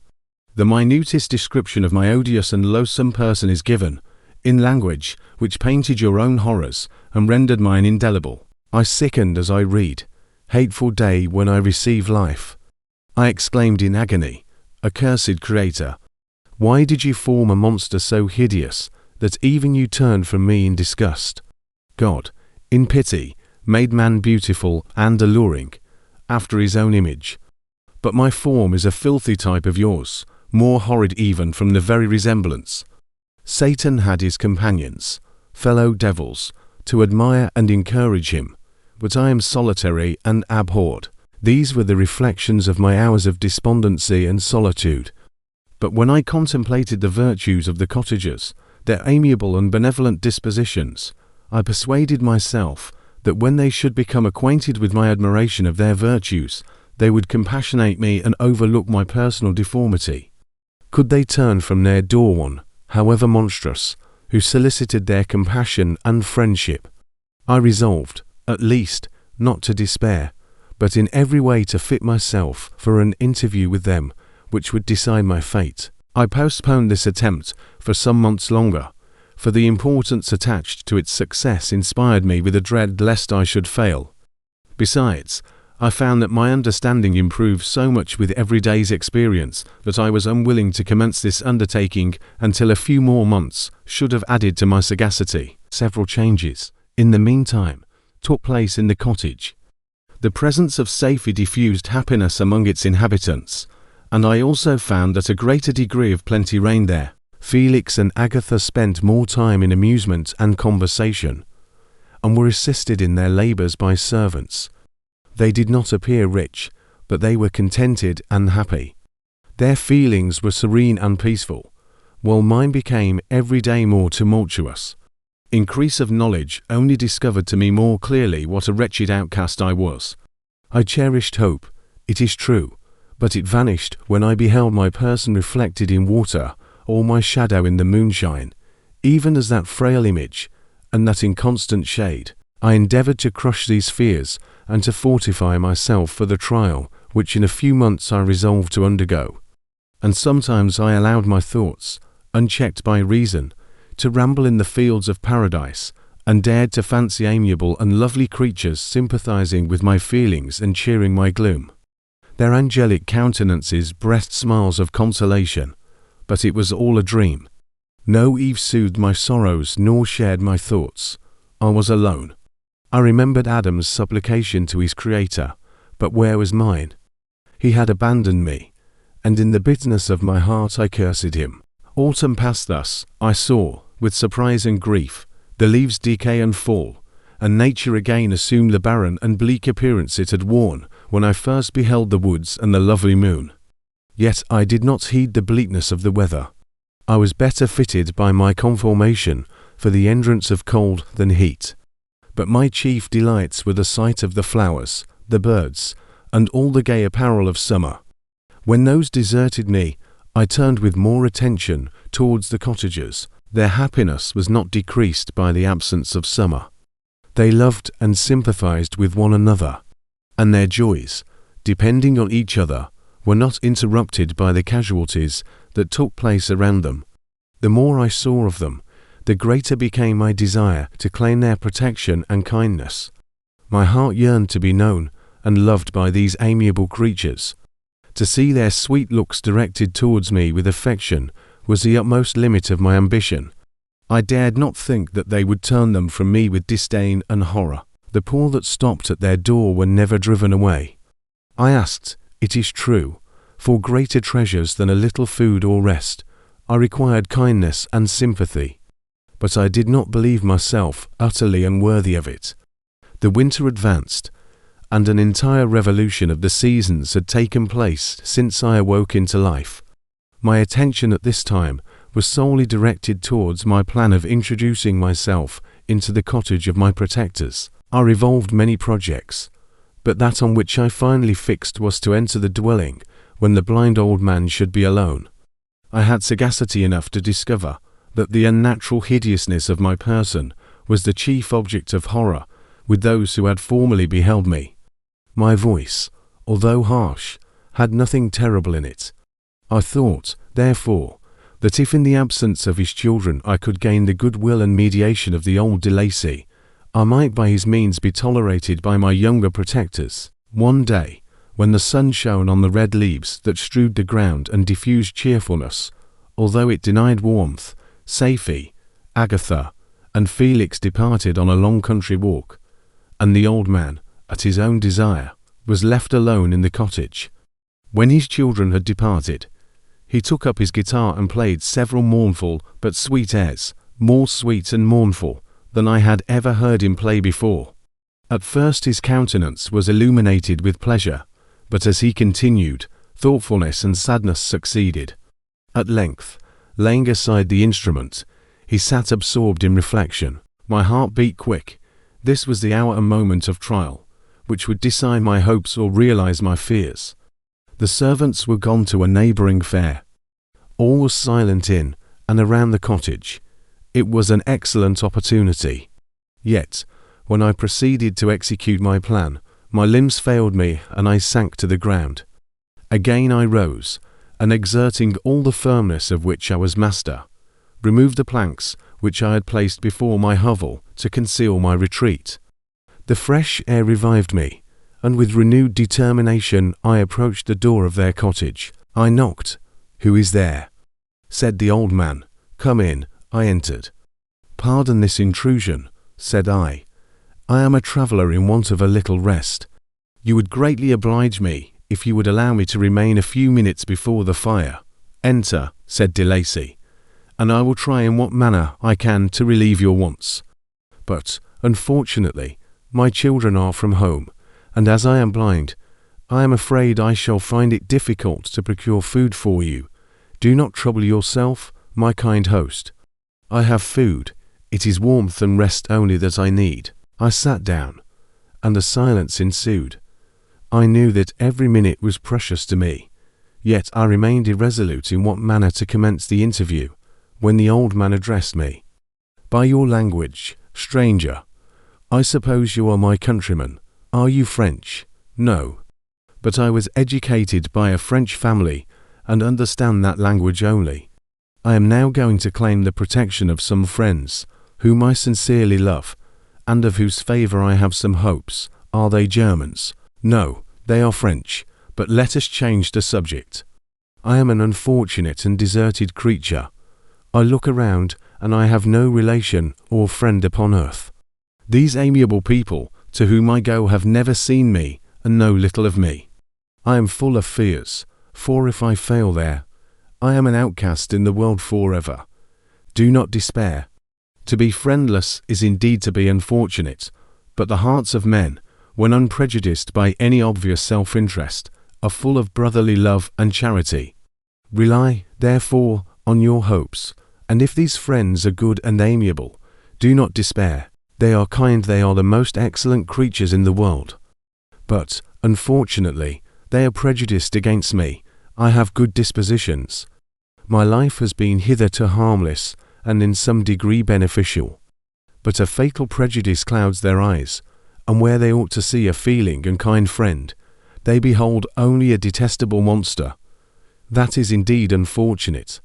But if you are really blameless, cannot you undeceive them? I am about to undertake that task. And it is on that account that I feel so many overwhelming terrors. I tenderly love these friends. I have, unknown to them, been for many months in the habits of daily kindness towards them. But they believe that I wish to injure them, and it is that prejudice which I wish to overcome. Where do these friends reside? Near this spot.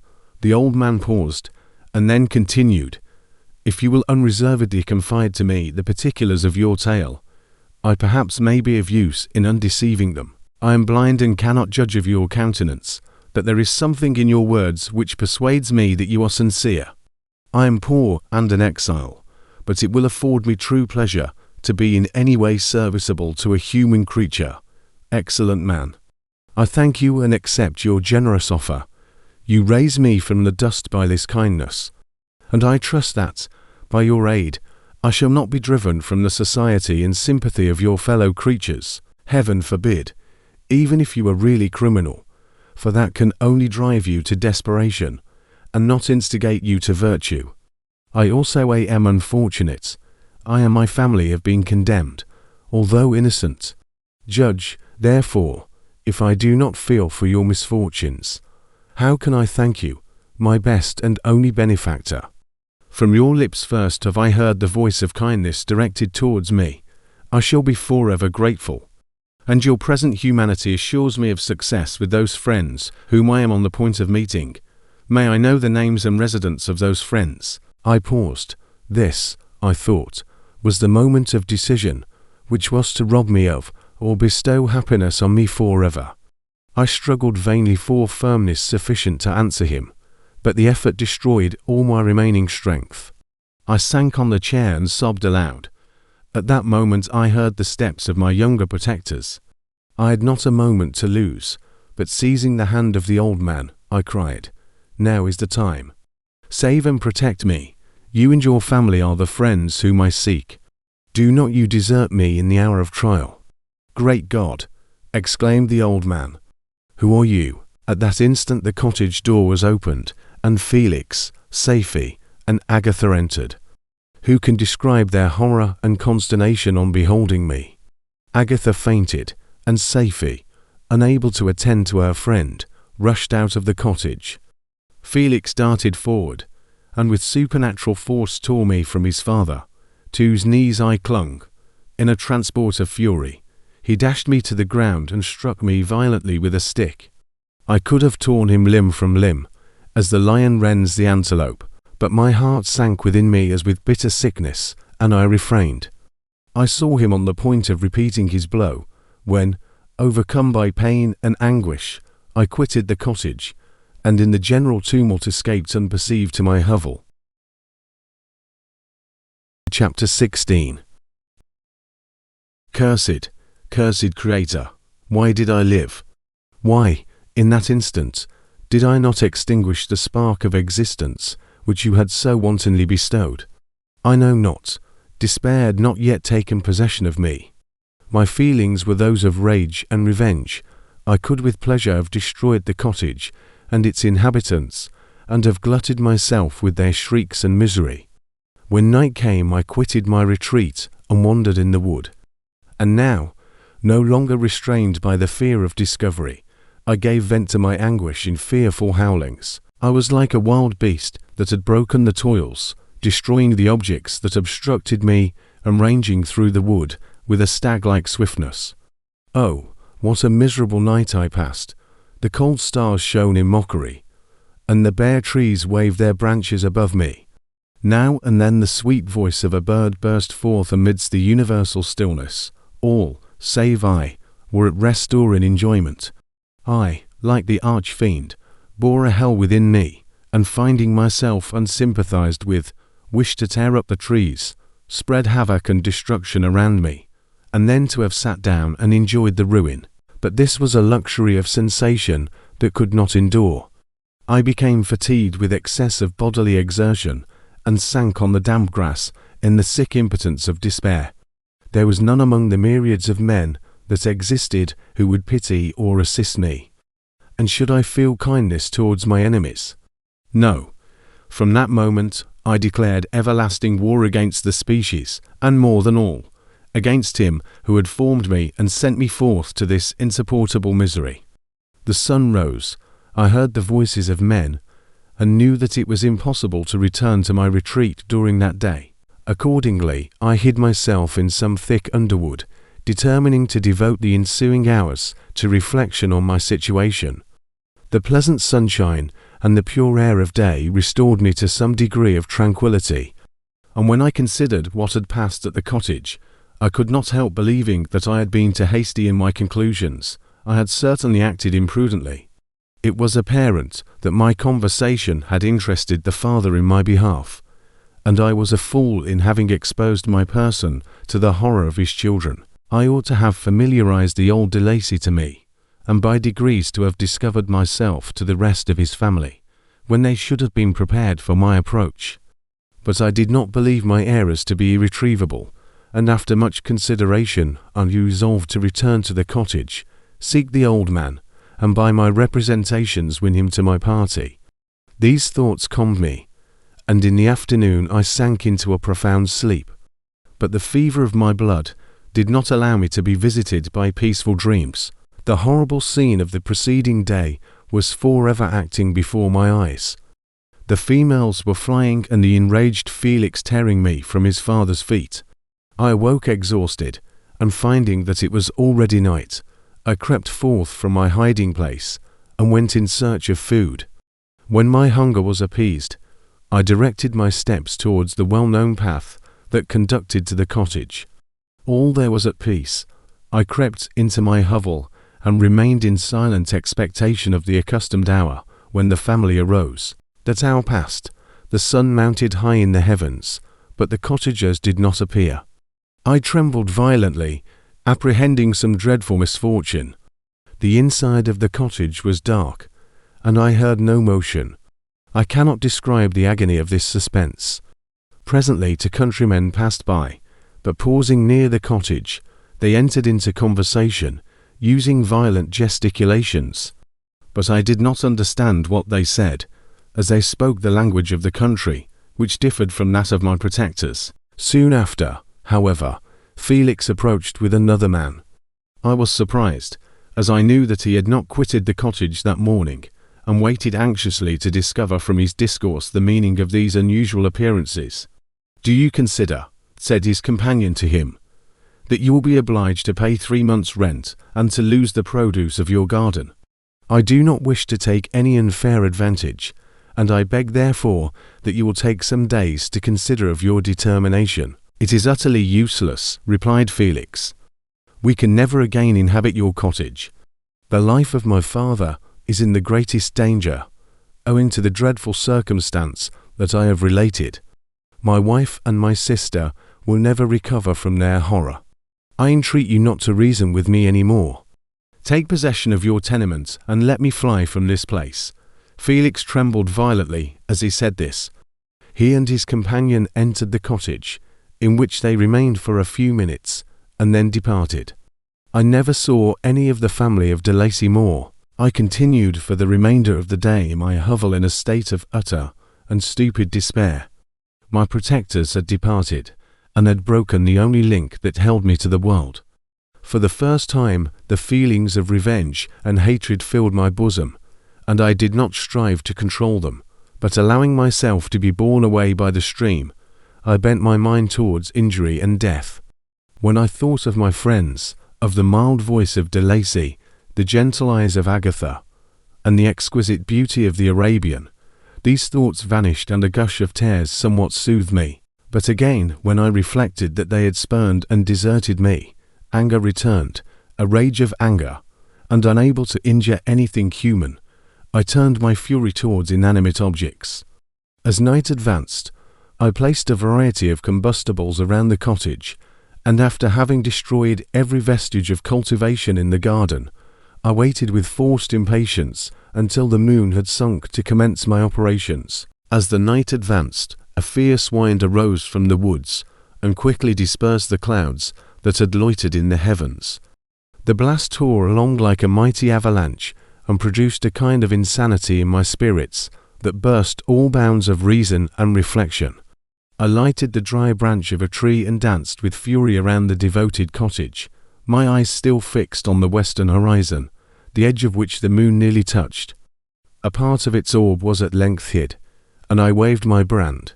It sank, and with a loud scream I fired the straw, and heath, and bushes, which I had collected. The wind fanned the fire, and the cottage was quickly enveloped by the flames, which clung to it and licked it with their forked and destroying tongues. As soon as I was convinced that no assistance could save any part of the habitation, I quitted the scene and sought for refuge in the woods. And now, with the world before me, whither should I bend my steps? I resolved to fly far from the scene of my misfortunes.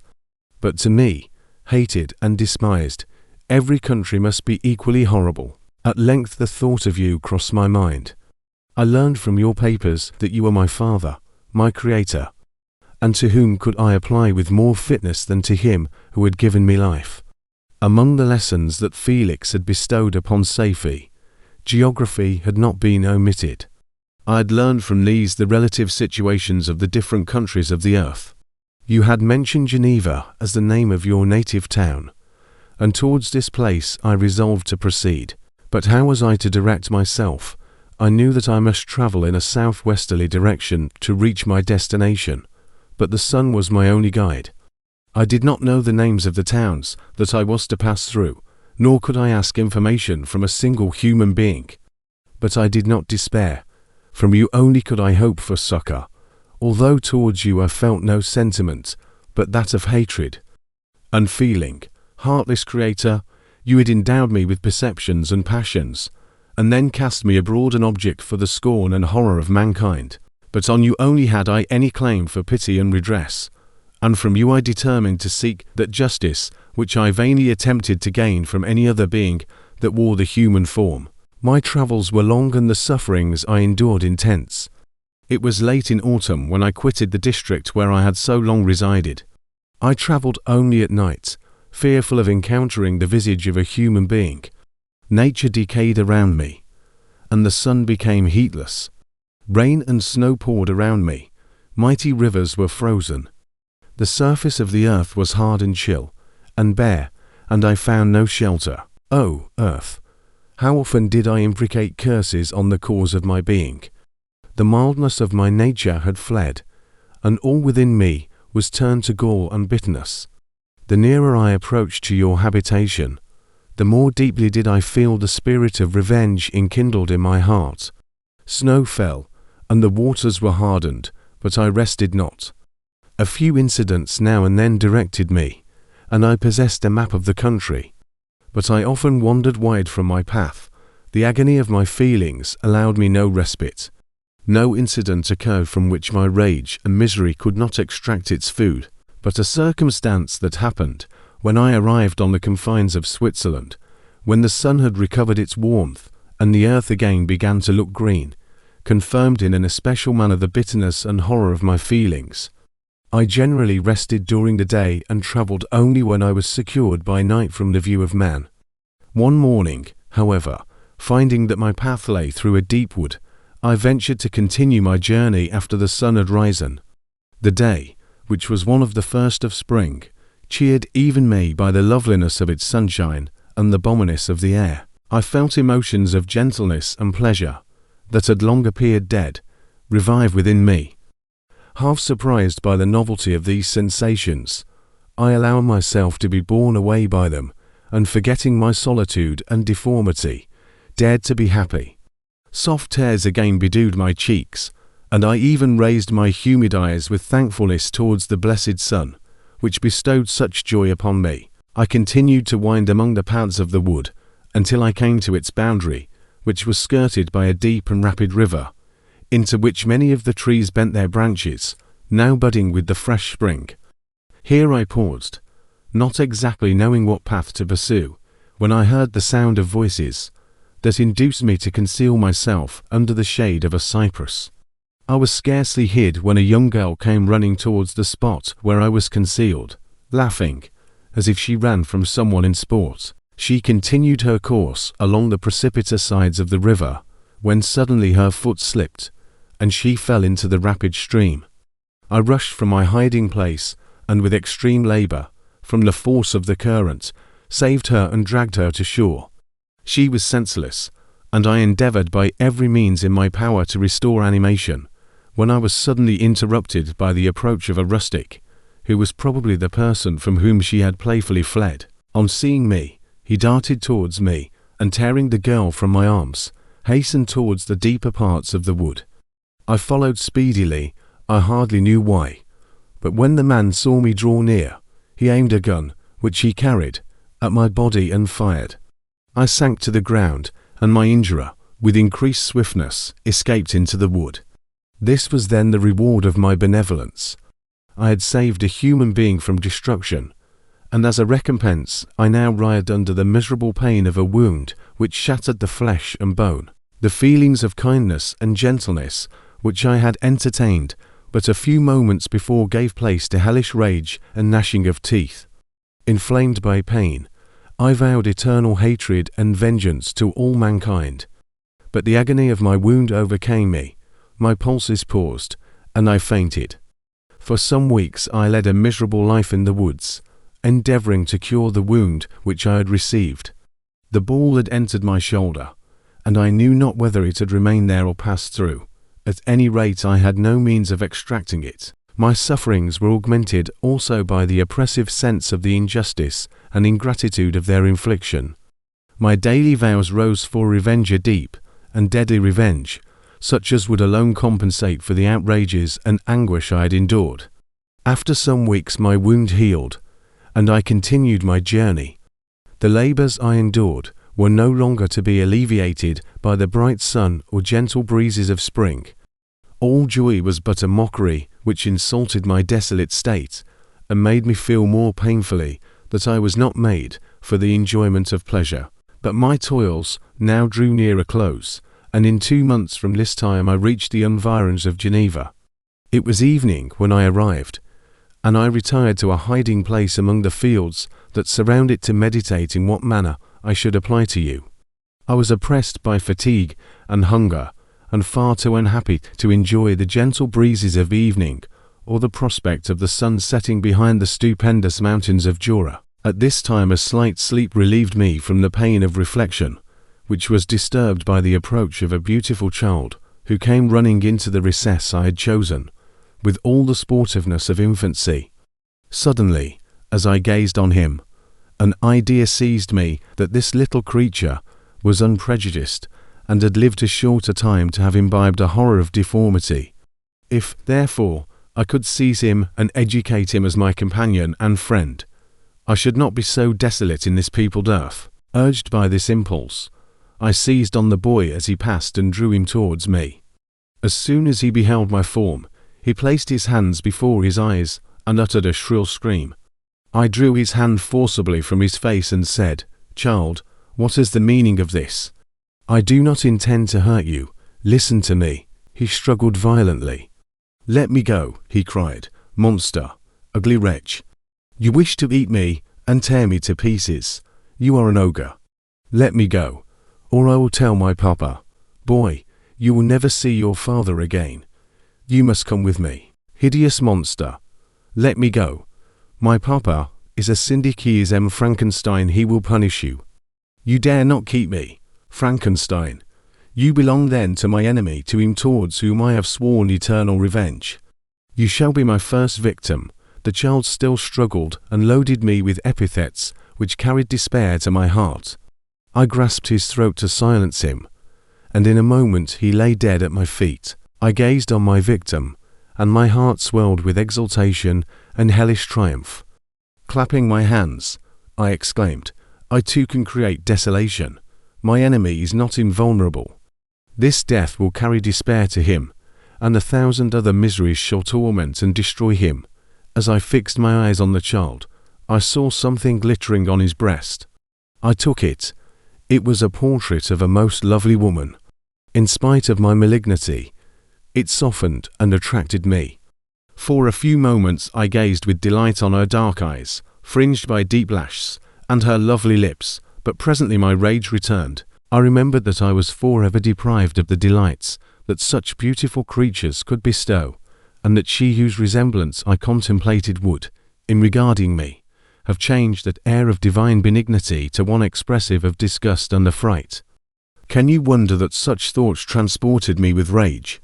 I only wonder that at that moment, instead of venting my sensations in exclamations and agony, I did not rush among mankind and perish in the attempt to destroy them. While I was overcome by these feelings, I left the spot where I had committed the murder, and seeking a more secluded hiding place, I entered a barn which had appeared to me to be empty. A woman was sleeping on some straw. She was young, not indeed so beautiful as her whose portrait I held, but of an agreeable aspect and blooming in the loveliness of youth and health. Here, I thought, is one of those whose joy-imparting smiles are bestowed on all but me. And then I bent over her and whispered, "Awake, fairest. Thy lover is near, he who would give his life, but to obtain one look of affection from thine eyes. My beloved, awake." The sleeper stirred. A thrill of terror ran through me. Should she indeed awake, and see me, and curse me, and denounce the murderer? Thus would she assuredly act if her darkened eyes opened, and she beheld me. The thought was madness. It stirred the fiend within me, not I, but she, shall suffer. The murder I have committed, because I am forever robbed of all that she could give me, she shall atone. The crime had its source in her, be hers the punishment. Thanks to the lessons of Felix and the sanguinary laws of man, I had learned now to work mischief. I bent over her and placed the portrait securely in one of the folds of her dress. She moved again, and I fled. For some days I haunted the spot where these scenes had taken place, sometimes wishing to see you, sometimes resolved to quit the world and its miseries forever. At length I wandered towards these mountains, and have ranged through their immense recesses, consumed by a burning passion which you alone can gratify. We may not part until you have promised to comply with my requisition. I am alone and miserable. Man will not associate with me, but one as deformed and horrible as myself would not deny herself to me. My companion must be of the same species and have the same defects. This being you must create. Chapter 17. The being finished speaking and fixed his looks upon me in the expectation of a reply. But I was bewildered, perplexed, and unable to arrange my ideas sufficiently to understand the full extent of his proposition. He continued, "You must create a female for me with whom I can live in the interchange of those sympathies necessary for my being. This you alone can do, and I demand it of you as a right which you must not refuse to concede." The latter part of his tale had kindled anew in me the anger that had died away while he narrated his peaceful life among the cottagers, and as he said this I could no longer suppress the rage that burned within me. "I do refuse it," I replied, "and no torture shall ever extort a consent from me. You may render me the most miserable of men, but you shall never make me base in my own eyes. Shall I create another like yourself, whose joint wickedness might desolate the world? Begone, I have answered you. You may torture me, but I will never consent." "You are in the wrong," replied the fiend, "and instead of threatening, I am content to reason with you. I am malicious because I am miserable. Am I not shunned and hated by all mankind? You, my creator, would tear me to pieces and triumph. Remember that. And tell me why I should pity man more than he pities me. You would not call it murder if you could precipitate me into one of those ice rifts and destroy my frame, the work of your own hands. Shall I respect man when he condemns me? Let him live with me in the interchange of kindness, and instead of injury, would bestow every benefit upon him with tears of gratitude at his acceptance. But that cannot be. The human senses are insurmountable barriers to our union. Yet mine shall not be the submission of abject slavery. I will revenge my injuries. If I cannot inspire love, I will cause fear, and chiefly towards you, my archenemy, because my Creator, do I swear inextinguishable hatred. Have a care, I will work at your destruction, nor finish until I desolate your heart, so that you shall curse the hour of your birth. A fiendish rage animated him. He said this. His face was wrinkled into contortions too horrible for human eyes to behold. But presently he calmed himself and proceeded. I intended to reason. This passion is detrimental to me, for you do not reflect that you are the cause of its excess. If any being felt emotions of benevolence towards me, I should return them 100 and 100-fold. For that one creature's sake I would make peace with the whole kind. But I now indulge in dreams of bliss that cannot be realized. What I ask of you is reasonable and moderate. I demand a creature of another sex, but as hideous as myself. The gratification is small, but it is all that I can receive, and it shall content me. It is true, we shall be monsters, cut off from all the world. But on that account we shall be more attached to one another. Our lives will not be happy, but they will be harmless and free from the misery I now feel. Oh, my Creator, make me happy. Let me feel gratitude towards you for one benefit. Let me see that I excite the sympathy of some existing thing. Do not deny me my request. I was moved. I shuddered when I thought of the possible consequences of my consent, but I felt that there was some justice in his argument. His tale and the feelings he now expressed proved him to be a creature of fine sensations, and did I not as his maker owe him all the portion of happiness that it was in my power to bestow? He saw my change of feeling and continued, If you consent, neither you nor any other human being shall ever see us again. I will go to the vast wilds of South America. My food is not that of man. I do not destroy the lamb and the kid to glut my appetite. Acorns and berries afford me sufficient nourishment. My companion will be of the same nature as myself, and will be content with the same fare. We shall make our bed of dried leaves. The sun will shine on us as on man, and will ripen our food. The picture I present to you is peaceful and human, and you must feel that you could deny it only in the wantonness of power and cruelty. Pitiless as you have been towards me, I now see compassion in your eyes. Let me seize the favourable moment and persuade you to promise what I so ardently desire. You propose, replied I, to fly from the habitations of man, to dwell in those wilds where the beasts of the field will be your only companions. How can you, who long for the love and sympathy of man, persevere in this exile? You will return and again seek their kindness, and you will meet with their detestation. Your evil passions will be renewed, and you will then have a companion to aid you in the task of destruction. This may not be. Cease to argue the point, for I cannot consent. How inconstant are your feelings! But a moment ago you were moved by my representations, and why do you again harden yourself to my complaints? I swear to you, by the earth which I inhabit, and by you that made me, that with the companion you bestow, I will quit the neighbourhood of man and dwell, as it may chance, in the most savage of places. My evil passions will have fled, for I shall meet with sympathy. My life will flow quietly away, and in my dying moments I shall not curse my Maker. His words had a strange effect upon me. I compassionated him, and sometimes felt a wish to console him. But when I looked upon him, when I saw the filthy mass that moved and talked, my heart sickened and my feelings were altered to those of horror and hatred. I tried to stifle these sensations. I thought that, as I could not sympathize with him, I had no right to withhold from him the small portion of happiness which was yet in my power to bestow. You swear, I said, to be harmless, but have you not already shown a degree of malice that should reasonably make me distrust you?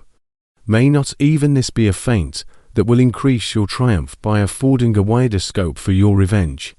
How is this? I must not be trifled with, and I demand an answer. If I have no ties and no affections, hatred and vice must be my portion. The love of another will destroy the cause of my crimes, and I shall become a thing of whose existence everyone will be ignorant. My vices are the children of a forced solitude that I abhor, and my virtues will necessarily arise when I live in communion with an equal. I shall feel the affections of a sensitive being and become linked to the chain of existence and events from which I am now excluded. I paused some time to reflect on all he had related and the various arguments which he had employed. I thought of the promise of virtues which he had displayed on the opening of his existence and the subsequent blight of all kindly feeling by the loathing and scorn which his protectors had manifested towards him. His power and threats were not omitted in my calculations. A creature who could exist in the ice caves of the glaciers and hide himself from pursuit among the ridges of inaccessible precipices was a being possessing faculties it would be vain to cope with. After a long pause of reflection, concluded that the justice due both to him and my fellow creatures demanded of me that I should comply with his request. Turning to him, therefore, I said, I consent to your demand, on your solemn oath to quit Europe forever, and every other place in the neighbourhood of man, as soon as I shall deliver into your hands a female who will accompany you in your exile. I swear, he cried, by the sun, and by the blue sky of heaven, and by the fire of love that burns my heart, that if you grant my prayer, while they exist you shall never behold me again. Depart to your home and commence your labours. I shall watch their progress with unutterable anxiety, and fear not but that when you are ready I shall appear. Saying this, he suddenly quitted me, fearful, perhaps, of any change in my sentiments. I saw him descend the mountain with greater speed than the flight of an eagle, and quickly lost among the undulations of the sea of ice. His tale had occupied the whole day, and the sun was upon the verge of the horizon when he departed. I knew that I ought to hasten my descent towards the valley, as I should soon be encompassed in darkness. But my heart was heavy, and my steps slow. The labour of winding among the little paths of the mountain, and fixing my feet firmly as I advanced perplexed me, occupied as I was by the emotions which the occurrences of the day had produced. Night was far advanced when I came to the halfway resting place and seated myself beside the fountain. The stars shone at intervals as the clouds passed from over them. The dark pines rose before me, and every here and there a broken tree lay on the ground. It was a scene of wonderful solemnity and stirred strange thoughts within me. I wept bitterly, and clasping my hands in agony, I exclaimed, "Oh, stars and clouds and winds, you're all about to mock me. If you really pity me, crush sensation and memory, let me become as naught. But if not, depart, depart, and leave me in darkness." These were wild and miserable thoughts, but I cannot describe to you how the eternal twinkling of the stars weighed upon me, and how I listened to every blast of wind as if it were a dull ugly siroc on its way to consume me. Morning dawned before I arrived at the village of Chamonix. I took no rest, but returned immediately to Geneva. Even in my own heart I could give no expression to my sensations. They weighed on me with a mountain's weight, and their excess destroyed my agony beneath them. Thus I returned home, and entering the house, presented myself to the family. My haggard and wild appearance awoke intense alarm, but I answered no question. Scarcely did I speak. I felt as if I were placed under a ban, as if I had no right to claim their sympathies, as if never more might I enjoy companionship with them. Yet even thus I loved them to adoration, and to save them, I resolved to dedicate myself to my most abhorred task. The prospect of such an occupation made every other circumstance of existence pass before me like a dream, and that thought only had to me the reality of life. Chapter 18. Day after day, week after week, passed away on my return to Geneva, and I could not collect the courage to recommence my work. I feared the vengeance of the disappointed fiend, yet I was unable to overcome my repugnance to the task which was enjoined me.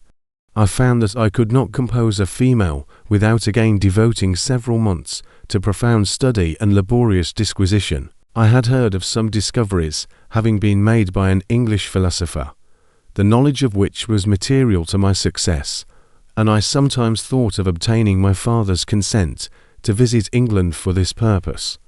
But I clung to every pretence of delay, and shrank from taking the first step in an undertaking whose immediate necessity began to appear less absolute to me. A change indeed had taken place in me. My health, which had hitherto declined, was now much restored, and my spirits, when unchecked by the memory of my unhappy promise, rose proportionably. My father saw this change with pleasure, and he turned his thoughts towards the best method of eradicating the remains of my melancholy, which every now and then would return by fits, and with a devouring blackness overcast the approaching sunshine.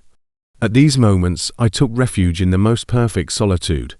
I passed whole days on the lake alone in a little boat, watching the clouds and listening to the rippling of the waves, silent and listless, but the fresh air and bright sun seldom failed to restore me to some degree of composure, and on my return I met the salutations of my friends with a readier smile and a more cheerful heart.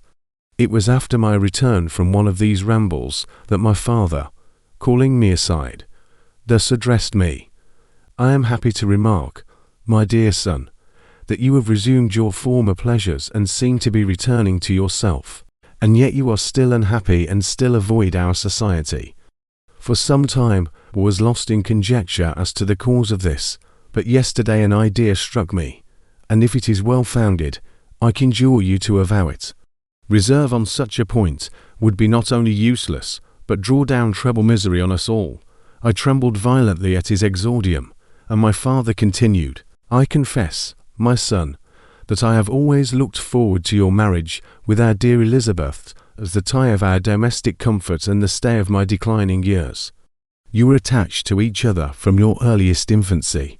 You studied together, and appeared, in dispositions and tastes, entirely suited to one another. But so blind is the experience of man that what I conceive to be the best assistance to my plan may have entirely destroyed it. You, perhaps, regard her as your sister, without any wish that she might become your wife. Nay, you may have met with another whom you may love, and considering yourself as bound in honour to Elizabeth, this struggle may occasion the poignant misery which you appear to feel. My dear father, reassure yourself. I love my cousin tenderly and sincerely. I never saw any woman who excited, as Elizabeth does, my warmest admiration and affection. My future hopes and prospects are entirely bound up in the expectation of our union. The expression of your sentiments of this subject, my dear Victor, gives me more pleasure than I have for some time experienced. If you feel thus, we shall assuredly be happy, however present events may cast a gloom over us. But it is this gloom which appears to have taken so strong a hold of your mind that I wish to dissipate. Tell me, therefore, whether you object to an immediate solemnization of the marriage. We have been unfortunate, and recent events have drawn us from that everyday tranquillity befitting my years and infirmities. You are younger. Yet I do not suppose, possessed as you are of a competent fortune, that an early marriage would at all interfere with any future plans of honour and utility that you may have formed. Do not suppose, however, that I wish to dictate happiness to you, or that a delay on your part would cause me any serious uneasiness. Interpret my words with candour and answer me, I conjure you, with confidence and sincerity. I listened to my father in silence and remained for some time incapable of offering any reply. I revolved rapidly in my mind a multitude of thoughts and endeavoured to arrive at some conclusion. Alas, to me the idea of an immediate union with my Elizabeth was one of horror and dismay. I was bound by a solemn promise, which I had not yet fulfilled and dared not break, or if I did, what manifold miseries might not impend over me and my devoted family. Could I enter into a festival with this deadly weight yet hanging round my neck and bowing me to the ground? I must perform my engagement and let the monster depart with his mate before I allowed myself to enjoy the delight of a union from which I expected peace. I remembered also the necessity imposed upon me of either journeying to England or entering into a long correspondence with those philosophers of that country whose knowledge and discoveries were of indispensable use to me in my present undertaking. The latter method of obtaining the desired intelligence was dilatory and unsatisfactory. Besides, I had an insurmountable aversion to the idea of engaging myself in my loathsome task in my father's house while in habits of familiar intercourse with those I loved. I knew that 1,000 fearful accidents might occur, the slightest of which would disclose a tale to thrill all connected with me with horror. I was aware also that I should often lose all self-command, all capacity of hiding the harrowing sensations that would possess me during the progress of my unearthly occupation. I must absent myself from all I loved while thus employed. Once commenced, it would quickly be achieved, and I might be restored to my family in peace and happiness. My promise fulfilled, the monster would depart forever. Also my fond fancy imaged some accident might meanwhile occur to destroy him and put an end to my slavery forever. These feelings dictated my answer to my father. I expressed a wish to visit England, but concealing the true reasons of this request, I clothed my desires under a guise which excited no suspicion, while I urged my desire with an earnestness that easily induced my father to comply. After so long a period of an absorbing melancholy that resembled madness in its intensity and effects, he was glad to find that I was capable of taking pleasure in the idea of such a journey, and he hoped that change of scene and varied amusement would, before my return, have restored me entirely to myself. The duration of my absence was left to my own choice. A few months, or at most a year, was the period contemplated.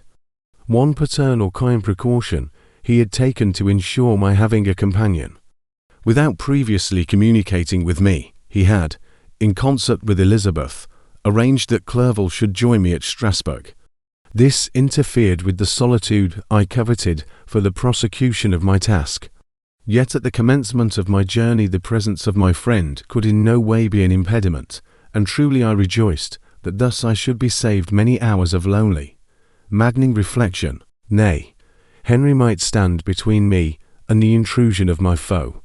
If I were alone, would he not at times force his abhorred presence on me, to remind me of my task or to contemplate its progress? To England, therefore, I was bound, and it was understood that my union with Elizabeth should take place immediately on my return. My father's age rendered him extremely averse to delay. For myself, there was one reward I promised myself from my detested toils, one consolation from my unparalleled sufferings. It was the prospect of that day when, enfranchised from my miserable slavery, I might claim Elizabeth and forget the past in my union with her. I now made arrangements for my journey, but one feeling haunted me which filled me with fear and agitation. During my absence I should leave my friends unconscious of the existence of their enemy and unprotected from his attacks, exasperated as he might be by my departure. But he had promised to follow me wherever I might go, and would he not accompany me to England? This imagination was dreadful in itself, but soothing inasmuch as it supposed the safety of my friends. I was agonized with the idea of the possibility that the reverse of this might happen, but through the whole period during which I was the slave of my creature, I allowed myself to be governed by the impulses of the moment, and my present sensation strongly intimated that the fiend would follow me and exempt my family from the danger of his machinations. It was in the latter end of September that I again quitted my native country. My journey had been my own suggestion, and Elizabeth therefore acquiesced, but she was filled with disquiet at the idea of my suffering, away from her, the inroads of misery and grief. It had been her care which provided me a companion in Clerval, yet a man is blind to 1,000 minute circumstances which call forth a woman's sedulous attention. She longed to bid me hasten my return. 1,000 conflicting emotions rendered her mute as she bade me a tearful, silent farewell. I threw myself into the carriage that was to convey me away, hardly knowing whither I was going, and careless of what was passing around. I remembered only, and it was with a bitter anguish that I reflected on it, to order that my chemical instruments should be packed to go with me. Filled with dreary imaginations, I passed through many beautiful and majestic scenes, but my eyes were fixed and unobserving. I could only think of the ball of my travels and the work which was to occupy me whilst they endured. After some days spent in listless indolence, during which I traversed many leagues, I arrived at Strasbourg, where I waited 2 days for Clerval. He came. Alas, how great was the contrast between us! He was alive to every new scene, joyful when he saw the beauties of the setting sun, and more happy when he beheld it rise and recommence a new day. He pointed out to me the shifting colours of the landscape and the appearances of the sky. "This is what it is to live," he cried. "Now I enjoy existence. But you, my dear Frankenstein, wherefore are you desponding and sorrowful?" In truth, I was occupied by gloomy thoughts, and neither saw the descent of the evening star nor the golden sunrise reflected in the Rhine. And you, my friend, would be far more amused with the journal of Clerval, who observed the scenery with an eye of feeling and delight, than in listening to my reflections. I, a miserable wretch, haunted by a curse that shut up every avenue to enjoyment. We had agreed to descend the Rhine in a boat from Strasbourg to Rotterdam, whence we might take shipping for London. During this voyage we passed many willowy islands and saw several beautiful towns. We stayed a day at Mannheim, and on the 5th from our departure from Strasbourg arrived at Mainz. The course of the Rhine below Mainz becomes much more picturesque. The river descends rapidly and winds between hills, not high, but steep, and of beautiful forms. We saw many ruined castles standing on the edges of precipices, surrounded by black woods, high and inaccessible. This part of the Rhine, indeed, presents a singularly variegated landscape. In one spot you view rugged hills, ruined castles overlooking tremendous precipices, with the dark Rhine rushing beneath, and on the sudden turn of a promontory, flourishing vineyards with green sloping banks and a meandering river, and populous towns occupy the scene. We travelled at the time of the vintage, and heard the song of the labourers as we glided down the stream. Even I, depressed in mind, and my spirits continually agitated by gloomy feelings, even I was pleased. I lay at the bottom of the boat, and as I gazed on the cloudless blue sky, I seemed to drink in a tranquillity to which I had long been a stranger. And if these were my sensations, who can describe those of Henry? He felt as if he had been transported to fairyland, and enjoyed a happiness seldom tasted by man. "I have seen," he said, "the most beautiful scenes of my own country.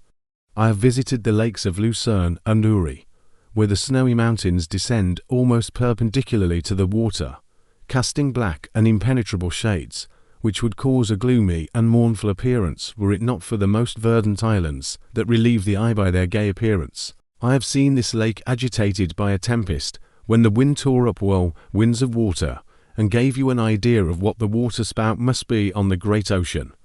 And the waves dash with fury the base of the mountain, where the priest and his mistress were overwhelmed by an avalanche, and where their dying voices are still said to be heard amid the pauses of the nightly wind. I have seen the mountains of La Valais and the Pays de Vaud. But this country, Victor, pleases me more than all those wonders. The mountains of Switzerland are more majestic and strange, but there is a charm in the banks of this divine river that I never before saw equalled. Look at that castle which overhangs yon precipice, and that also on the island, almost concealed amongst the foliage of those lovely trees. And now that group of labourers coming from among their vines, and that village half hid in the recess of the mountain. Oh, surely the spirit that inhabits and guards this place has a soul more in harmony with man than those who pile the glacier or retire to the inaccessible peaks of the mountains of our own country. Clerval, beloved friend, even now it delights me to record your words and to dwell on the praise of which you are so eminently deserving. He was a being formed in the very poetry of nature. His wild and enthusiastic imagination was chastened by the sensibility of his heart. His soul overflowed with ardent affections, and his friendship was of that devoted and wondrous nature that the worldly-minded teach us to look for only in the imagination. But even human sympathies were not sufficient to satisfy his eager mind.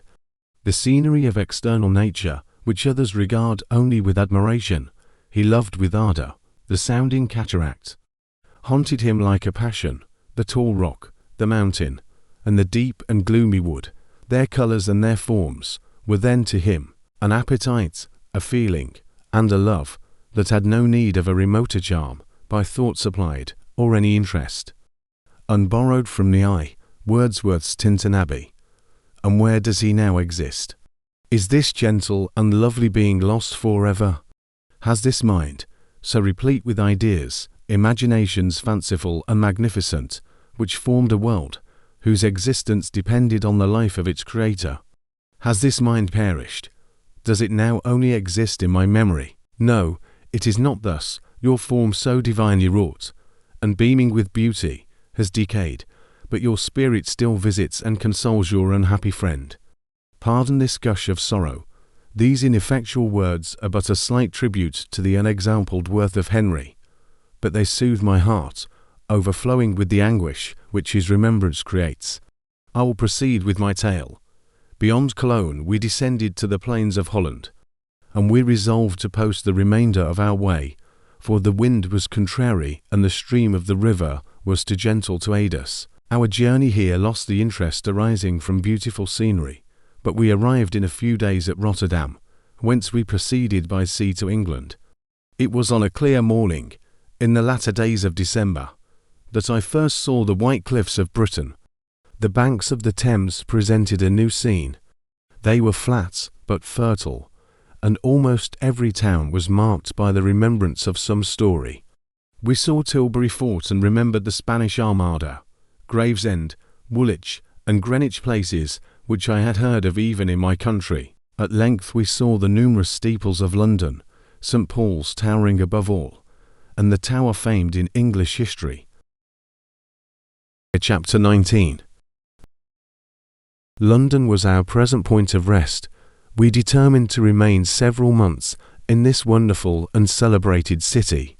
Clerval desired the intercourse of the men of genius and talent who flourished at this time, but this was with me a secondary object. I was principally occupied with the means of obtaining the information necessary for the completion of my promise, and quickly availed myself of the letters of introduction that I had brought with me, addressed to the most distinguished natural philosophers. If this journey had taken place during my days of study and happiness, it would have afforded me inexpressible pleasure. But a blight had come over my existence, and I only visited these people for the sake of the information they might give me on the subject in which my interest was so terribly profound. Company was irksome to me. When alone, I could fill my mind with the sights of heaven and earth. The voice of Henry soothed me, and I could thus cheat myself into a transitory peace. But busy and interesting, joyous faces brought back despair to my heart. I saw an insurmountable barrier placed between me and my fellow men. This barrier was sealed with the blood of William and Justine, and to reflect on the events connected with those names filled my soul with anguish. But in Clerval I saw the image of my former self. He was inquisitive and anxious to gain experience and instruction. The difference of manners which he observed was to him an inexhaustible source of instruction and amusement. He was also pursuing an object he had long had in view. His design was to visit India, in the belief that he had in his knowledge of its various languages, and in the views he had taken of its society, the means of materially assisting the progress of European colonization and trade. In Britain only could he further the execution of his plan. He was forever busy, and the only check to his enjoyments was my sorrowful and dejected mind.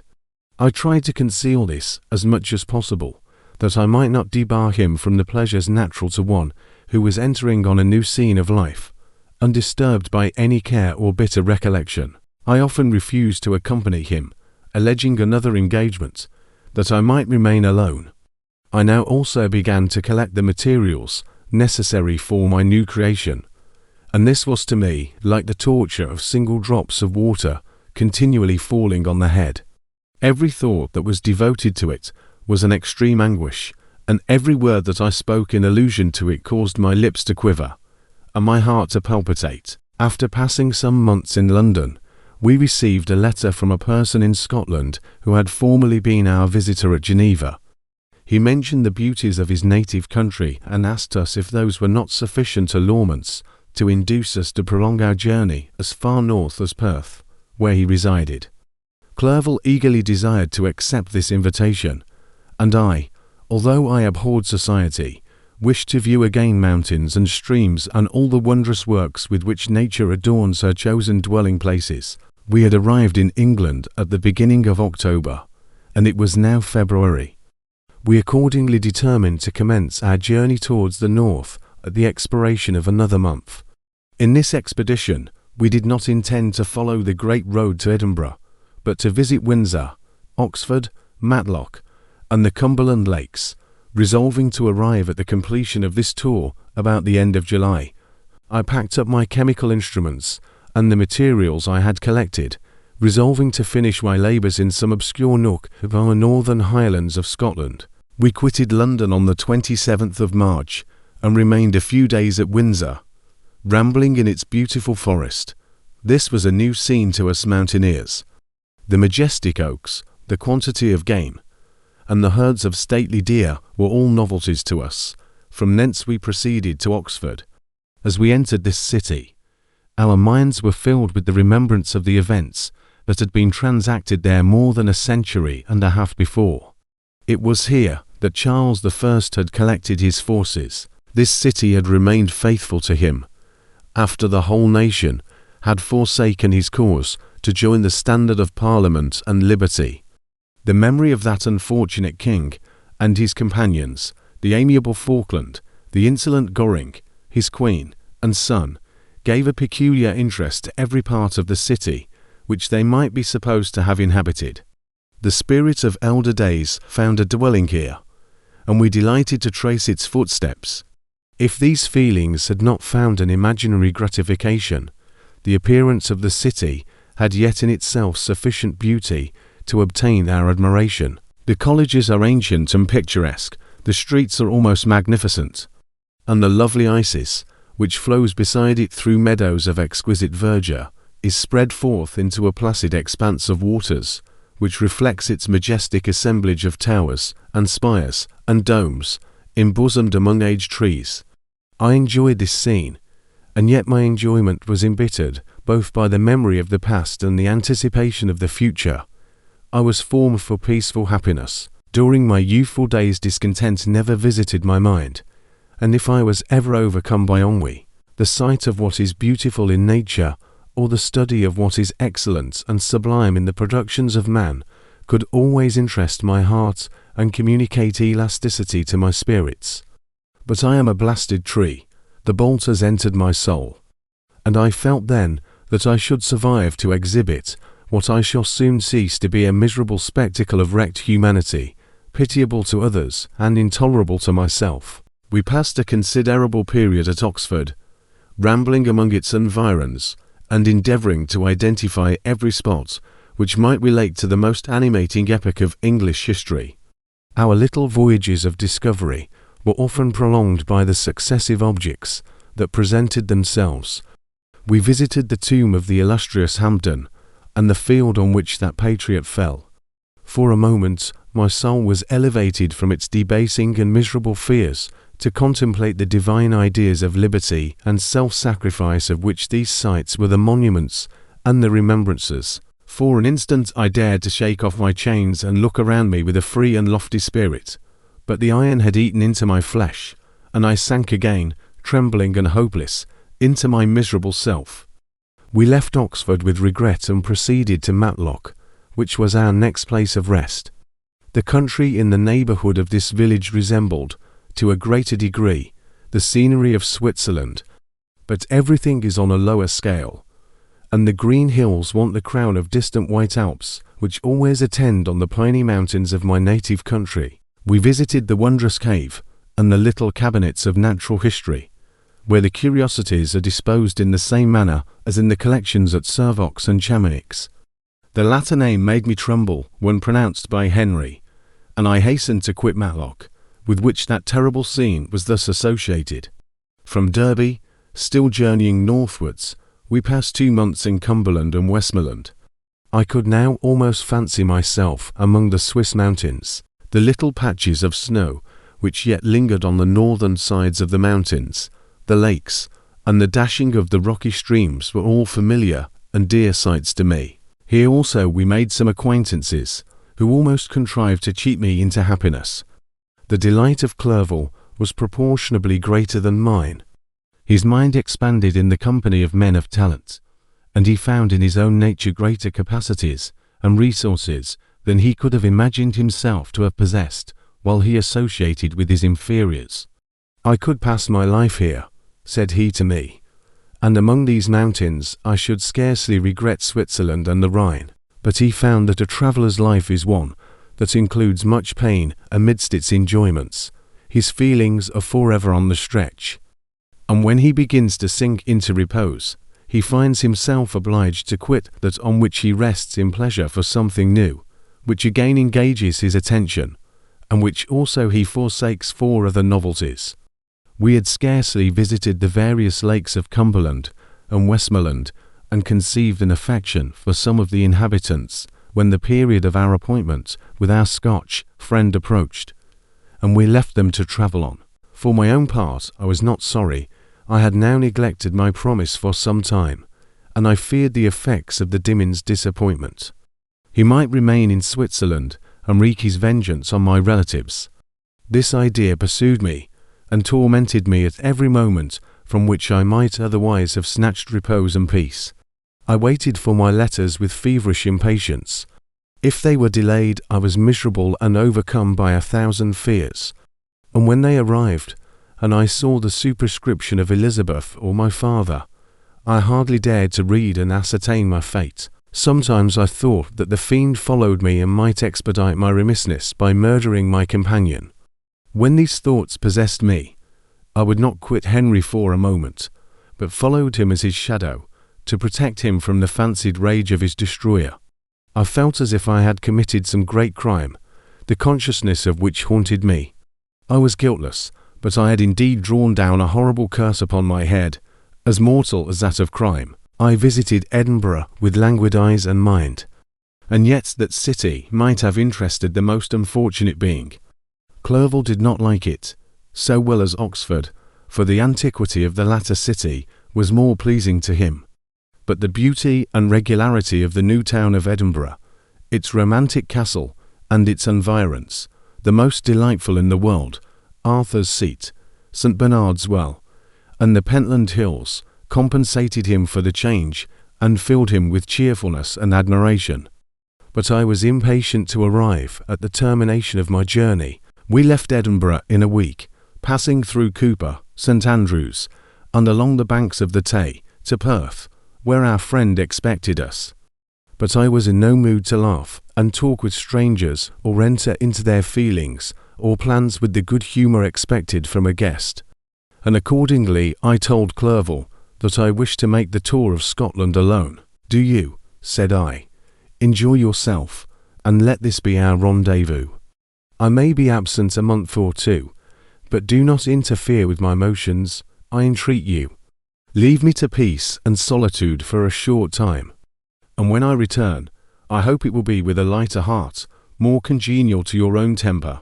Henry wished to dissuade me, but seeing me bent on this plan, ceased to remonstrate. He entreated me to write often. "I had rather be with you," he said, "in your solitary rambles, than with these Scotch people, whom I do not know. Hasten, then, my dear friend, to return, that I may again feel myself somewhat at home, which I cannot do in your absence." Having parted from my friend, I determined to visit some remote spot of Scotland and finish my work in solitude. I did not doubt but that the monster followed me, and would discover himself to me when I should have finished, that he might receive his companion. With this resolution, I traversed the northern highlands and fixed on one of the remotest of the Orkneys as the scene of my labours. It was a place fitted for such a work, being hardly more than a rock, whose high sides were continually beaten upon by the waves. The soil was barren, scarcely affording pasture for a few miserable cows, and oatmeal for its inhabitants, which consisted of 5 persons, whose gaunt and scraggy limbs gave tokens of their miserable fare, vegetables and bread, when they indulged in such luxuries, and even fresh water was to be procured from the mainland, which was about 5 miles distant. On the whole island there were but 3 miserable huts, and one of these was vacant when I arrived. This I hired. It contained but 2 rooms, and these exhibited all the squalidness of the most miserable penury. The thatch had fallen in, the walls were unplastered, and the door was off its hinges. I ordered it to be repaired, bought some furniture, and took possession, an incident which would doubtless have occasioned some surprise, had not all the senses of the cottagers been benumbed by want and squalid poverty. As it was, I lived ungazed at and unmolested, hardly thanked for the pittance of food and clothes which I gave.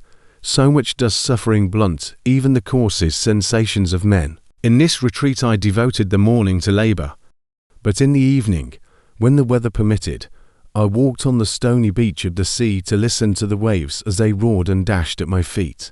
It was a monotonous yet ever-changing scene. I thought of Switzerland. It was far different from this desolate and appalling landscape. Its hills are covered with vines, and its cottages are scattered thickly in the plains.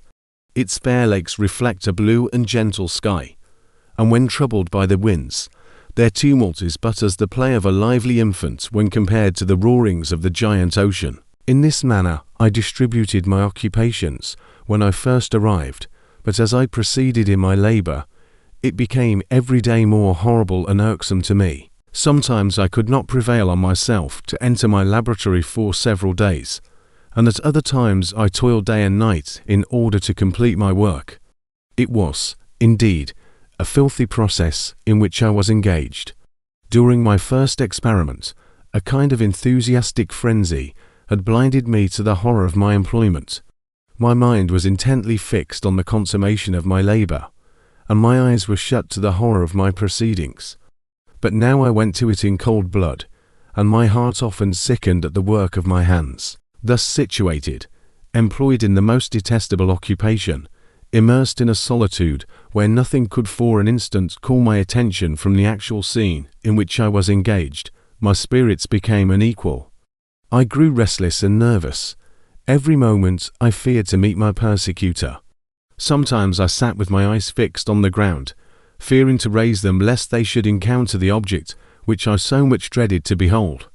I feared to wander from the sight of my fellow creatures, lest when alone he should come to claim his companion. In the meantime I worked on, and my labour was already considerably advanced.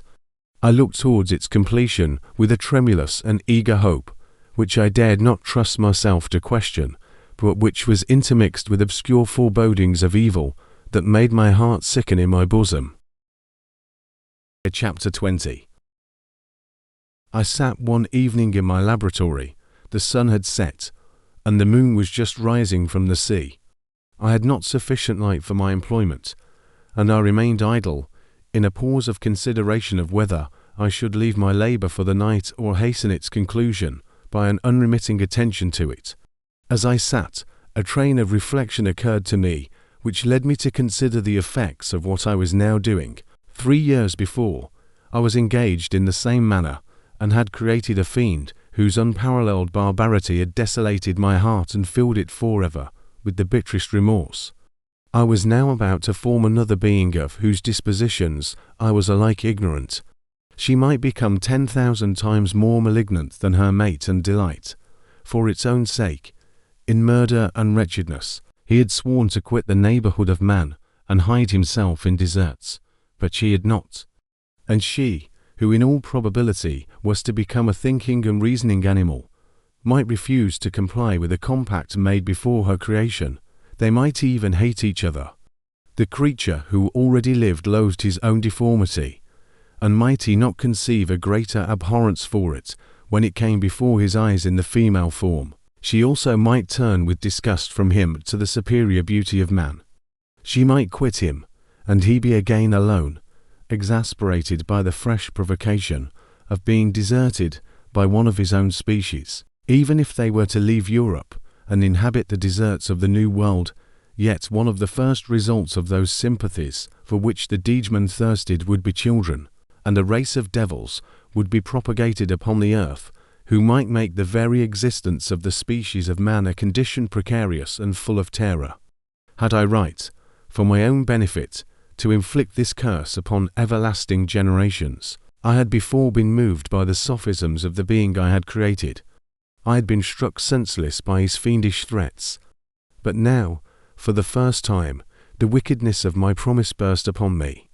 I shuddered to think that future ages might curse me as their pest, whose selfishness had not hesitated to buy its own peace at the price, perhaps, of the existence of the whole human race. I trembled and my heart failed within me, when, on looking up, I saw by the light of the moon the Degeman at the casement. A ghastly grin wrinkled his lips as he gazed on me, where I sat fulfilling the task which he had allotted to me.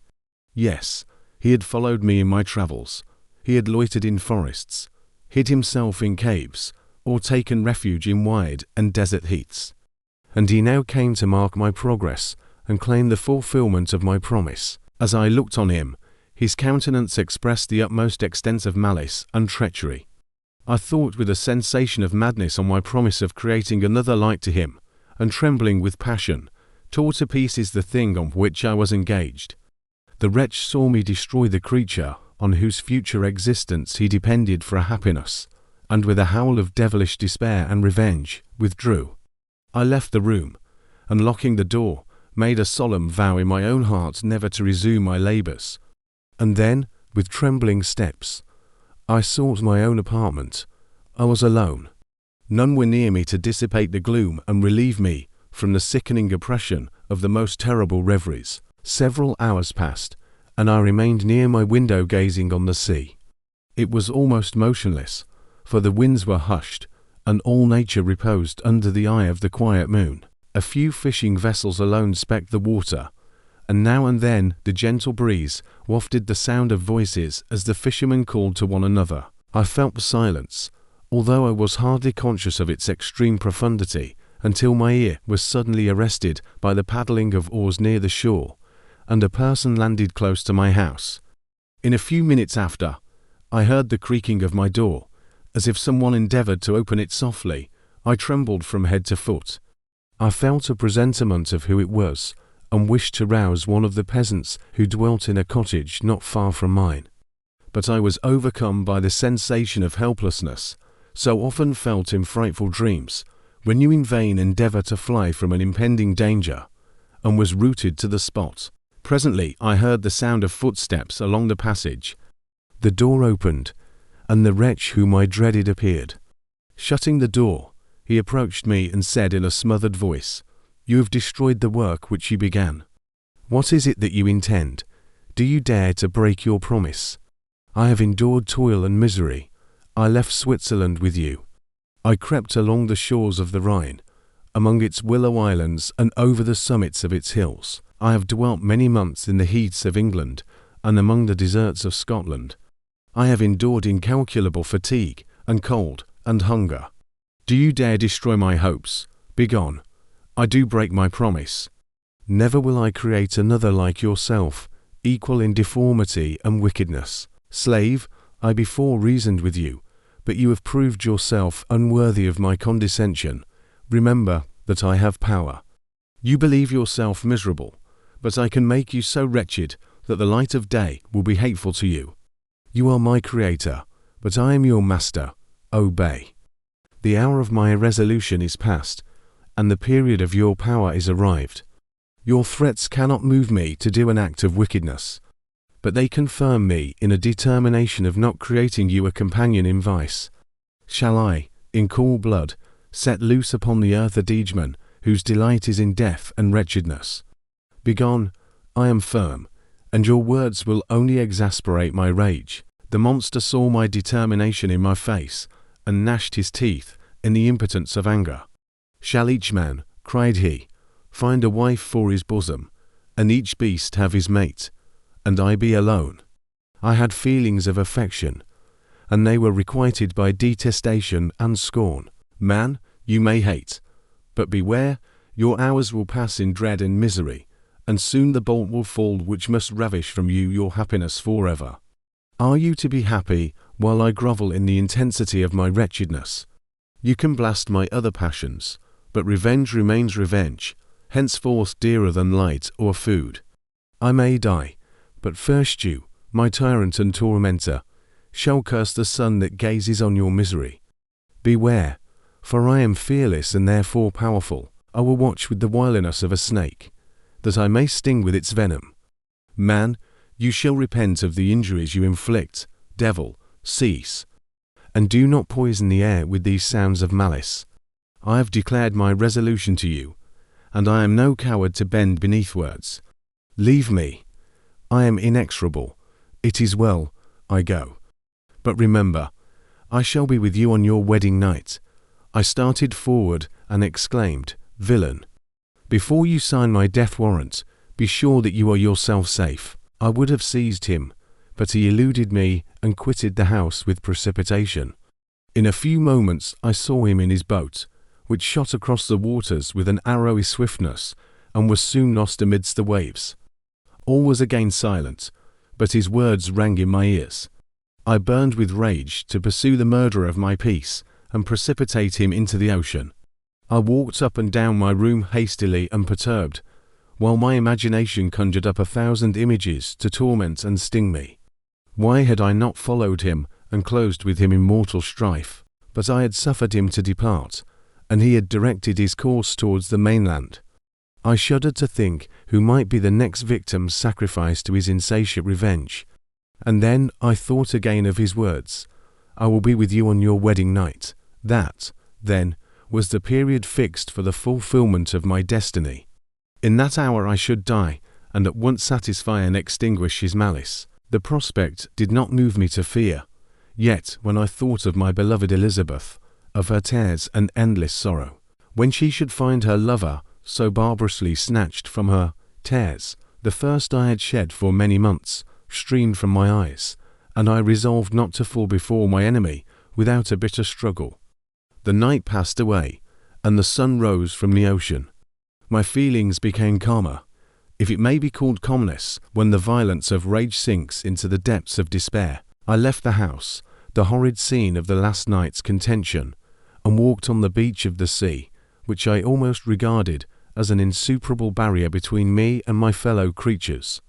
Nay, a wish that such should prove the fact stole across me. I desired that I might pass my life on that barren rock, wearily, it is true, but uninterrupted by any sudden shock of misery. If I returned, it was to be sacrificed or to see those whom I most loved die under the grasp of a demon whom I had myself created. There I walked about the isle like a restless spectre, separated from all it loved, and miserable in the separation. When it became noon, and the sun rose higher, I lay down on the grass, and was overpowered by a deep sleep. I had been awake the whole of the preceding night. My nerves were agitated, and my eyes inflamed by watching and misery. The sleep into which I now sank refreshed me, and when I awoke, I again felt as if I belonged to a race of human beings like myself, and I began to reflect upon what had passed with greater composure. Yet still the words of the fiend rang in my ears like a death knell.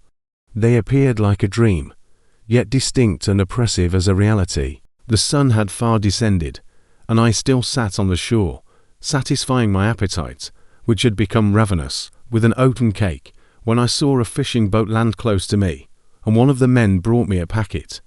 It contained letters from Geneva, and one from Clerval entreating me to join him.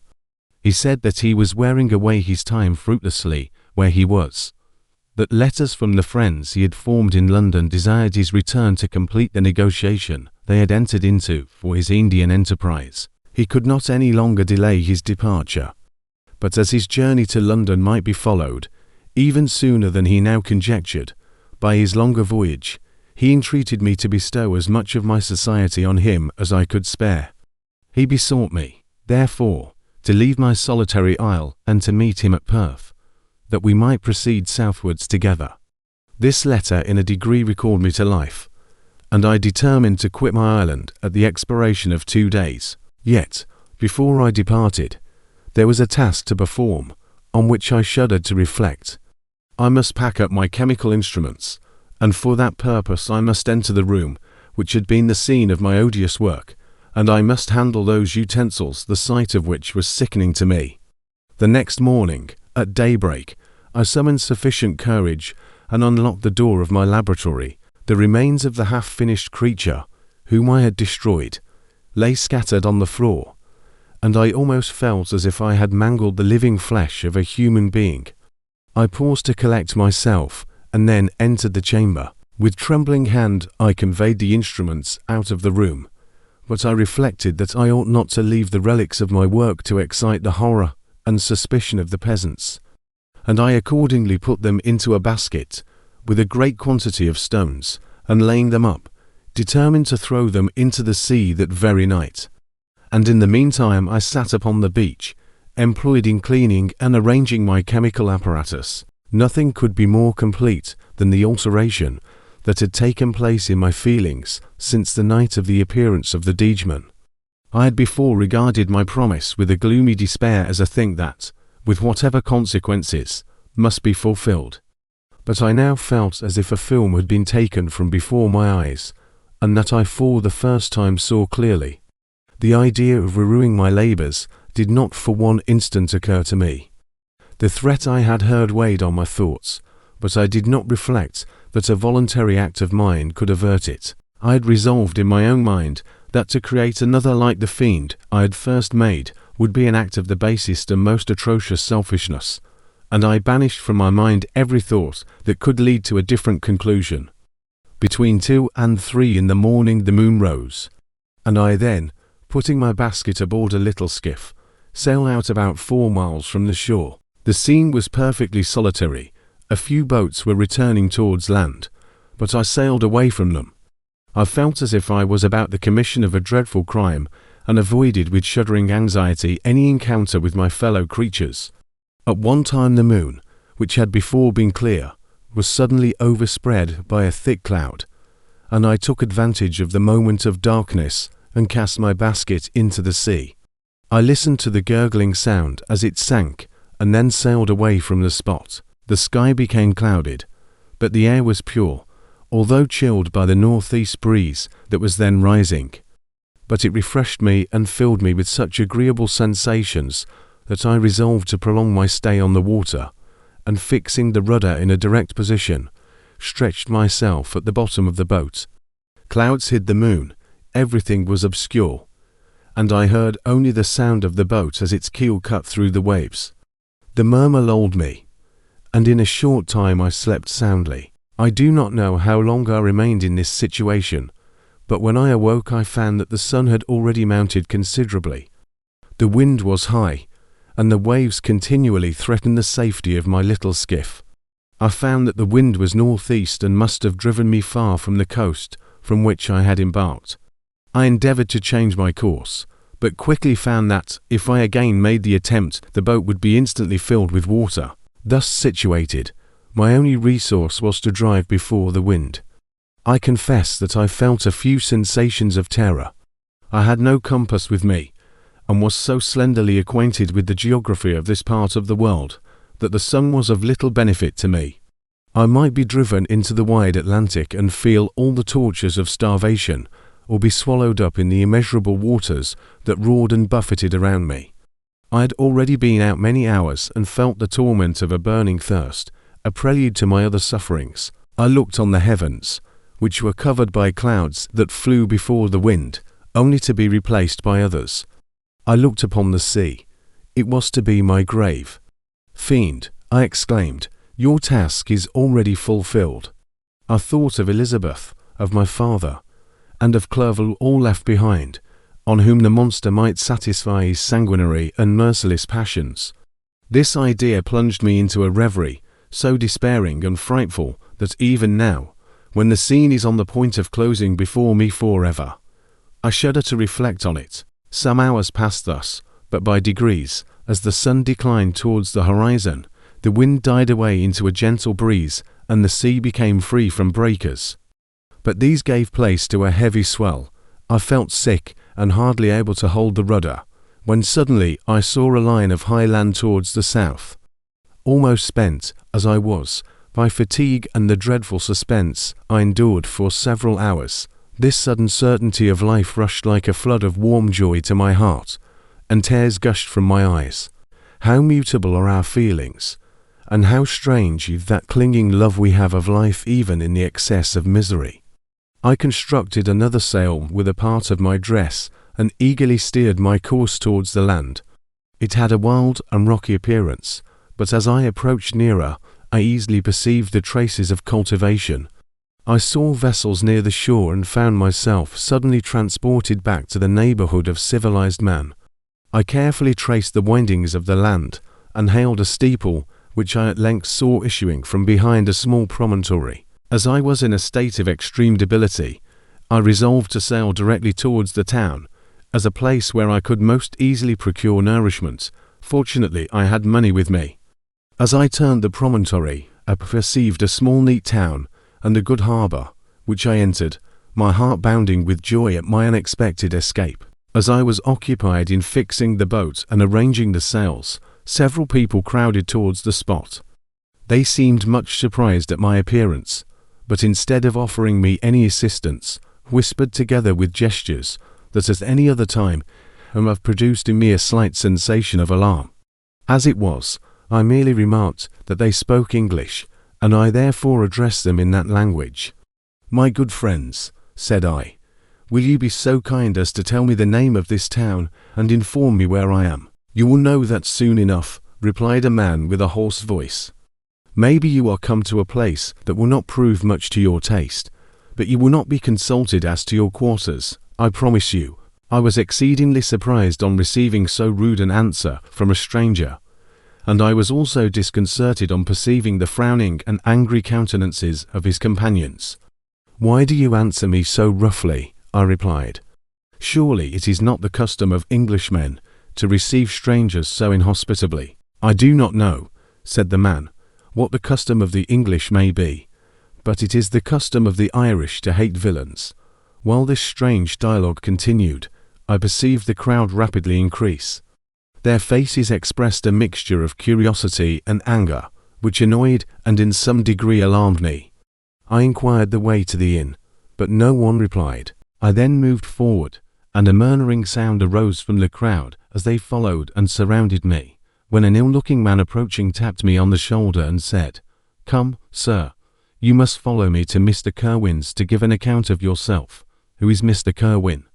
"Why am I to give an account of myself? Is not this a free country?"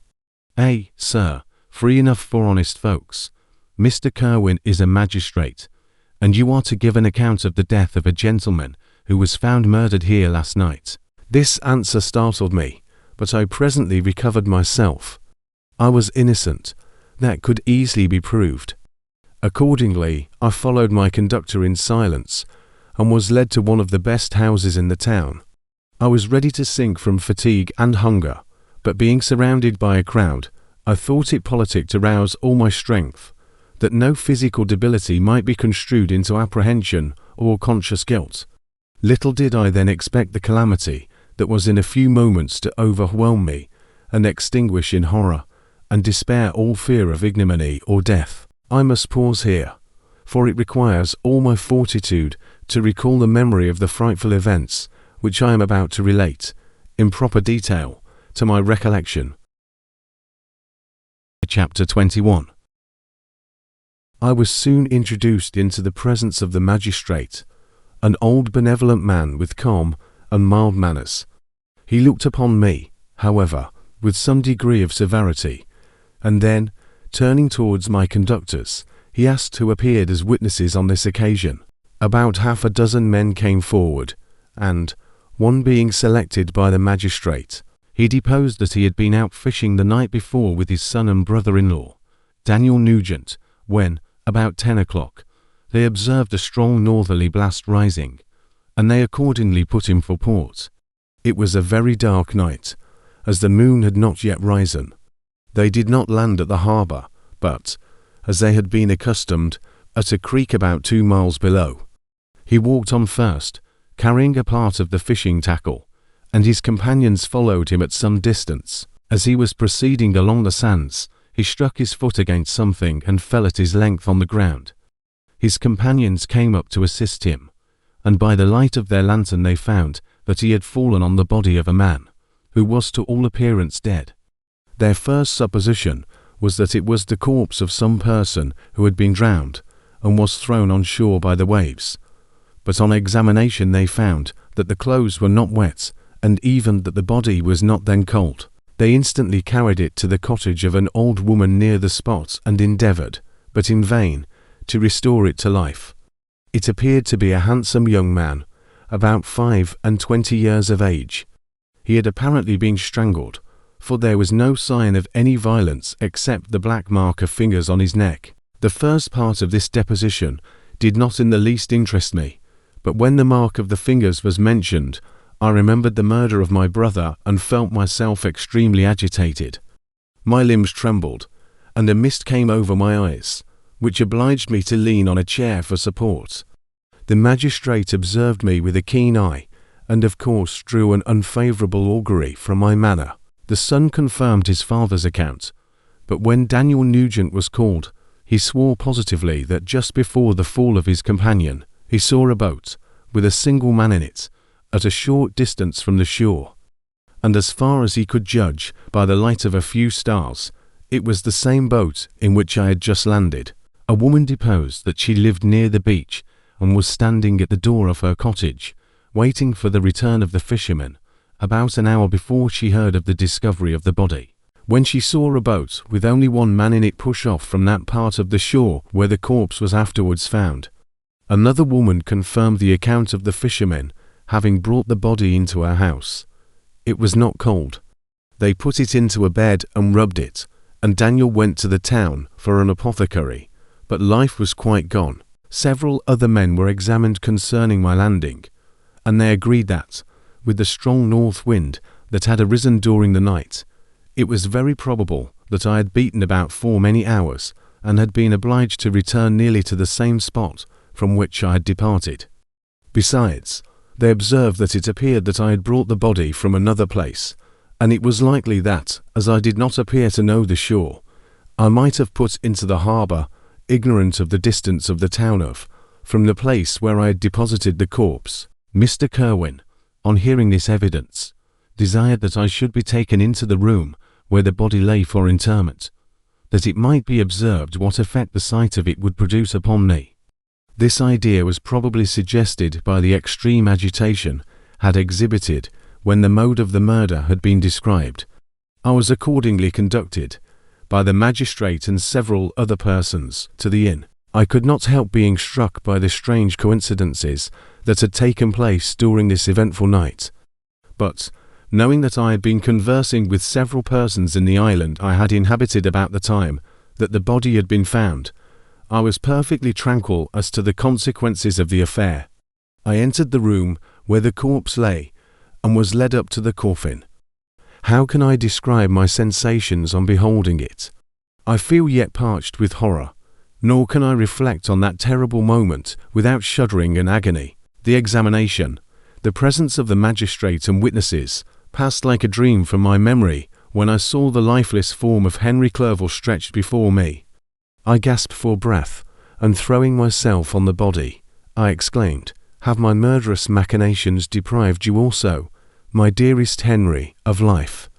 Two I have already destroyed, other victims await their destiny.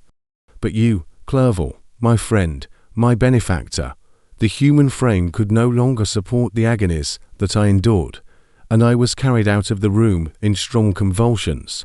A fever succeeded to this. I lay for 2 months on the point of death. My ravings, as I afterwards heard, were frightful. I called myself the murderer of William, of Justine, and of Clerval.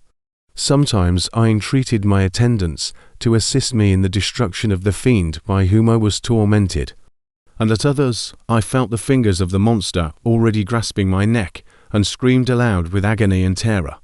Fortunately, as I spoke my native language, Mr. Kerwin alone understood me. But my gestures and bitter cries were sufficient to affright the other witnesses. Why did I not die, more miserable than man ever was before? Why did I not sink into forgetfulness and rest? Death snatches away many blooming children, the only hopes of their doting parents. How many brides and youthful lovers have been one day in the bloom of health and hope, and the next a prey for worms and the decay of the tomb? Of what materials was I made that I could thus resist so many shocks, which, like the turning of the wheel, continually renewed the torture? But I was doomed to live, and in 2 months found myself, as awaking from a dream, in a prison, stretched on a wretched bed, surrounded by jailers, turnkeys, bolts, and all the miserable apparatus of a dungeon. It was morning, I remember, when I thus awoke to understanding. I had forgotten the particulars of what had happened, and only felt as if some great misfortune had suddenly overwhelmed me. But when I looked around and saw the barred windows and the squalidness of the room in which I was, all flashed across my memory, and I groaned bitterly. This sound disturbed an old woman who was sleeping in a chair beside me. She was a hired nurse, the wife of one of the turnkeys, and her countenance expressed all those bad qualities which often characterize that class. The lines of her face were hard and rude, like that of persons accustomed to see without sympathizing in sights of misery. Her tone expressed her entire indifference. She addressed me in English, and the voice struck me as one that I had heard during my sufferings. "Are you better now, sir?" said she. I replied in the same language, with a feeble voice, "I believe I am. But if it be all true, if indeed I did not dream, I am sorry that I am still alive to feel this misery and horror." "For that matter," replied the old woman, "if you mean about the gentleman you murdered, I believe that it were better for you if you were dead, for I fancy it will go hard with you. However, that's none of my business. I am sent to nurse you and get you well. I do my duty with a safe conscience. It were well if everybody did the same." I turned with loathing from the woman who could utter so unfeeling a speech to a person just saved, on the very edge of death. But I felt languid and unable to reflect on all that had passed.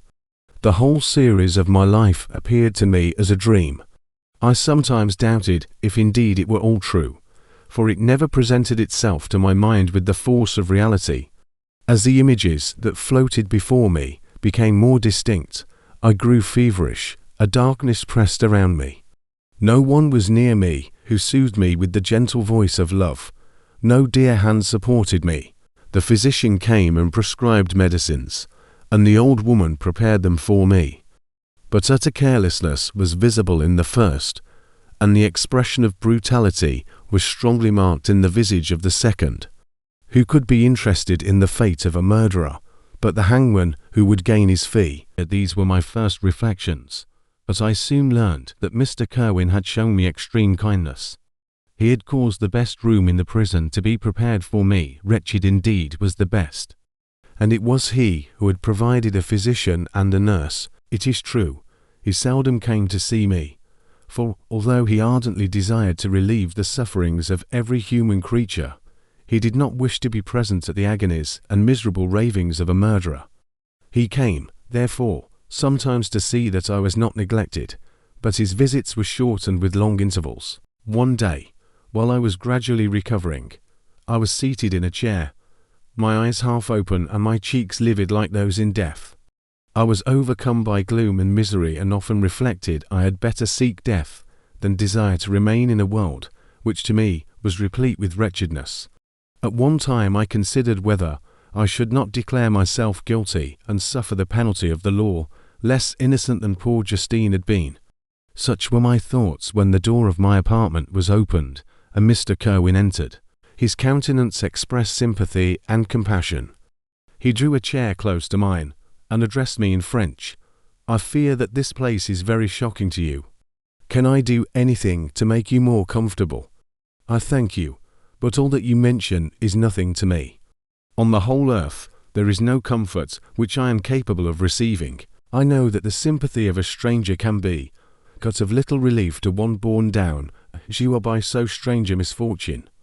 But you will, I hope, soon quit this melancholy abode, for doubtless evidence can easily be brought to free you from the criminal charge. That is my least concern. I am, by a course of strange events, become the most miserable of mortals. Persecuted and tortured as I am, and have been, can death be any evil to me? Nothing indeed could be more unfortunate and agonizing than the strange chances that have lately occurred. You were thrown, by some surprising accident, on this shore, renowned for its hospitality, seized immediately, and charged with murder. The first sight that was presented to your eyes was the body of your friend, murdered in so unaccountable a manner and placed, as it were, by some fiend across your path. As Mr. Kerwin said this, notwithstanding the agitation I endured on this retrospect of my sufferings, I also felt considerable surprise at the knowledge he seemed to possess concerning me. I suppose some astonishment was exhibited in my countenance, for Mr. Kerwin hastened to say, immediately upon your being taken ill, all the papers that were on your person were brought me, and I examined them that I might discover some trace by which I could send to your relations an account of your misfortune and illness. I found several letters, and, among others, one which I discovered from its commencement to be from your father. I instantly wrote to Geneva. Nearly 2 months have elapsed since the departure of my letter. But you are ill. Even now you tremble. You are unfit for agitation of any kind. This suspense is 1,000 times worse than the most horrible event. Tell me what new scene of death has been acted, and whose murder I am now to lament. Your family is perfectly well, said Mr. Kerwin with gentleness, and someone, a friend, is come to visit you. I know not by what chain of thought the idea presented itself, but it instantly darted into my mind that the murderer had come to mock at my misery and taunt me with the death of Clerval, as a new incitement for me to comply with his hellish desires. I put my hand before my eyes and cried out in agony, "Oh, take him away! I cannot see him. For God's sake, do not let him enter." Mr. Kerwin regarded me with a troubled countenance. He could not help regarding my exclamation as a presumption of my guilt, and said in rather a severe tone, "I should have thought, young man, that the presence of your father would have been welcome instead of inspiring such violent repugnance." "My father!" cried I, while every feature and every muscle was relaxed from anguish to pleasure. "Is my father indeed come? How kind, how very kind! But where is he? Why does he not hasten to me?" My change of manner surprised and pleased the magistrate. Perhaps he thought that my former exclamation was a momentary return of delirium, and now he instantly resumed his former benevolence. He rose and quitted the room with my nurse, and in a moment my father entered it. Nothing, at this moment, could have given me greater pleasure than the arrival of my father.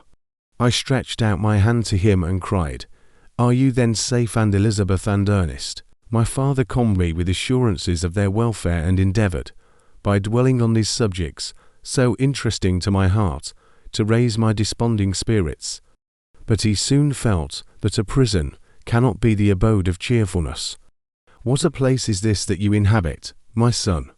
said he, looking mournfully at the barred windows and wretched appearance of the room. "You travel to seek happiness, but a fatality seems to pursue you.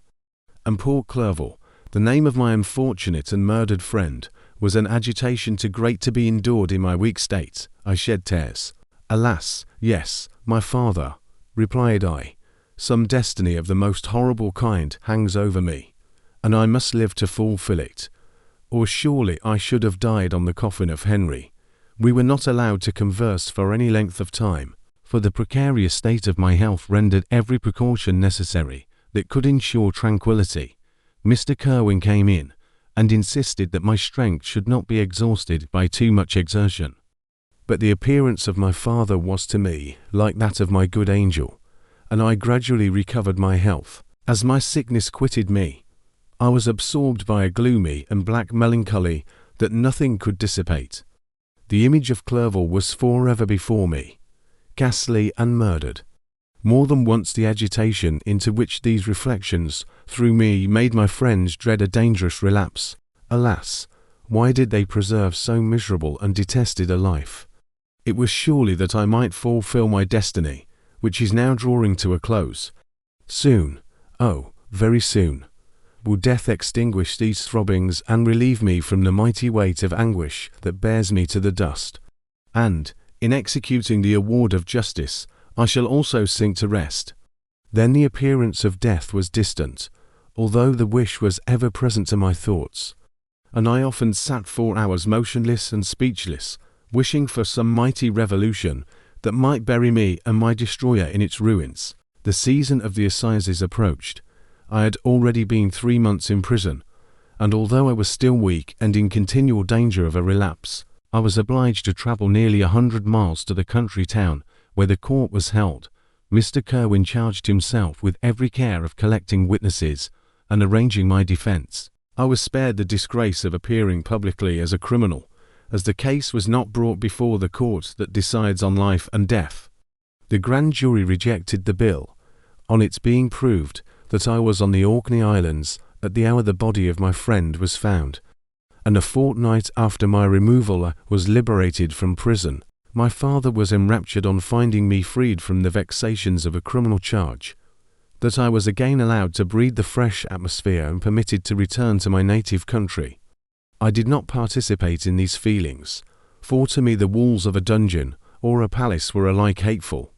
The cup of life was poisoned forever, and although the sun shone upon me, as upon the happy and gay of heart, I saw around me nothing but a dense and frightful darkness, penetrated by no light, but the glimmer of 2 eyes that glared upon me. Sometimes they were the expressive eyes of Henry, languishing in death, the dark orbs nearly covered by the lids and the long backlash that fringed them. Sometimes it was the watery, clouded eyes of the monster, as I first saw them in my chamber at Ingolstadt. My father tried to awaken in me the feelings of affection. He talked of Geneva, which I should soon visit, of Elizabeth and Ernest. But these words only drew deep groans from me. Sometimes, indeed, I felt a wish for a happiness and thought with melancholy delight of my beloved cousin, or longed, with a devouring malady du pays, to see once more the blue lake and rapid Rhone, that had been so dear to me in early childhood.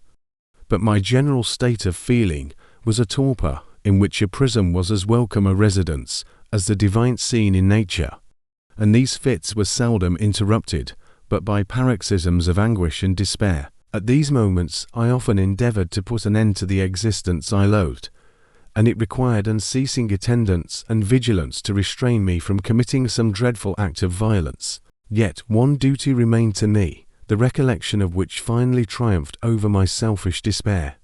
It was necessary that I should return without delay to Geneva, there to watch over the lives of those I so fondly loved, and to lie in wait for the murderer, that if any chance led me to the place of his concealment, or if he dared again to blast me by his presence, I might, with unfailing aim, put an end to the existence of the monstrous image which I had endued with the mockery of a soul still more monstrous. My father still desired to delay our departure, fearful that I could not sustain the fatigues of a journey, for I was a shattered wreck, the shadow of a human being.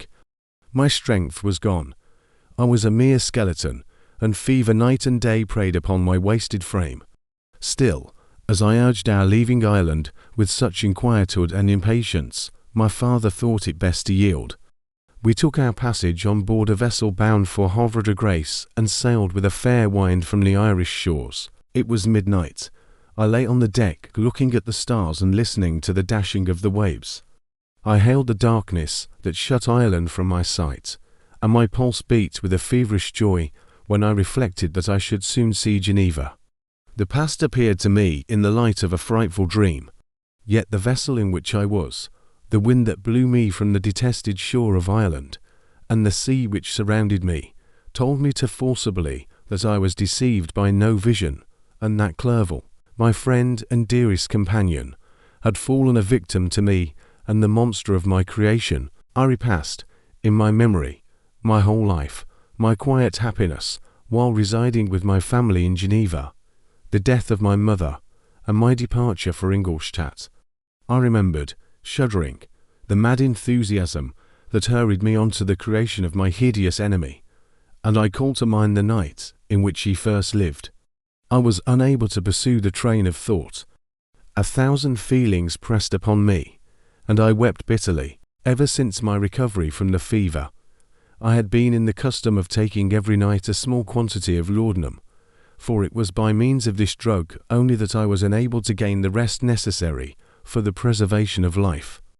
Oppressed by the recollection of my various misfortunes, I now swallowed double my usual quantity and soon slept profoundly. But sleep did not afford me respite from thought and misery. My dreams presented 1,000 objects that scared me. Towards morning was possessed by a kind of nightmare. I felt the fiend's grasp in my neck and could not free myself from it. Groans and cries rang in my ears. My father, who was watching over me, perceiving my restlessness, awoke me. The dashing waves were around, the cloudy sky above. The fiend was not here. A sense of security, a feeling that a truce was established between the present hour and the irresistible, disastrous future imparted to me a kind of calm forgetfulness, of which the human mind is by its structure peculiarly susceptible. Chapter 22. The voyage came to an end. We landed, and proceeded to Paris. I soon found that I had overtaxed my strength, and that I must repose before I could continue my journey. My father's care and attentions were indefatigable, but he did not know the origin of my sufferings and sought erroneous methods to remedy the incurable ill. He wished me to seek amusement in society. I abhorred the face of man. Oh, not abhorred. They were my brethren, my fellow beings, and I felt attracted even to the most repulsive among them, as to creatures of an angelic nature and celestial mechanism. But I felt that I had no right to share their intercourse. I had unchained an enemy among them whose joy it was to shed their blood, and to revel in their groans. How they would, each and all, abhor me and hunt me from the world, did they know my unhallowed acts and the crimes which had their source in me. My father yielded at length to my desire to avoid society and strove by various arguments to banish my despair. Sometimes he thought that I felt deeply the degradation of being obliged to answer a charge of murder, and he endeavoured to prove to me the futility of pride. "Alas, my father," said I, "how little do you know me. Human beings, their feelings and passions, would indeed be degraded if such a wretch as I felt pride. Justine, poor unhappy Justine, was as innocent as I, and she suffered the same charge. She died for it, and I am the cause of this. I murdered her. William, Justine, and Henry, they all died by my hands." My father had often, during my imprisonment, heard me make the same assertion. When I thus accused myself, he sometimes seemed to desire an explanation, and at others he appeared to consider it as the offspring of delirium, and that, during my illness, some idea of this kind had presented itself to my imagination, the remembrance of which are preserved in my convalescence. I avoided explanation, and maintained a continual silence concerning the wretch I had created. I had a persuasion that I should be supposed mad, and this in itself would forever have chained my tongue. But, besides, I could not bring myself to disclose a secret which would fill my hearer with consternation, and make fear and unnatural horror the inmates of his breast. I checked, therefore, my impatient thirst for sympathy, and was silent when I would have given the world to have confided the fatal secret. Yet, still, words like those I have recorded would burst uncontrollably from me. I could offer no explanation of them, but their truth in part relieved the burden of my mysterious woe. Upon this occasion my father said, with an expression of unbounded wonder, "My dearest Victor, what infatuation is this? My dear son, I entreat you never to make such an assertion again." "I am not mad," I cried energetically. "The sun and the heavens, who have viewed my operations, can bear witness of my truth. I am the assassin of those most innocent victims. They died by my machinations. 1,000 times would I have shed my own blood, drop by drop, to have saved their lives. But I could not, my father, indeed I could not sacrifice the whole human race. The conclusion of this speech convinced my father that my ideas were deranged, and he instantly changed the subject of our conversation and endeavored to alter the course of my thoughts. He wished as much as possible to obliterate the memory of the scenes that had taken place in Ireland, and never alluded to them or suffered me to speak of my misfortunes. As time passed away, I became more calm. Misery had her dwelling in my heart, but I no longer talked in the same incoherent manner of my own crimes. Sufficient for me was the consciousness of them. By the utmost self-violence, I curbed the imperious voice of wretchedness, which sometimes desired to declare itself to the whole world, and my manners were calmer and more composed than they had ever been since my journey to the Sea of Ice. A few days before we left Paris on our way to Switzerland, I received the following letter from Elizabeth, my dear friend. It gave me the greatest pleasure to receive a letter from my uncle dated at Paris. You are no longer at a formidable distance, and I may hope to see you in less than a fortnight. My poor cousin, how much you must have suffered. I expect to see you looking even more ill than when you quitted Geneva. This winter has been passed most miserably, tortured as I have been by anxious suspense. Yet I hope to see peace in your countenance, and to find that your heart is not totally void of comfort and tranquillity. Yet I fear that the same feelings now exist that made you so miserable a year ago, even perhaps augmented by time. I would not disturb you at this period, when so many misfortunes weigh upon you, but a conversation that I had with my uncle previous to his departure renders some explanation necessary before we meet. Explanation. You may possibly say, what can Elizabeth have to explain? If you really say this, my questions are answered and all my doubts satisfied, but you are distant from me, and it is possible that you may dread and yet be pleased with this explanation. And in a probability of this being the case, I dare not any longer postpone writing what, during your absence, I have often wished to express to you, but have never had the courage to begin. You well know, Victor, that our union had been the favourite plan of your parents ever since our infancy. We were told this when young, and taught to look forward to it as an event that would certainly take place. We were affectionate playfellows during childhood, and, I believe, dear and valued friends to one another as we grew older. But as brother and sister often entertain a lively affection towards each other without desiring a more intimate union, may not such also be our case? Tell me, dearest Victor, answer me. I conjure you by our mutual happiness, with simple truth, do you not love another? You have travelled, you have spent several years of your life at Ingolstadt, and I confess to you, my friend, that when I saw you last autumn so unhappy, flying to solitude from the society of every creature, I could not help supposing that you might regret our connection and believe yourself bound in honour to fulfil the wishes of your parents, although they opposed themselves to your inclinations. But this is false reasoning. I confess to you, my friend, that I love you, and that in my airy dreams of futurity you have been my constant friend and companion. But it is your happiness I desire, as well as my own, when I declare to you that our marriage would render me eternally miserable, unless it were the dictate of your own free choice. Even now I weep to think that, borne down as you are by the cruelest misfortunes, you may stifle, by the word honour, all hope of that love and happiness which would alone restore you to yourself. I, who have so disinterested an affection for you, may increase your miseries tenfold by being an obstacle to your wishes. Ah, Victor, be assured that your cousin and playmate has a sincerer love for you not to be made miserable by this supposition. Be happy, my friend, and if you obey me in this one request, remain satisfied that nothing on earth will have the power to interrupt my tranquillity. Do not let this letter disturb you. Do not answer tomorrow, or the next day, or even until you come, if it will give you pain. My uncle will send me news of your health, and if I see but one smile on your lips when we meet, occasioned by this or any other exertion of mine, I shall need no other happiness. Elizabeth Lavenza, Geneva, May 1817. This letter revived in my memory what I had before forgotten, the threat of the fiend, I will be with you on your wedding night. Such was my sentence. and on that night would the deedman employ every art to destroy me and tear me from the glimpse of happiness which promised partly to console my sufferings.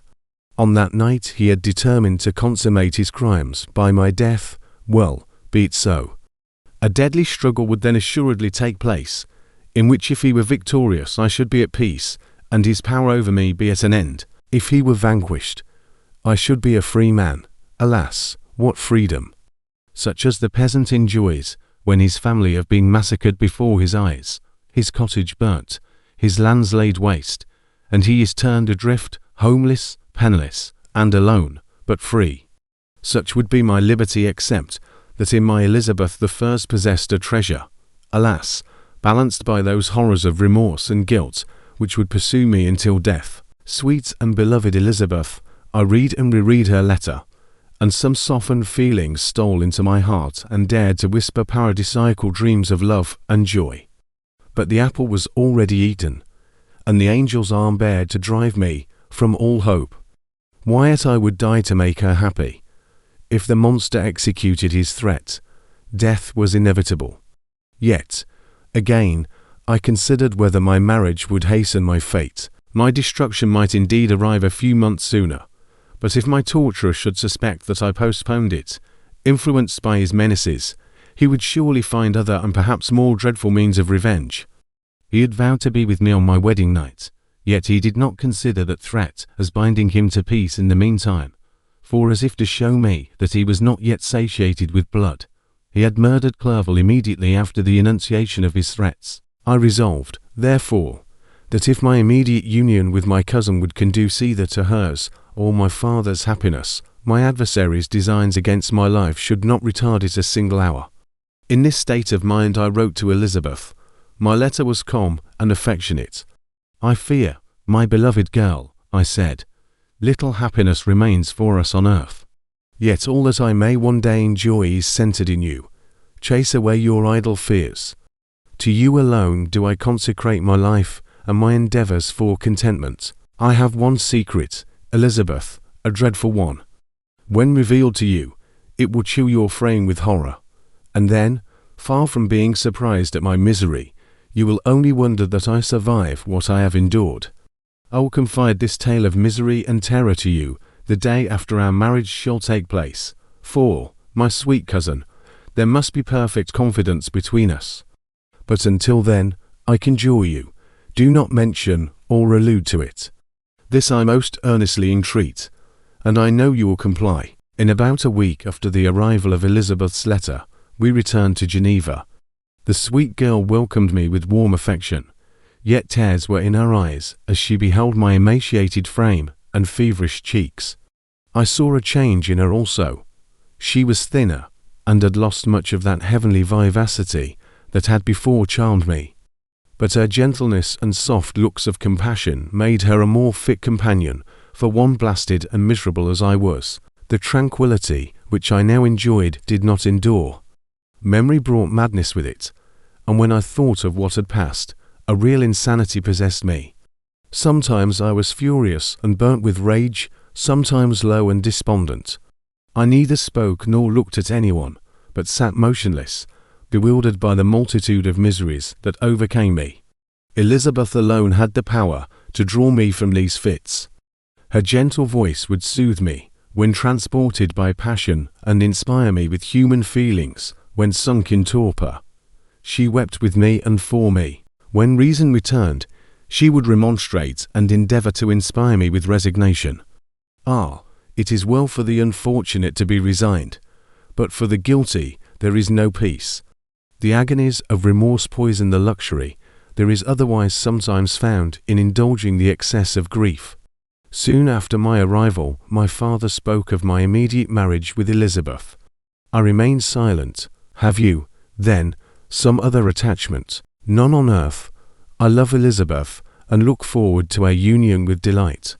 Let the day therefore be fixed, and on it I will consecrate myself, in life or death, to the happiness of my cousin. My dear Victor, do not speak thus.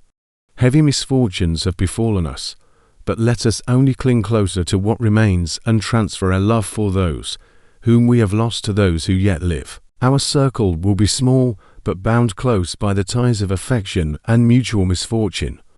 And when time shall have softened your despair, new and dear objects of care will be born to replace those of whom we have been so cruelly deprived. Such were the lessons of my father. But to me the remembrance of the threat returned. Nor can you wonder that, omnipotent as the fiend had yet been in his deeds of blood, I should almost regard him as invincible, and that when he had pronounced the words, "I shall be with you on your wedding night," I should regard the threatened fate as unavoidable. But death was no evil to me if the loss of Elizabeth were balanced with it, and I therefore, with a contented and even cheerful countenance, agreed with my father that if my cousin would consent, the ceremony should take place in 10 days, and thus put, as I imagined, the seal to my fate. Great God! If for one instant I had thought what might be the hellish intention of my fiendish adversary, I would rather have banished myself forever from my native country and wandered a friendless outcast over the earth than have consented to this miserable marriage. But, as if possessed of magic powers, the monster had blinded me to his real intentions, and when I thought that I had prepared only my own death, I hastened that of a far dearer victim. As the period fixed for our marriage drew nearer, whether from cowardice or a prophetic feeling, I felt my heart sink within me. But I concealed my feelings by an appearance of hilarity that brought smiles and joy to the countenance of my father, but hardly deceived the ever-watchful and nicer eye of Elizabeth. She looked forward to our union with placid contentment, not unmingled with a little fear, which past misfortunes had impressed, that what now appeared certain and tangible happiness might soon dissipate into an airy dream, and leave no trace but deep and everlasting regret. Preparations were made for the event, congratulatory visits were received, and all wore a smiling appearance. I shut up, as well as I could, in my own heart the anxiety that preyed there and entered with seeming earnestness into the plans of my father, although they might only serve as the decorations of my tragedy. Through my father's exertions, a part of the inheritance of Elizabeth had been restored to her by the Austrian government. A small possession on the shores of Como belonged to her. It was agreed that, immediately after our union, we should proceed to Villa Lavenza and spend our first days of happiness beside the beautiful lake near which it stood. In the meantime, I took every precaution to defend my person in case the fiend should openly attack me. I carried pistols and a dagger constantly about me, and was ever on the watch to prevent artifice, and by these means gained a greater degree of tranquillity. Indeed, as the period approached, the threat appeared more as a delusion, not to be regarded as worthy to disturb my peace, while the happiness I hoped for in my marriage wore a greater appearance of certainty. As the day fixed for its solemnization drew nearer, and I heard it continually spoken of as an occurrence which no accident could possibly prevent, Elizabeth seemed happy. My tranquil demeanour contributed greatly to calm her mind. But on the day that was to fulfil my wishes and my destiny, she was melancholy, and a presentiment of evil pervaded her, and perhaps also she thought of the dreadful secret which I had promised to reveal to her on the following day. My father was in the meantime overjoyed, and, in the bustle of preparation, only recognized in the melancholy of his niece the diffidence of a bride. After the ceremony was performed, a large party assembled at my father's, but it was agreed that Elizabeth and I should commence our journey by water, sleeping that night at Evian and continuing our voyage on the following day. The day was fair, the wind favourable, all smiled on our nuptial embarkation. Those were the last moments of my life during which I enjoyed the feeling of happiness. We passed rapidly along. The sun was hot, but we were sheltered from its rays by a kind of canopy while we enjoyed the beauty of the scene, sometimes on one side of the lake, where we saw Mont Salave, the pleasant banks of Montalegre, and at a distance, surmounting all, the beautiful Mont Blanc, and the assemblage of snowy mountains that in vain endeavour to emulate her. Sometimes coasting the opposite banks, we saw the mighty Jura opposing its dark side to the ambition that would quit its native country, and an almost insurmountable barrier to the invader who should wish to enslave it. I took the hand of Elizabeth. "You are sorrowful, my love, ah, if you knew what I have suffered, and what I may yet endure, you would endeavour to let me taste the quiet and freedom from despair that this one day at least permits me to enjoy. Be happy, my dear Victor, replied Elizabeth. There is, I hope, nothing to distress you. And be assured that, if a lively joy is not painted in my face, my heart is contented. Something whispers to me not to depend too much on the prospect that is open before us, but I will not listen to such a sinister voice. Observe how fast we move along, and how the clouds, which sometimes obscure and sometimes rise above the dome of Mont Blanc, render this scene of beauty still more interesting. Look also at the innumerable fish that are swimming in the clear waters, where we can distinguish every pebble that lies at the bottom. What a divine day! How happy and serene all nature appears! Thus Elizabeth endeavoured to divert her thoughts and mine from all reflection upon melancholy subjects, but her temper was fluctuating. Joy for a few instants shone in her eyes, but it continually gave place to distraction and reverie. The sun sank lower in the heavens. We passed the river Drance and observed its path through the chasms of the higher and the glens of the lower hills. The Alps here come closer to the lake, and we approached the amphitheatre of mountains which forms its eastern boundary. The spire of Evian shone under the woods that surrounded it and the range of mountain above mountain by which it was overhung. The wind, which had hitherto carried us along with amazing rapidity, sank at sunset to a light breeze. The soft air just ruffled the water and caused a pleasant motion among the trees as we approached the shore, from which it wafted the most delightful scent of flowers and hay.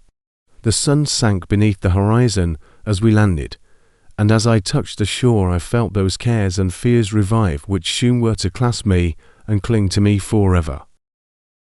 Chapter 23. It was 8 o'clock when we landed. We walked for a short time on the shore, enjoying the transitory light, and then retired to the inn and contemplated the lovely scene of waters, woods, and mountains, obscured in darkness, yet still displaying their black outlines. The wind, which had fallen in the south, now rose with great violence in the west. The moon had reached her summit in the heavens, and was beginning to descend. The clouds swept across it swifter than the flight of the vulture and dimmed her rays, while the lake reflected the scene of the busy heavens, rendered still busier by the restless waves that were beginning to rise. Suddenly a heavy storm of rain descended. I had been calm during the day, but so soon as night obscured the shapes of objects, 1,000 fears arose in my mind. I was anxious and watchful, while my right hand grasped a pistol, which was hidden in my bosom. Every sound terrified me, but I resolved that I would sell my life dearly and not shrink from the conflict until my own life, or that of my adversary, was extinguished. Elizabeth observed my agitation for some time in timid and fearful silence, but there was something in my glance which communicated terror to her, and trembling, she asked, "What is it that agitates you, my dear Victor? What is it you fear?" "Oh, peace, peace, my love," replied I. "This night, and all will be safe, but this night is dreadful, very dreadful." I passed an hour in this state of mind, when suddenly I reflected how fearful the combat which I momentarily expected would be to my wife, and I earnestly entreated her to retire, resolving not to join her until I had obtained some knowledge as to the situation of my enemy.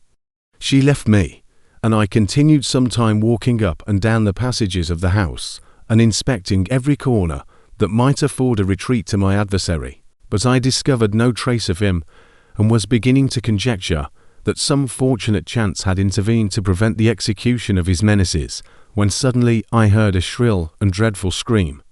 It came from the room into which Elizabeth had retired. As I heard it, the whole truth rushed into my mind. My arms dropped, the motion of every muscle and fibre was suspended. I could feel the blood trickling in my veins and tingling in the extremities of my limbs.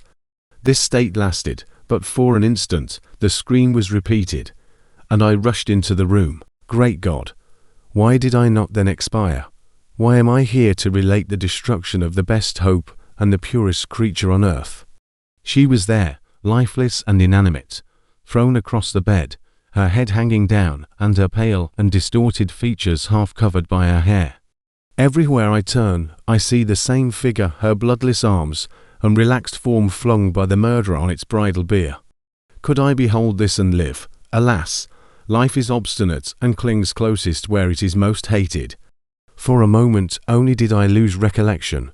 I fell senseless on the ground. When I recovered, I found myself surrounded by the people of the inn. Their countenances expressed a breathless terror, but the horror of others appeared only as a mockery, a shadow of the feelings that oppressed me. I escaped from them to the room where lay the body of Elizabeth, my love, my wife, so lately living, so dear, so worthy. She had been moved from the pasture in which I had first beheld her, and now, as she lay, her head upon her arm, and a handkerchief thrown across her face and neck, I might have supposed her asleep. I rushed towards her and embraced her with ardour, but the deadly languor and coldness of the limbs told me that what I now held in my arms had ceased to be the Elizabeth whom I had loved and cherished. The murderous mark of the fiend's grasp was on her neck, and the breath had ceased to issue from her lips. While I still hung over her, in the agony of despair, I happened to look up. The windows of the room had before been darkened, and I felt a kind of panic on seeing the pale yellow light of the moon illuminate the chamber. The shutters had been thrown back, and with a sensation of horror not to be described, I saw at the open window a figure the most hideous and abhorred. A grin was on the face of the monster. He seemed to jeer, as with his fiendish finger he pointed towards the corpse of my wife. I rushed towards the window, and drawing a pistol from my bosom, fired. But he eluded me, leapt from his station, and running with the swiftness of lightning, plunged into the lake. The report of the pistol brought a crowd into the room. I pointed to the spot where he had disappeared, and we followed the track with boats. Nets were cast, but in vain. After passing several hours, we returned hopeless, most of my companions believing it to have been a form conjured up by my fancy. After having landed, they proceeded to search the country, parties going in different directions among the woods and vines. I attempted to accompany them and proceeded a short distance from the house, but my head whirled round, my steps were like those of a drunken man. I fell at last in a state of utter exhaustion. A film covered my eyes, and my skin was parched with the heat of fever. In this state I was carried back and placed on a bed, hardly conscious of what had happened. My eyes wandered round the room, as if to seek something that I had lost. After an interval I arose, and as if by instinct, crawled into the room where the corpse of my beloved lay. There were women weeping around. I hung over it and joined my sad tears to theirs. All this time no distinct idea presented itself to my mind, but my thoughts rambled to various subjects, reflecting confusedly on my misfortunes and their cause. I was bewildered, in a cloud of wonder and horror. The death of William, the execution of Justine, the murder of Clerval, and lastly of my wife. Even at that moment, I knew not that my only remaining friends were safe from the malignity of the fiend. My father even now might be writhing under his grasp, and Ernest might be dead at his feet. This idea made me shudder and recalled me to action. I started up and resolved to return to Geneva with all possible speed. There were no horses to be procured, and I must return by the lake. But the wind was unfavourable, and the rain fell in torrents. However, it was hardly morning, and I might reasonably hope to arrive by night. I hired men to row and took an oar myself, for I had always experienced relief from mental torment in bodily exercise, but the overflowing misery I now felt, and the excess of agitation that I endured rendered me incapable of any exertion. I threw down the oar, and leaning my head upon my hands, gave way to every gloomy idea that arose. If I looked up, I saw scenes which were familiar to me in my happier time, and which I had contemplated but the day before in the company of her who was now but a shadow and a recollection. Tears streamed from my eyes. The rain had ceased for a moment, and I saw the fish play in the waters as they had done a few hours before.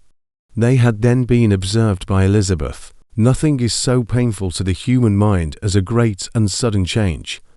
The sun might shine or the clouds might lower, but nothing could appear to me as it had done the day before. A fiend had snatched from me every hope of future happiness. No creature had ever been so miserable as I was. So frightful an event is single in the history of man. But why should I dwell upon the incidents that followed this last overwhelming event? Mine has been a tale of horrors. I have reached their acme, and what I must now relate can but be tedious to you. Know that, one by one, my friends were snatched away. I was left desolate. My own strength is exhausted, and I must tell, in a few words, what remains of my hideous narration. I arrived at Geneva. My father and Ernest yet lived, but the former sunk under the tidings that I bore. I see him now, excellent and venerable old man. His eyes wandered in vacancy, for they had lost their charm, and their delight is Elizabeth, his more than daughter, whom he doted on with all that affection which a man feels, who in the decline of life, having few affections, clings more earnestly to those that remain. Cursed, cursed be the fiend that brought misery on his grey hairs, and doomed him to waste in wretchedness. He could not live under the horrors that were accumulated around him. The springs of existence suddenly gave way. He was unable to rise from his bed, and in a few days he died in my arms. What then became of me?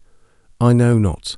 I lost sensation, and chains and darkness were the only objects that pressed upon me. Sometimes, indeed, I dreamt that I wandered in flowery meadows and pleasant vales with the friends of my youth, but I awoke and found myself in a dungeon. Melancholy followed, but by degrees I gained a clear conception of my miseries and situation, and was then released from my prison.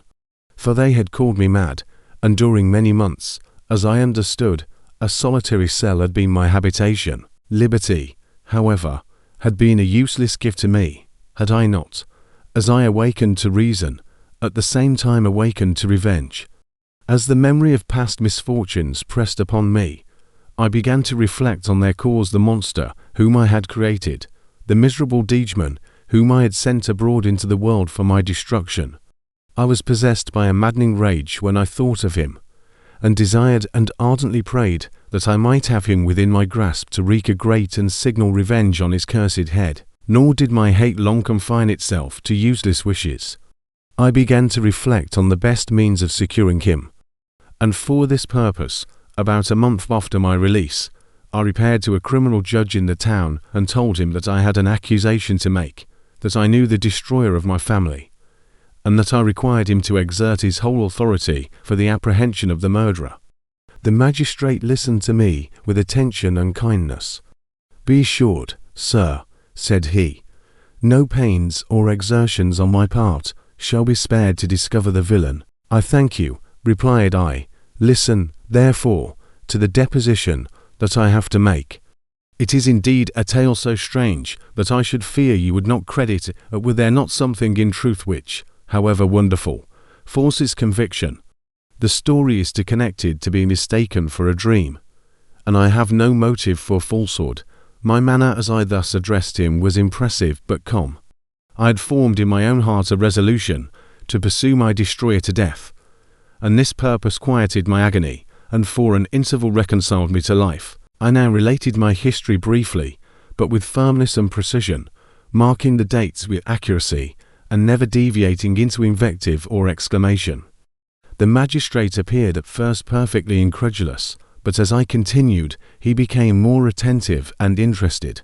I saw him sometimes shudder with horror, at others a lively surprise, and mingled with disbelief, was painted on his countenance.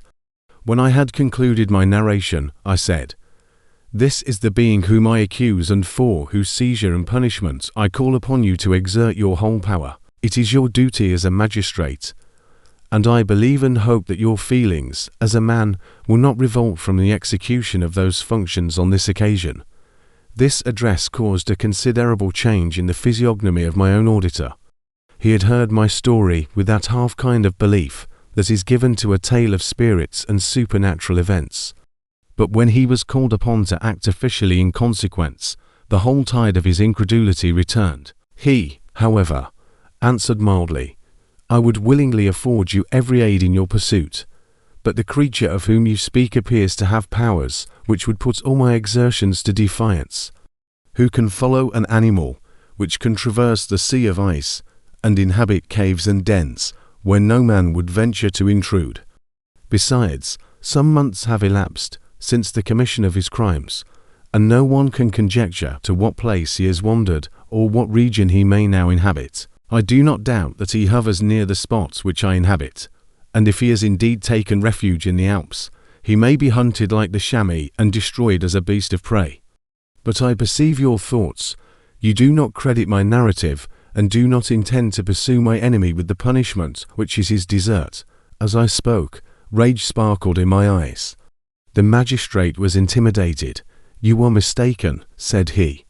"I will exert myself, and if it is in my power to seize the monster, be assured that he shall suffer punishment proportionate to his crimes. But I fear, from what you have yourself described to be his properties, that this will prove impracticable. And thus, while every proper measure is pursued, you should make up your mind to disappointment. That cannot be. But all that I can say will be of little avail. My revenge is of no moment to you. Yet, while I allow it to be a vice, I confess that it is the devouring and only passion of my soul. My rage is unspeakable when I reflect that the murderer, whom I have turned loose upon society, still exists. You refuse my just demand.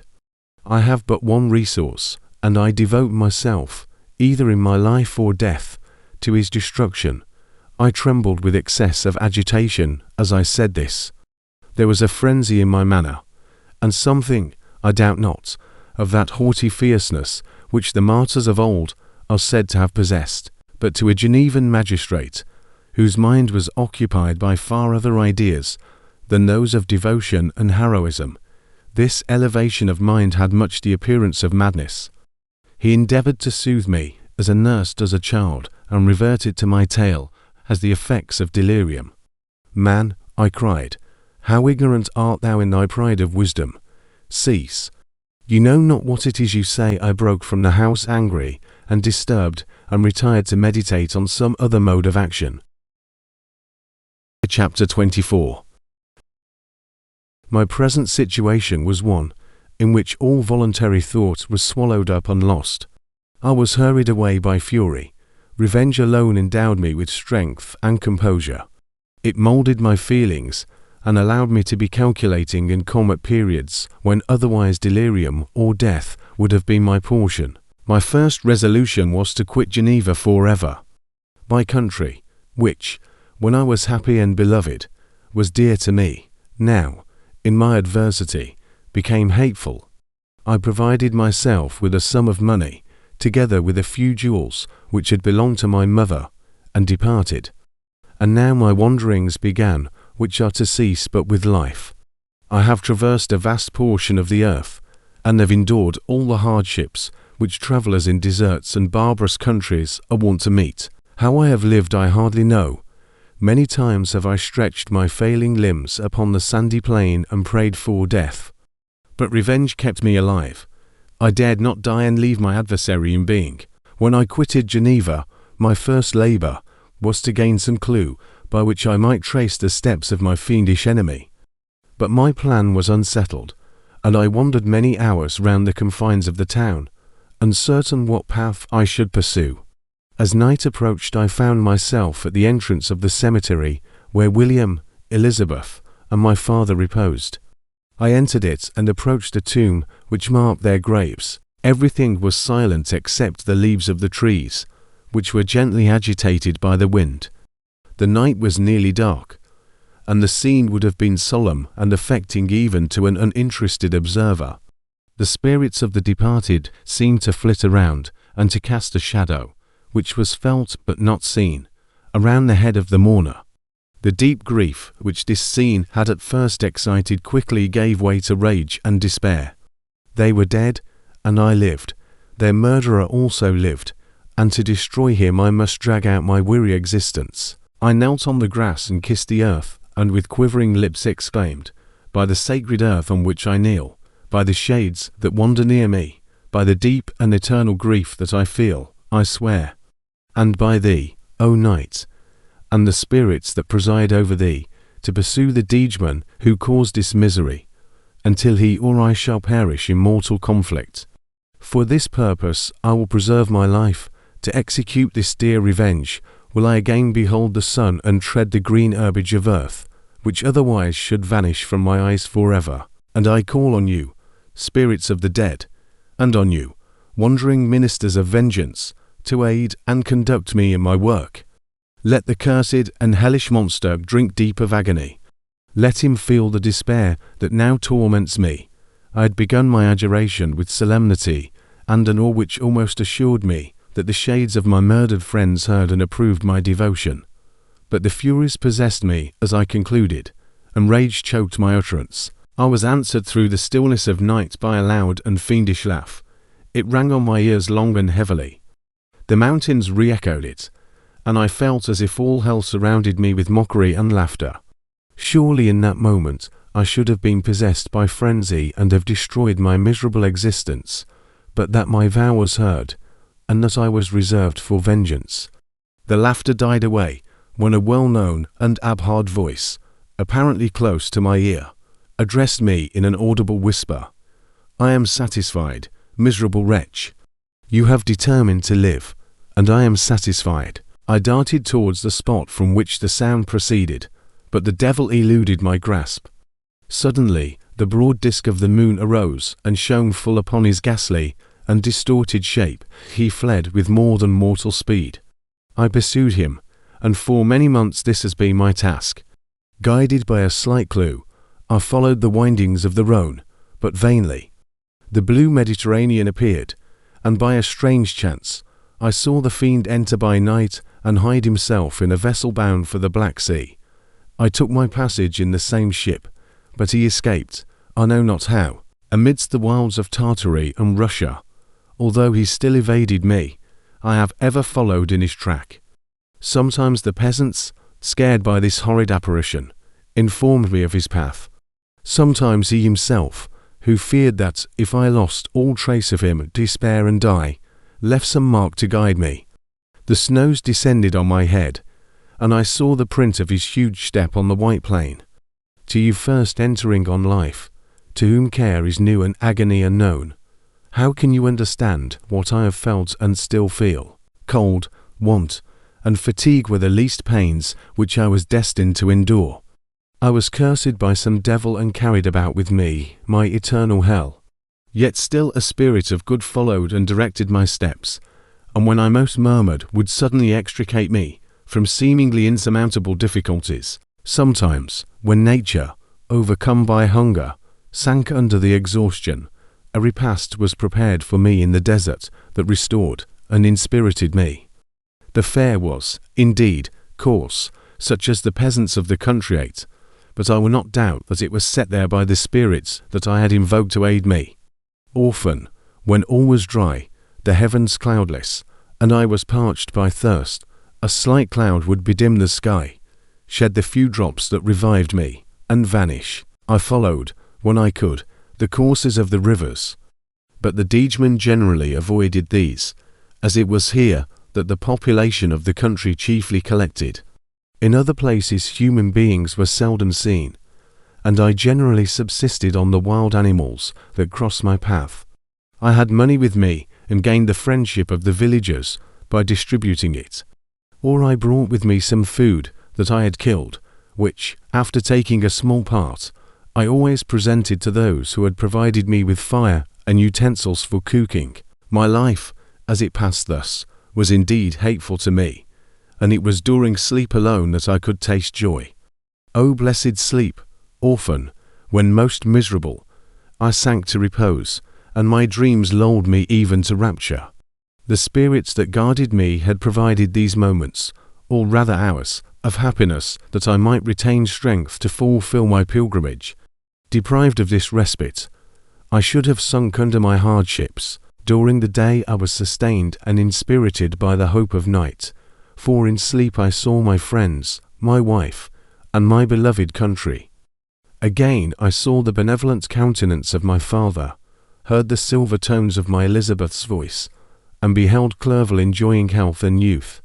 Often, when wearied by a toilsome march, I persuaded myself that I was dreaming until night should come, and that I should then enjoy reality in the arms of my dearest friends. What agonizing fondness did I feel for them! How did I cling to their dear forms, as sometimes they haunted even my waking hours, and persuade myself that they still lived. At such moments vengeance, that burned within me, died in my heart, and I pursued my path towards the destruction of the Degeman more as a task enjoined by heaven, as the mechanical impulse of some power of which I was unconscious, than as the ardent desire of my soul. What his feelings were whom I pursued I cannot know.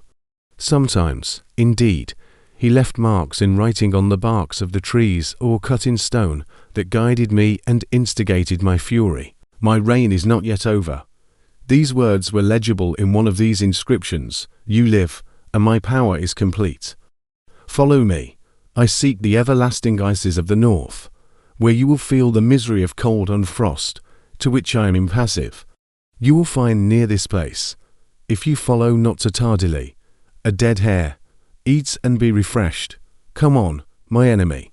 We have yet to wrestle for our lives, but many hard and miserable hours must you endure until that period shall arrive. Scoffing devil, again do I vow vengeance. Again do I devote thee, miserable fiend, to torture and death. Never will I give up my search until he or I perish. And then with what ecstasy shall I join my Elizabeth and my departed friends, who even now prepare for me the reward of my tedious toil and horrible pilgrimage. As I still pursued my journey to the northward, the snows thickened and the cold increased in a degree almost too severe to support. The peasants were shut up in their hovels, and only a few of the most hardy ventured forth to seize the animals whom starvation had forced from their hiding places to seek for prey. The rivers were covered with ice, and no fish could be procured. And thus I was cut off from my chief article of maintenance. The triumph of my enemy increased with the difficulty of my labours. One inscription that he left was in these words: Prepare, your toils only begin. Wrap yourself in furs and provide food, for we shall soon enter upon a journey where your sufferings will satisfy my everlasting hatred. My courage and perseverance were invigorated by these scoffing words. I resolved not to fail in my purpose, and calling on heaven to support me, I continued with unabated fervour to traverse immense deserts, until the ocean appeared at a distance and formed the utmost boundary of the horizon. Oh, how unlike it was to the blue seasons of the south! Covered with ice, it was only to be distinguished from land by its superior wildness and ruggedness. The Greeks wept for joy when they beheld the Mediterranean from the hills of Asia, and hailed with rapture the boundary of their toils. I did not weep, but I knelt down, and with a full heart thanked my guiding spirit for conducting me in safety to the place where I hoped, notwithstanding my adversary's jibe, to meet and grapple with him. Some weeks before this period I had procured a sledge and dogs, and thus traversed the snows with inconceivable speed. I know not whether the fiend possessed the same advantages, but I found that, as before I had daily lost ground in the pursuit, I now gained on him, so much so that when I first saw the ocean he was but 1 day's journey in advance, and I hoped to intercept him before he should reach the beach. With new courage, therefore, I pressed on, and in 2 days arrived at a wretched hamlet on the seashore.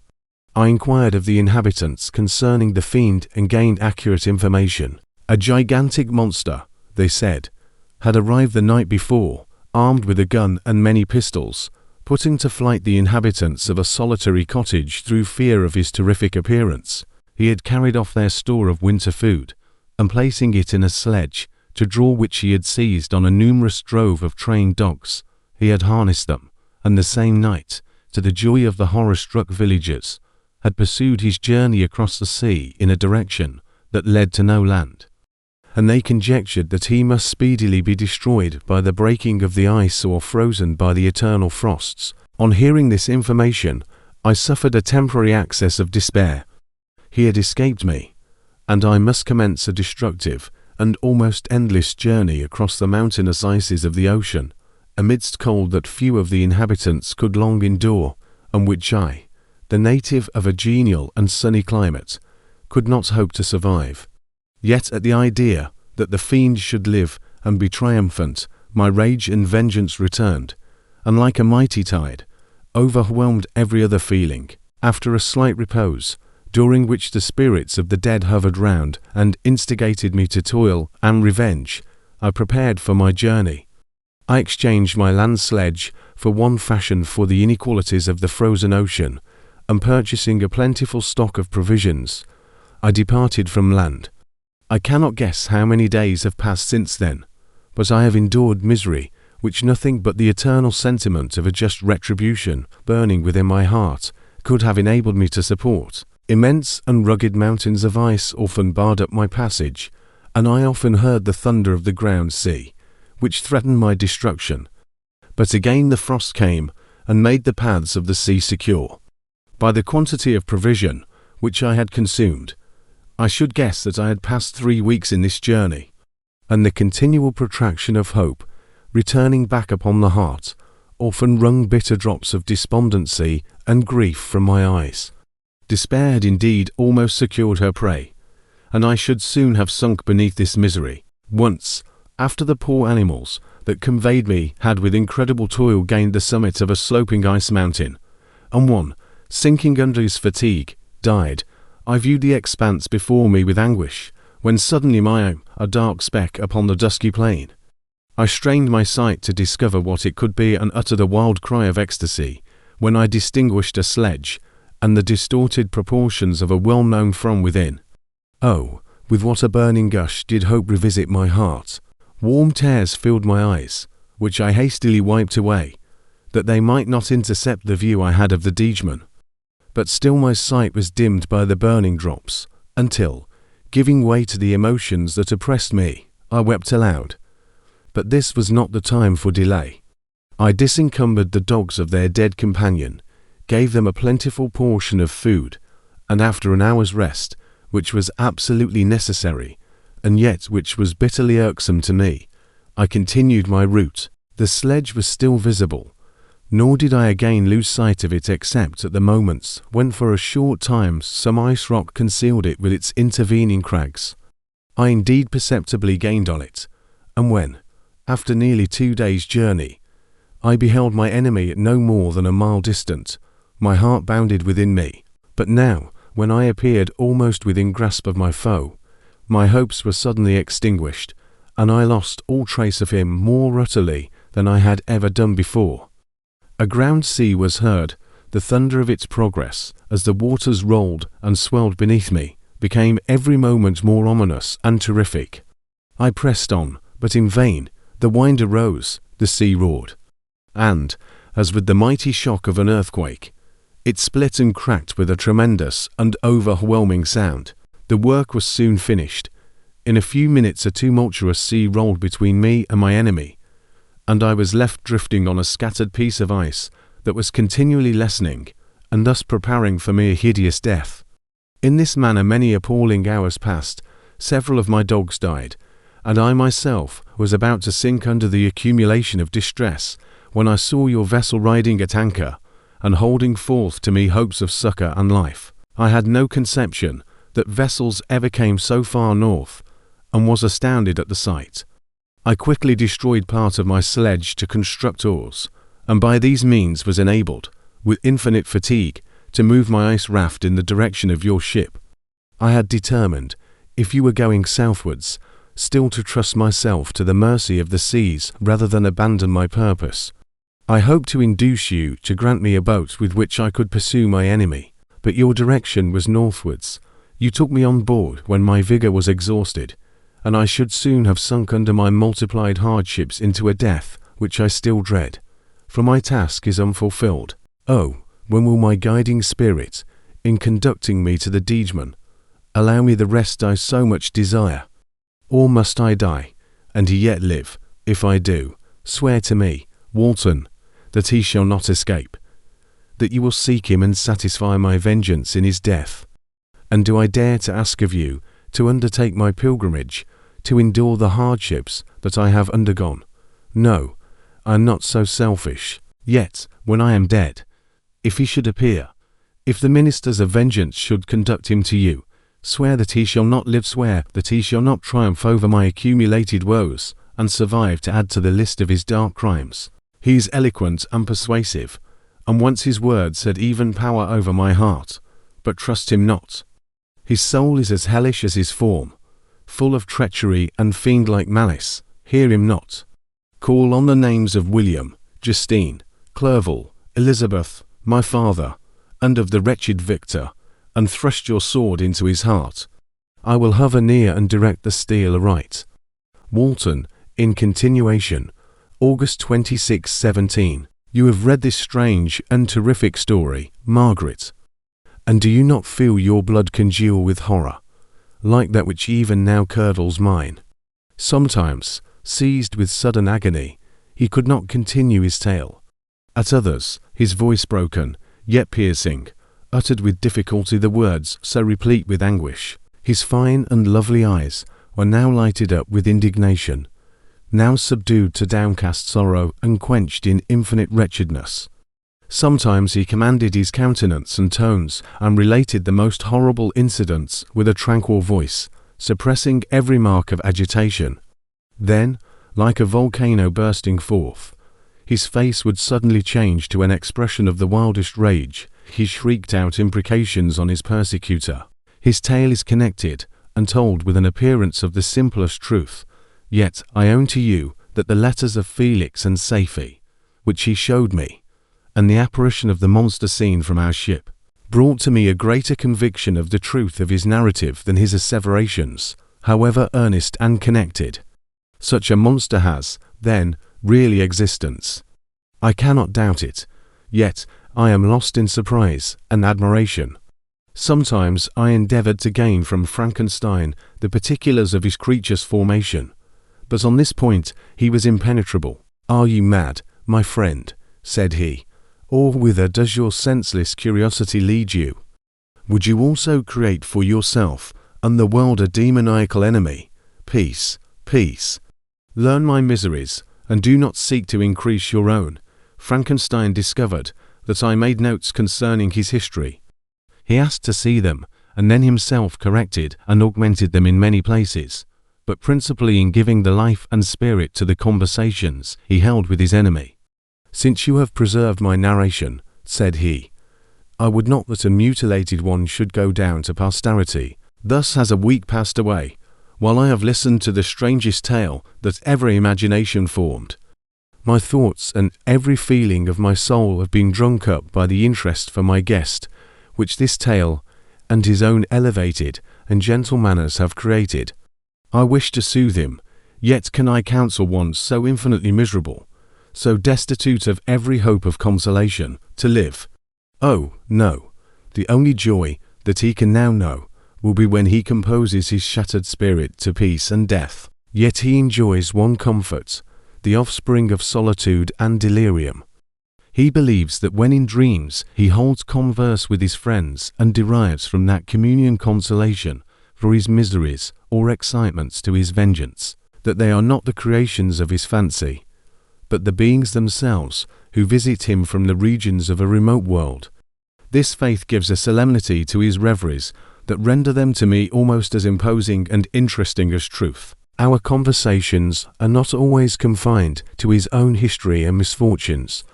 On every point of general literature, he displays unbounded knowledge and a quick and piercing apprehension.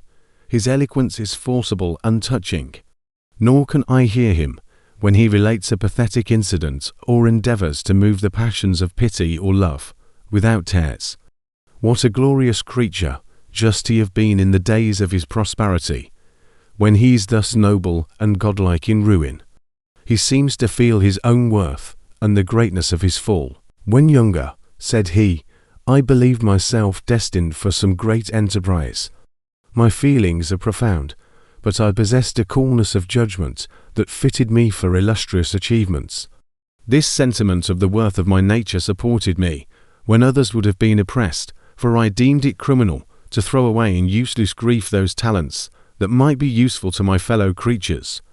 When I reflected on the work I had completed, no less a one than the creation of a sensitive and rational animal, I could not rank myself with the herd of common projectors. But this thought, which supported me in the commencement of my career, now serves only to plunge me lower in the dust. All my speculations and hopes are as nothing, and like the archangel who aspired to omnipotence, I am chained in an eternal hell. My imagination was vivid, yet my powers of analysis and application were intense. By the union of these qualities, I conceived the idea and executed the creation of a man. Even now I cannot recollect without passion my reveries, while the work was incomplete. I trod heaven in my thoughts, now exulting in my powers, now burning with the idea of their effects. From my infancy I was imbued with high hopes and a lofty ambition. But how am I sunk?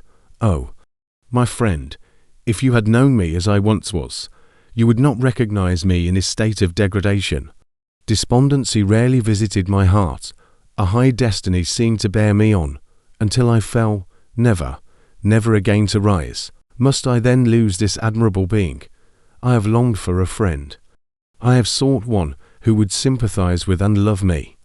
Behold, on these desert seas I have found such a one, but I fear I have gained him only to know his value and lose him. I would reconcile him to life, but he repulses the idea. I thank you, Walton, he said, for your kind intentions towards so miserable a wretch. But when you speak of new ties and fresh affections, think you that any can replace those who are gone? Can any man be to me as Clerval was, or any woman another Elizabeth? Even where the affections are not strongly moved by any superior excellence, the companions of our childhood always possess a certain power over our minds, which hardly any later friend can obtain. They know our infantine dispositions, which, however they may be afterwards modified, are never eradicated, and they can judge of our actions with more certain conclusions as to the integrity of our motives. A sister or a brother can never, unless indeed such symptoms have been shown early, suspect the other of fraud or false dealing, when another friend, however strongly he may be attached, may, in spite of himself, be contemplated with suspicion. But I enjoyed friends, dear not only through habit and association, but from their own merits. And wherever I am, the soothing voice of my Elizabeth and the conversation of Clerval will be ever whispered in my ear. They are dead, and but one feeling in such a solitude can persuade me to preserve my life. If I were engaged in any high undertaking or design, fraught with extensive utility to my fellow creatures, then could I live to fulfill it. But such is not my destiny. I must pursue and destroy the being to whom I gave existence. Then my lot on earth will be fulfilled, and I may die. My beloved sister, September to D. I write to you, encompassed by peril and ignorant whether I am ever doomed to see again dear England and the dearer friends that inhabit it. I am surrounded by mountains of ice which admit of no escape and threaten every moment to crush my vessel. The brave fellows whom I have persuaded to be my companions look towards me for aid, but I have none to bestow. There is something terribly appalling in our situation, yet my courage and hopes do not desert me. Yet it is terrible to reflect that the lives of all these men are endangered through me. If we are lost, my mad schemes are the cause. And what, Margaret, will be the state of your mind? You will not hear of my destruction, and you will anxiously await my return. Years will pass, and you will have visitings of despair, and yet be tortured by hope. Oh, my beloved sister, the sickening failing of your heartfelt expectations is, in prospect, more terrible to me than my own death. But you have a husband and lovely children. You may be happy. Heaven bless you and make you so. My unfortunate guest regards me with the tenderest compassion. He endeavours to fill me with hope and talks as if life were a possession, which he valued. He reminds me how often the same accidents have happened to other navigators who have attempted this sea, and in spite of myself, he fills me with cheerful auguries. Even the sailors feel the power of his eloquence. When he speaks, they no longer despair. He rouses their energies, and while they hear his voice they believe these vast mountains of ice are molehills which will vanish before the resolutions of man. These feelings are transitory. Each day of expectation delayed fills them with fear, and I almost dread a mutiny caused by this despair. September 5th. A scene has just passed of such uncommon interest that, although it is highly probable that these papers may never reach you, yet I cannot forbear recording it. We are still surrounded by mountains of ice, still in imminent danger of being crushed in their conflict. The cold is excessive, and many of my unfortunate comrades have already found a grave amidst this scene of desolation. Frankenstein has daily declined in health. A feverish fire still glimmers in his eyes, but he is exhausted, and when suddenly roused to any exertion, he speedily sinks again into apparent lifelessness. I mentioned in my last letter the fears I entertained of a mutiny. This morning, as I sat watching the wan countenance of my friend, his eyes half closed and his limbs hanging listlessly, I was roused by half a dozen of the sailors, who demanded admission into the cabin. They entered, and their leader addressed me. He told me that he and his companions had been chosen by the other sailors to come in deputation to me to make me a requisition, which, in justice, I could not refuse. We were immured in ice, and should probably never escape, but they feared that if, as was possible, the ice should dissipate and the free passage be opened, I should be rash enough to continue my voyage and lead them into fresh dangers, after they might happily have surmounted this. They insisted, therefore, that I should engage with a solemn promise that if the vessel should be freed I would instantly direct my course southwards. This speech troubled me. I had not despaired, nor had I yet conceived the idea of returning if set free. Yet could I, in justice, or even in possibility, refuse this demand? I hesitated before I answered, when Frankenstein, who had at first been silent, and indeed appeared hardly to have force enough to attend, now roused himself. His eyes sparkled, and his cheeks flushed with momentary vigor. Turning towards the men, he said, "What do you mean? What do you demand of your captain? Are you, then, so easily turned from your design? Did you not call this a glorious expedition? And wherefore was it glorious? Not because the way was smooth and placid as a southern sea, but because it was full of dangers and terror, because at every new incident your fortitude was to be called forth and your courage exhibited, because danger and death surrounded it, and these you were to brave and overcome. For this was it a glorious, for this was it an honourable undertaking. You were hereafter to be hailed as the benefactors of your species, your names adored as belonging to brave men who encountered death for honour and the benefit of mankind. And now, behold, with the first imagination of danger, or, if you will, the first mighty and terrific trial of your courage, you shrink away and are content to be handed down as men who had not strength enough to endure cold and peril. And so, poor souls, they were chilly and returned to their warm firesides. Why, that requires not this preparation. You need not have come thus far and dragged your captain to the shame of a defeat merely to prove yourselves cowards. Oh, be men, or be more than men. Be steady to your purposes and firm as a rock. This ice is not made of such stuff as your hearts may be. It is mutable and cannot withstand you if you say that it shall not. Do not return to your families with the stigma of disgrace marked on your brows. Return as heroes who have fought and conquered, and who know not what it is to turn their backs on the foe. He spoke this with a voice so modulated to the different feelings expressed in his speech, with an eye so full of lofty design and heroism, that can you wonder that these men were moved? They looked at one another, and were unable to reply. I spoke. I told them to retire and consider of what had been said, that I would not lead them farther north, if they strenuously desired the contrary, but that I hoped that, with reflection, their courage would return. They retired, and I turned towards my friend, but he was sunk in languor and almost deprived of life. How all this will terminate, I know not, but I had rather die than return shamefully, my purpose unfulfilled, yet I fear such will be my fate. The men, unsupported by ideas of glory and honour, can never willingly continue to endure their present hardships. September 7th. The die is cast. I have consented to return if we are not destroyed. Thus are my hopes blasted by cowardice and indecision. I come back ignorant and disappointed. It requires more philosophy than I possess to bear this injustice with patience. September 12th. It is past. I am returning to England. I have lost my hopes of utility and glory. I have lost my friend. But I will endeavour to detail these bitter circumstances to you, my dear sister.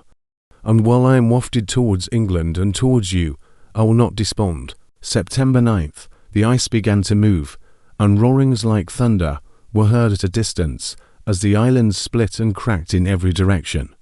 We were in the most imminent peril, but as we could only remain passive, my chief attention was occupied by my unfortunate guest, whose illness increased in such a degree that he was entirely confined to his bed.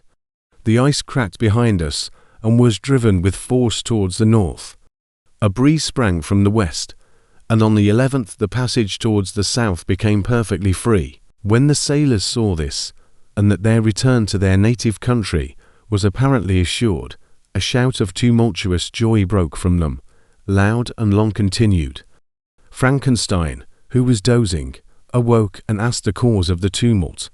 "They shout," I said, "because they will soon return to England." "Do you, then, really return?" "Alas, yes. I cannot withstand their demands. I cannot lead them unwillingly to danger, and I must return. Do so, if you will." "But I will not. You may give up your purpose, but mine is assigned to me by heaven, and I dare not. I am weak, but surely the spirits who assist my vengeance will endow me with sufficient strength." Saying this, he endeavoured to spring from the bed, but the exertion was too great for him. He fell back and fainted. It was long before he was restored, and I often thought that life was entirely extinct. At length he opened his eyes, he breathed with difficulty, and was unable to speak. The surgeon gave him a composing draught and ordered us to leave him undisturbed. In the meantime, he told me that my friend had certainly not many hours to live. His sentence was pronounced, and I could only grieve and be patient. I sat by his bed, watching him. His eyes were closed, and I thought he slept. But presently he called to me in a feeble voice, and bidding me come near, said, "Alas, the strength I relied on is gone. I feel that I shall soon die, and he, my enemy and persecutor, may still be in being. Think not, Walton, that in the last moments of my existence I feel that burning hatred and ardent desire of revenge I once expressed. But I feel myself justified in desiring the death of my adversary. During these last days I have been occupied in examining my past conduct, nor do I find it blamable. In a fit of enthusiastic madness I created a rational creature, and was bound towards him to assure, as far as was in my power, his happiness and well-being. This was my duty, but there was another still paramount to that. My duties towards the beings of my own species had greater claims to my attention, because they included a greater proportion of happiness or misery. Urged by this view, I refused, and I did right in refusing, to create a companion for the first creature. He showed unparalleled malignity and selfishness in evil. He destroyed my friends. He devoted to destruction beings who possessed exquisite sensations, happiness, and wisdom. Nor do I know where this thirst for vengeance may end. Miserable himself, that he may render no other wretched, he ought to die. The task of his destruction was mine, but I have failed. When actuated by selfish and vicious motives, I asked you to undertake my unfinished work, and I renew this request now, when I am only induced by reason and virtue. Yet I cannot ask you to renounce your country and friends to fulfill this task. And now that you are returning to England, you will have little chance of meeting with him. But the consideration of these points, and the well-balancing of what you may esteem your duties, I leave to you. My judgment and ideas are already disturbed by the near approach of death. I dare not ask you to do what I think right, for I may still be misled by passion. That he should live to be an instrument of mischief disturbs me. In other respects, this hour, when I momentarily expect my release, is the only happy one, which I have enjoyed for several years. The forms of the beloved dead flit before me, and I hasten to their arms. Farewell, Walton. Seek happiness in tranquility and avoid ambition, even if it be only the apparently innocent one of distinguishing yourself in science and discoveries. Yet why do I say this? I have myself been blasted in these hopes. Yet another may succeed. His voice became fainter as he spoke, and at length, exhausted by his efforts, he sank into silence. About half an hour afterwards he attempted again to speak, but was unable. He pressed my hand feebly, and his eyes closed forever, while the irradiation of a gentle smile passed away from his lips. Margaret, what comment can I make on the untimely extinction of this glorious spirit? What can I say that will enable you to understand the depth of my sorrow? All that I should express would be inadequate and feeble. My tears flow. My mind is overshadowed by a cloud of disappointment. But I journey towards England, and I may there find consolation. I am interrupted. What do these sounds portend? It is midnight. The breeze blows fairly, and the watch on deck scarcely stir. Again there is a sound as of a human voice, but hoarser. It comes from the cabin, where the remains of Frankenstein still lie. I must arise and examine. Good night, my sister. Great God, what a scene has just taken place! I am yet dizzy with the remembrance of it. I hardly know whether I shall have the power to detail it. Yet the tale which I have recorded would be incomplete without this final and wonderful catastrophe. I entered the cabin, where lay the remains of my ill-fated and admirable friend. Over him hung a form which I cannot find words to describe, gigantic in stature, yet uncouth and distorted in its proportions. As he hung over the coffin, his face was concealed by long locks of ragged hair, but one vast hand was extended, in colour and apparent texture like that of a mummy. When he heard the sound of my approach, he ceased to utter exclamations of grief and horror, and sprung towards the window. Never did I behold a vision so horrible as his face, of such loathsome, appalling hideousness. I shut my eyes involuntarily, and endeavoured to recollect what were my duties with regard to this destroyer. I called on him to stay. He paused, looking on me with wonder, and again turning towards the lifeless form of his creator, he seemed to forget my presence, and every feature and gesture seemed instigated by the wildest rage of some uncontrollable passion. "That is also my victim," he exclaimed. "In his murder my crimes are consummated. The miserable series of my being is wound to its close. Oh, Frankenstein, generous and self-devoted being, what does it avail that I now ask thee to pardon me?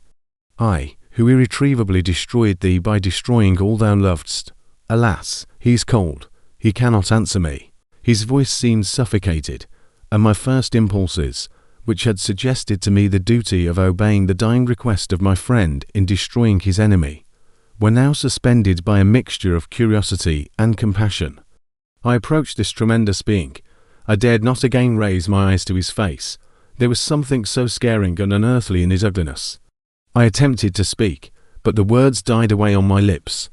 The monster continued to utter wild and incoherent self-reproaches.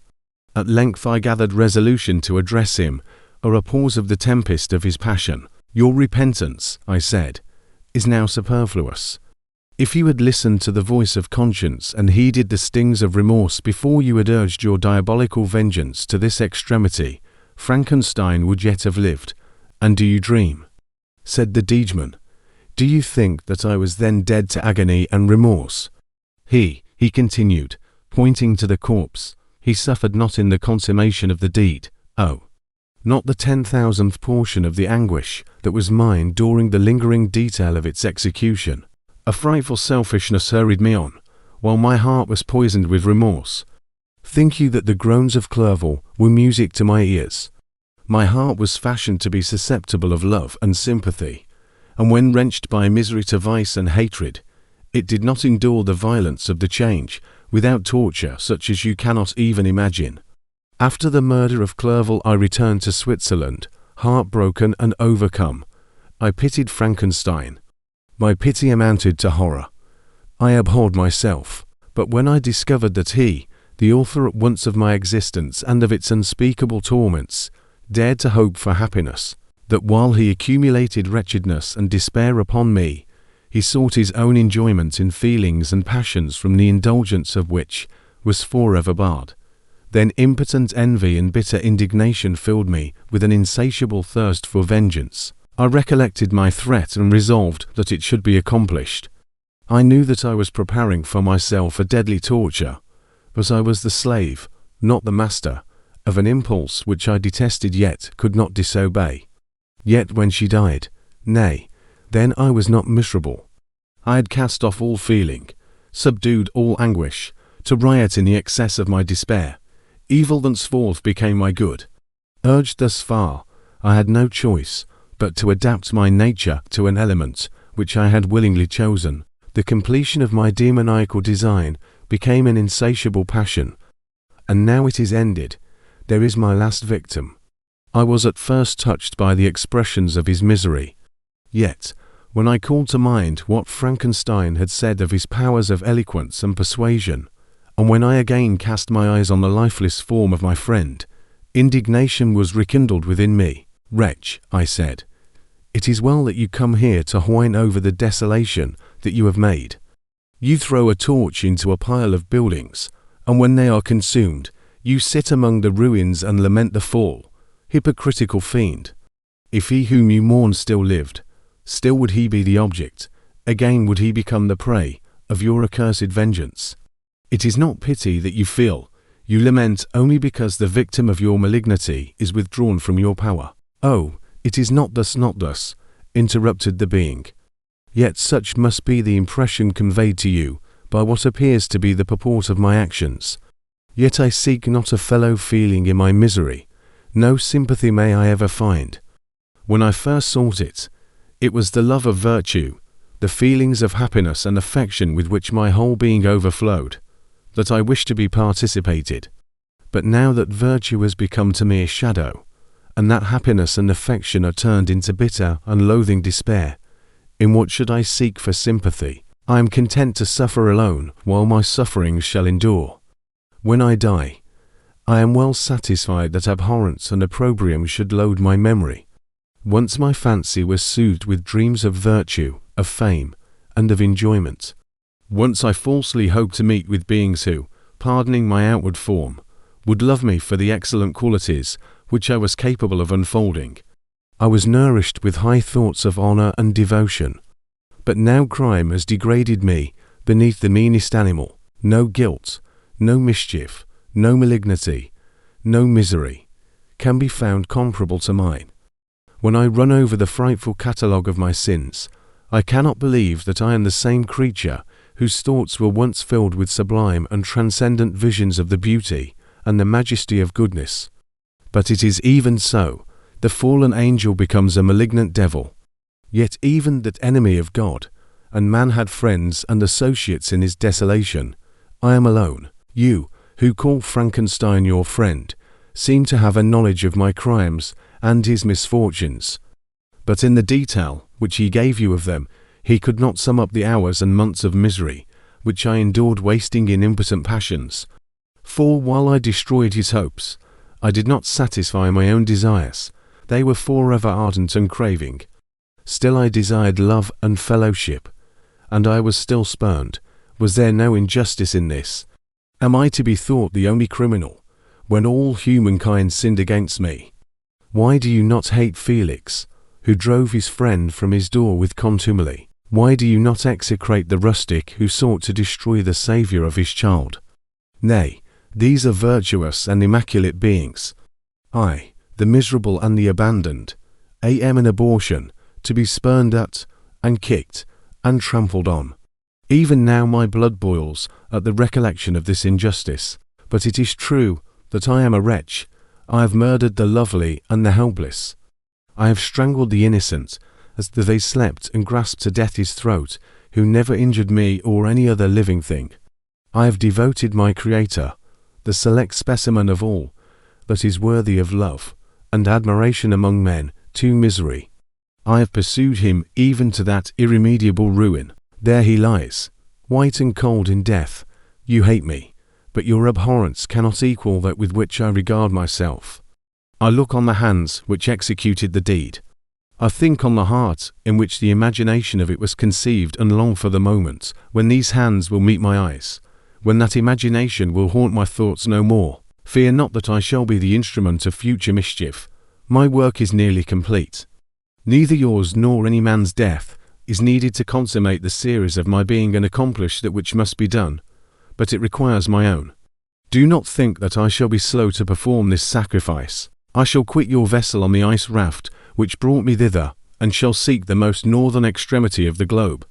I shall collect my funeral pile, and consume to ashes this miserable frame, that its remains may afford no light to any curious and unhallowed wretch who would create such another as I have been. I shall die. I shall no longer feel the agonies which now consume me, or be the prey of feelings unsatisfied, yet unquenched. He's dead who called me into being, and when I shall be no more, the very remembrance of us both will speedily vanish. I shall no longer see the sun or stars, or feel the wine's play on my cheeks. Light, feeling, and sense will pass away, and in this condition must I find my happiness. Some years ago, when the images which this world affords first opened upon me, when I felt the cheering warmth of summer and heard the rustling of the leaves and the warbling of the birds, and these were all to me, I should have wept to die.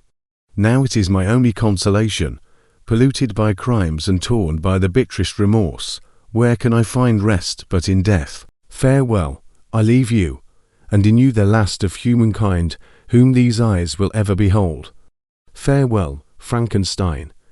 If thou wert yet alive, and yet cherished a desire of revenge against me, it would be better satiated in my life than in my destruction.